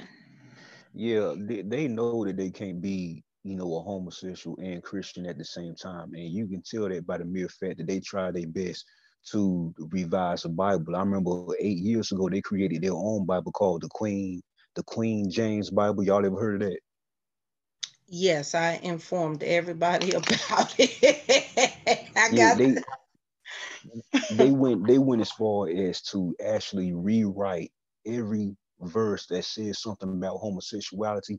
They try to write it out, and the explanation they gave, they created a website called gaychurch.org where they're trying to redefine what the word homosexuality means. They saying that it was a 20th century a word that was created in the 20th century. They saying that there's no biblical Greek translation of the word, no biblical Hebrew translation of the word. I mean, and they obviously telling a lie. Anybody with common sense can know that they telling a lie, but they know that the word of God condemns it, and so they try their best to try to revise it and to make it something that's acceptable, and knowing that it's not. And it's just like I always say, whenever somebody claims to be, and you see me in the chat, whenever somebody claims to be a homosexual or Christian or Muslim or Christian, I always say you can't be a blood and a crip at the same time. That's false claiming. You got to choose. You know what I mean? You can't be a Christian and be homosexual, or Christian be Muslim, or Christian or be Buddhist. You got to choose, or else you just false claiming. Amen. And I yield on that. No problem. Brother Brian, I ask you the question. Can a person be Christian and LGBT at the same time? I say no, because it's open. I mean, it's openly sin. I mean, number one, most of them ain't married for the most part, and most of them just have, basically what is it? Where they just having sex and free. I mean, that's the key. A lot of them ain't married. I say no, because I mean that's openly sin. I think brother Lee, did you answer? I think you did, didn't you? Yes. You did. All right, family, here I am, down to me. I agree with all of my brothers on this panel. And at first, before I agree with them, I agree with God. The answer is no. You cannot be a Christian, a follower of Christ, and willfully live an abominable lifestyle that God has condemned decades, centuries ago. God said no to this. And for a person, and listening to, and all of their answers were deep. All of their answers they gave a full description, a full explanation of why not. I don't need to go back through that. But when I hear people who try to make that particular claim to say that they can, I think of the book of Hebrews. And if I'm correct, I believe it's Hebrews chapter 10. Well, it says that, and I'm going to quote it badly, but I think you guys will know. If I got it wrong, y'all correct me. It says, it's speaking about when Christ, him being crucified for our sins. Christ is crucified one time. And to constantly live a lifestyle like that, you're basically trampling on the blood of Christ. You're crucifying Christ all over again. Willfully sinning, and you know what you're doing is wrong. To say that you're a Christian, and we do have people who claim to be Christians and still don't know the word of God. They just go about their way, and I have to question that as well. But is the lifestyle adding up to what Christ set for us followers, his disciples? And if your lifestyle, I'm not saying that you got to be picture perfect, because God knows that we're not perfect, but I'm talking about a whole nother thing. I'm talking about you're willfully sinning. I ain't talking about a mistake. I ain't talking about instead of you putting down the color red, what you're supposed to put down the color red, you accidentally put down the color blue. That ain't what I'm talking about. I'm talking about when you know that this color should be red, but you say, I don't care, I'm going to still put down the color blue. There's a difference there. Meaning you intentionally, on purpose, intend to do what you're going to do. That's willfully sinning.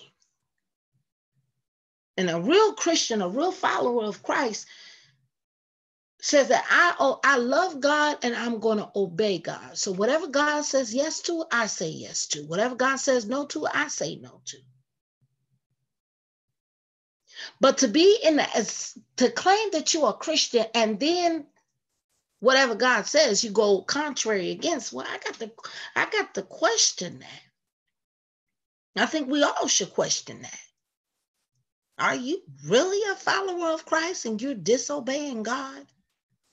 You're living a lifestyle that God told you not to live? How can you claim a God that you won't even listen to? That don't make sense. Now, I know some people will say, well, it's like your mama and daddy, you disobeyed them. Yeah, I disobeyed them, and then I had consequences to come behind it. And there are consequences behind disobeying God. We see that. We talked about one of them. Kevin G talked about it. He showed a clear example of it when we went to the website of the CDC. Now, am I saying that the only people who face HIV/AIDS is just gays and lesbians? No, I'm not saying that. Because you can find that pay a consequence when you go out there and you step out on your wife, or you step out on your husband and you sleeping with every Tom, Dick, and Harry, or every Sally and Sue, and come back and bring that package home to your wife or your husband. Now you headed for the divorce court and the doctor. And now you really on borrowed time. Or when you get out there and you disobey and you just go out there and you stealing, you a thief. But you claiming that you a Christian, but you stealing from that bank, and guess what ends up happening? You a Christian, just a so-called Christian sitting right there in the county jail. Listen, the word of God shouldn't lead you to jail. The word of God shouldn't lead you to hell. The word of God should bear fruit within you. And on top of that, if you say that you are a follower of Christ, then you're saying, I want to be like Christ. Was Christ a homosexual? No. Was Christ even married? No. Now, I know some people will make an argument and say, well, Christ didn't marry, so why did you get married? So you're disobeying God. No, God created marriage for male and female. We see that back in Genesis. We can see that in Ephesians. We can see that in Matthew. We can see that throughout the entire Bible, that marriage was created between one man and one woman. And when you go against the grain of what God had said, there's consequences behind it. So no, absolutely not. You cannot be Christian, claim to love God and follow God, but you won't listen to God. And here's this, I'm going to let you even deeper into some personal, even with my cousin who was dealing with the female, that a stud, as they would call them, that she was dating at that time, so-called dating, whatever you want to put on top of that, asked me a question, or made this statement rather. She said, I love God, I want God, but I don't want this Bible. I don't want that because it's something that was written by a man. I said, yeah, it was written by the hand of man, but it was inspired by God. Meaning God gave the prophets and the apostles the knowledge, the inspiration, what to write, the information to give to us. So for you, you can't separate God's word from God, because the word has always been with God, you see. The 10 Commandments right there shows you the moral characteristics of God. I said this yesterday, so forgive me for being a little bit redundant, but this has to be included in this hangout.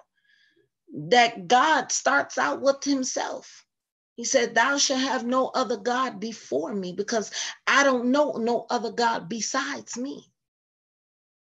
Thou shalt not make any other graven image. Listen, I'm bigger than a picture. I've always been. You can't capture me.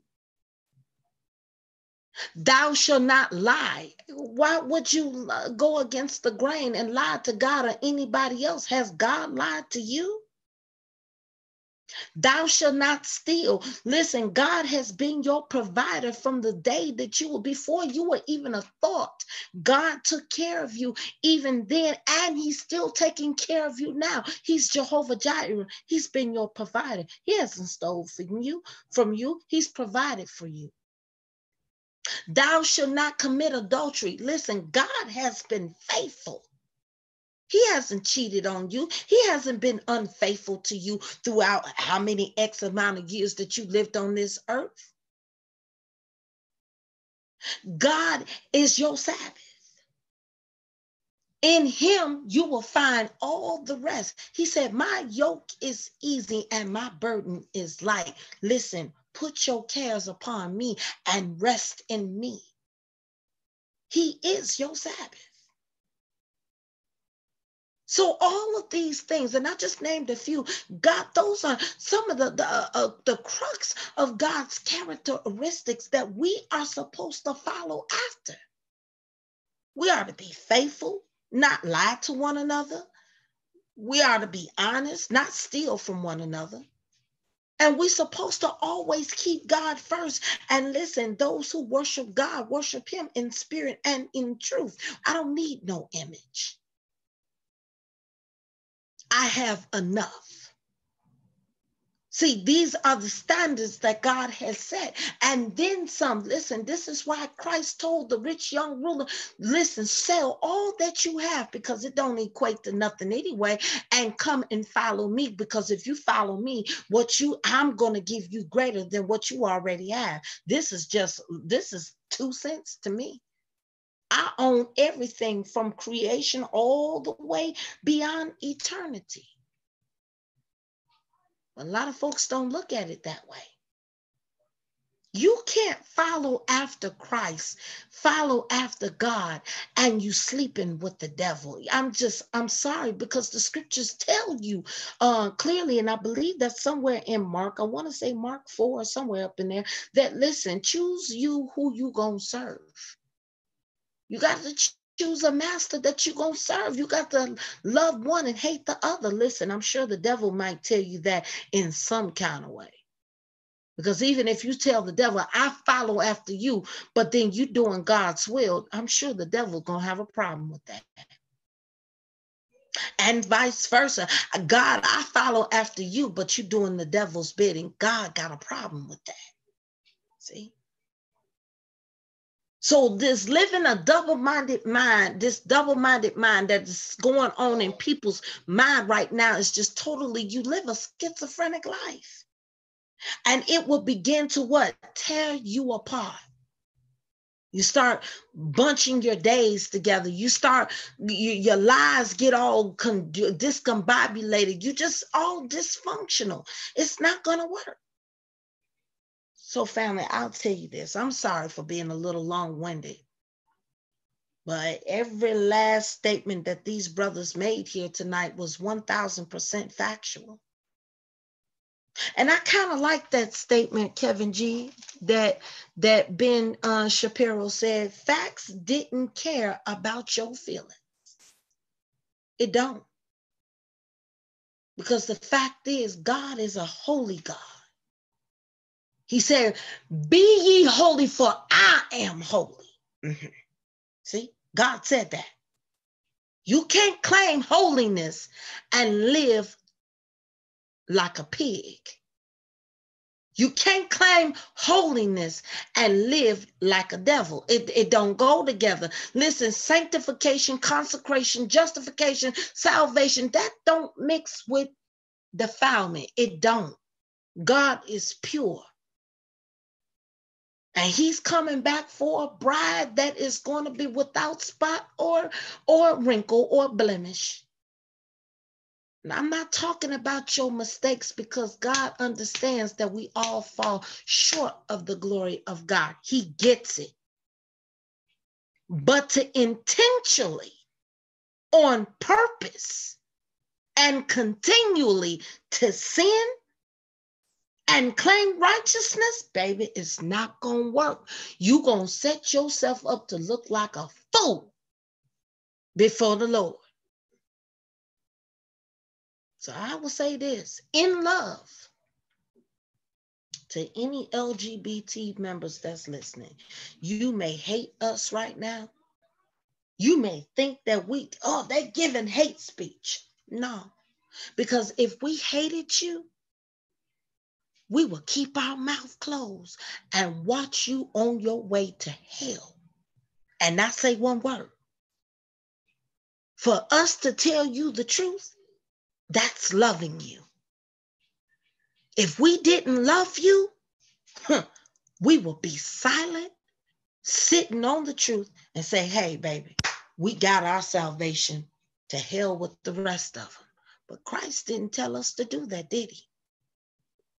Christ gave every Bible-believing Christian that follows him, he has given us a mission, a great commission to go out to among all nations, baptizing them in the name of the Father, the Son, and of the Holy Spirit. Sorry, we ain't got no water.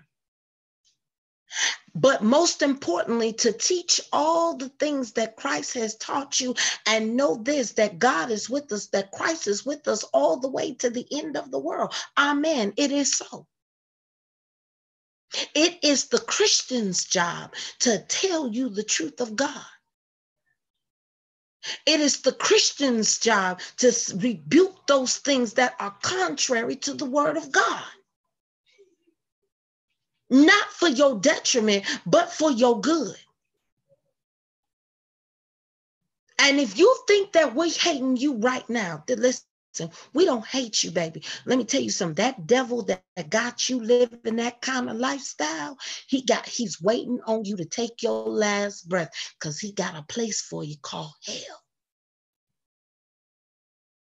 And these very words that are playing out right now on this hangout, to whoever who is listening, despite how you feel about us, these very words are going to haunt you. Because guess what? You can't tell God no more. I didn't know. Yes, you did. God will bring this very moment back to your remembrance. I sent Kevin G. I sent Brother Brian. I sent Brother Lee. I sent Brother TKC. I sent Sister Cherry. I sent those who were in that chat that day, and you literally rejected my word. So you can't lie to God. And it ain't just us, because I'm sure God has sent more and more and more believers to you to tell you to come out from that sin. And any kind of sin, whether it be murder, adultery, lying, stealing, whatever, we dealing with it all. Not just LGBT, false doctrine, all of that. Occultism, all of that. Sin is sin in God's eyes, no matter how you cut it. So, I'll answer the question again. Can you be a Christian and be caught up in LGBT or any other sin? The answer is no. God is against it. Take it how you take it. And we said all of this in love. We don't hate nobody. But we will tell you that God hates sin. And whatever God hates, we hate sin too. So family, listen, tonight has been a fruitful conversation. It has gone beyond, above and beyond. And I want to thank all of the panelists, even the ones we disagree with and the ones we definitely agree with. I want to thank them all for joining tonight's conversation. This has been fruitful. This has been deep. And listen, family, I hope tonight that you got a lot to think about. But I pray that end result, after you get through thinking and analyzing everything that's been said and everything that has ran through your mind, thoughts that you did not put in the chat, thoughts that you probably wanted to put in the chat, but you just didn't have the courage to put in there. Listen, after you do all of that, contemplate it. And those who are future to hear this video, if YouTube don't bother it, which I pray that they don't, because we didn't do anything wrong. I pray to God that your final result will be, you know what? What must I do to be saved? How do I meet this man called Jesus? I'm sick of myself and I'm sick of the lifestyle that I'm living. I'm sick of the lies and all the treachery that I have done. My heart is broken, but it needs mending. Where can I find this man called Jesus? I surrender. And that's what you need to do. I pray that that's the choice that you will make. Because just like God desires that all men will be saved, I desire that, we desire that too. But the only way you're going to get it is through the Lord Jesus Christ and come out of your sin. So family, give God thanks. Thank God for his word. Thank God for the people of God. Thank God for his love and his kindness. Thank God for allowing us to come together and fellowship. Thank God for just being God all by God's self. Because he is a keeper. And he is divine all at once. He's all that and then some. I am what I do. And don't forget to keep the name of Jesus Christ on your lips at all times. Why? Because there's so much clarity, so much conviction, so much power in that name. Listen, this is why people seek to take that name out of your mouth. Listen, demons tremble at that name. Don't let nobody take his name from you. Keep God in your life and give Jesus Christ, the Lord Jesus Christ, his utmost respect that he is due. Because he thought of you before you even came into this world. Thank God for the blood that covers us all, that was able to wash your scarlet red sins as white as snow. Thank him. And don't you ever forget who has brought you thus far. With that being said, I want to say peace and blessings to you all. And I pray that God will allow us to come back together again tomorrow, because we got a deep conversation again to deal with eschatology. And I'm praying that all the panelists will be back here tomorrow to deal with that particular subject. And I hope and pray that you come with a mind to learn and an open heart to hear God. I love you. If ain't nobody told you, let me be the first. I love you. We love you. Keep us in your prayers as we will keep you in ours. And please don't forget to wash your hands, sanitize, and now when you go out, please wear a face mask to protect you, because we got a crisis going on. But I believe that God is bigger than this crisis, and he will see us through. With that being said, I'm Sister Cherry Love, and I bid you good night.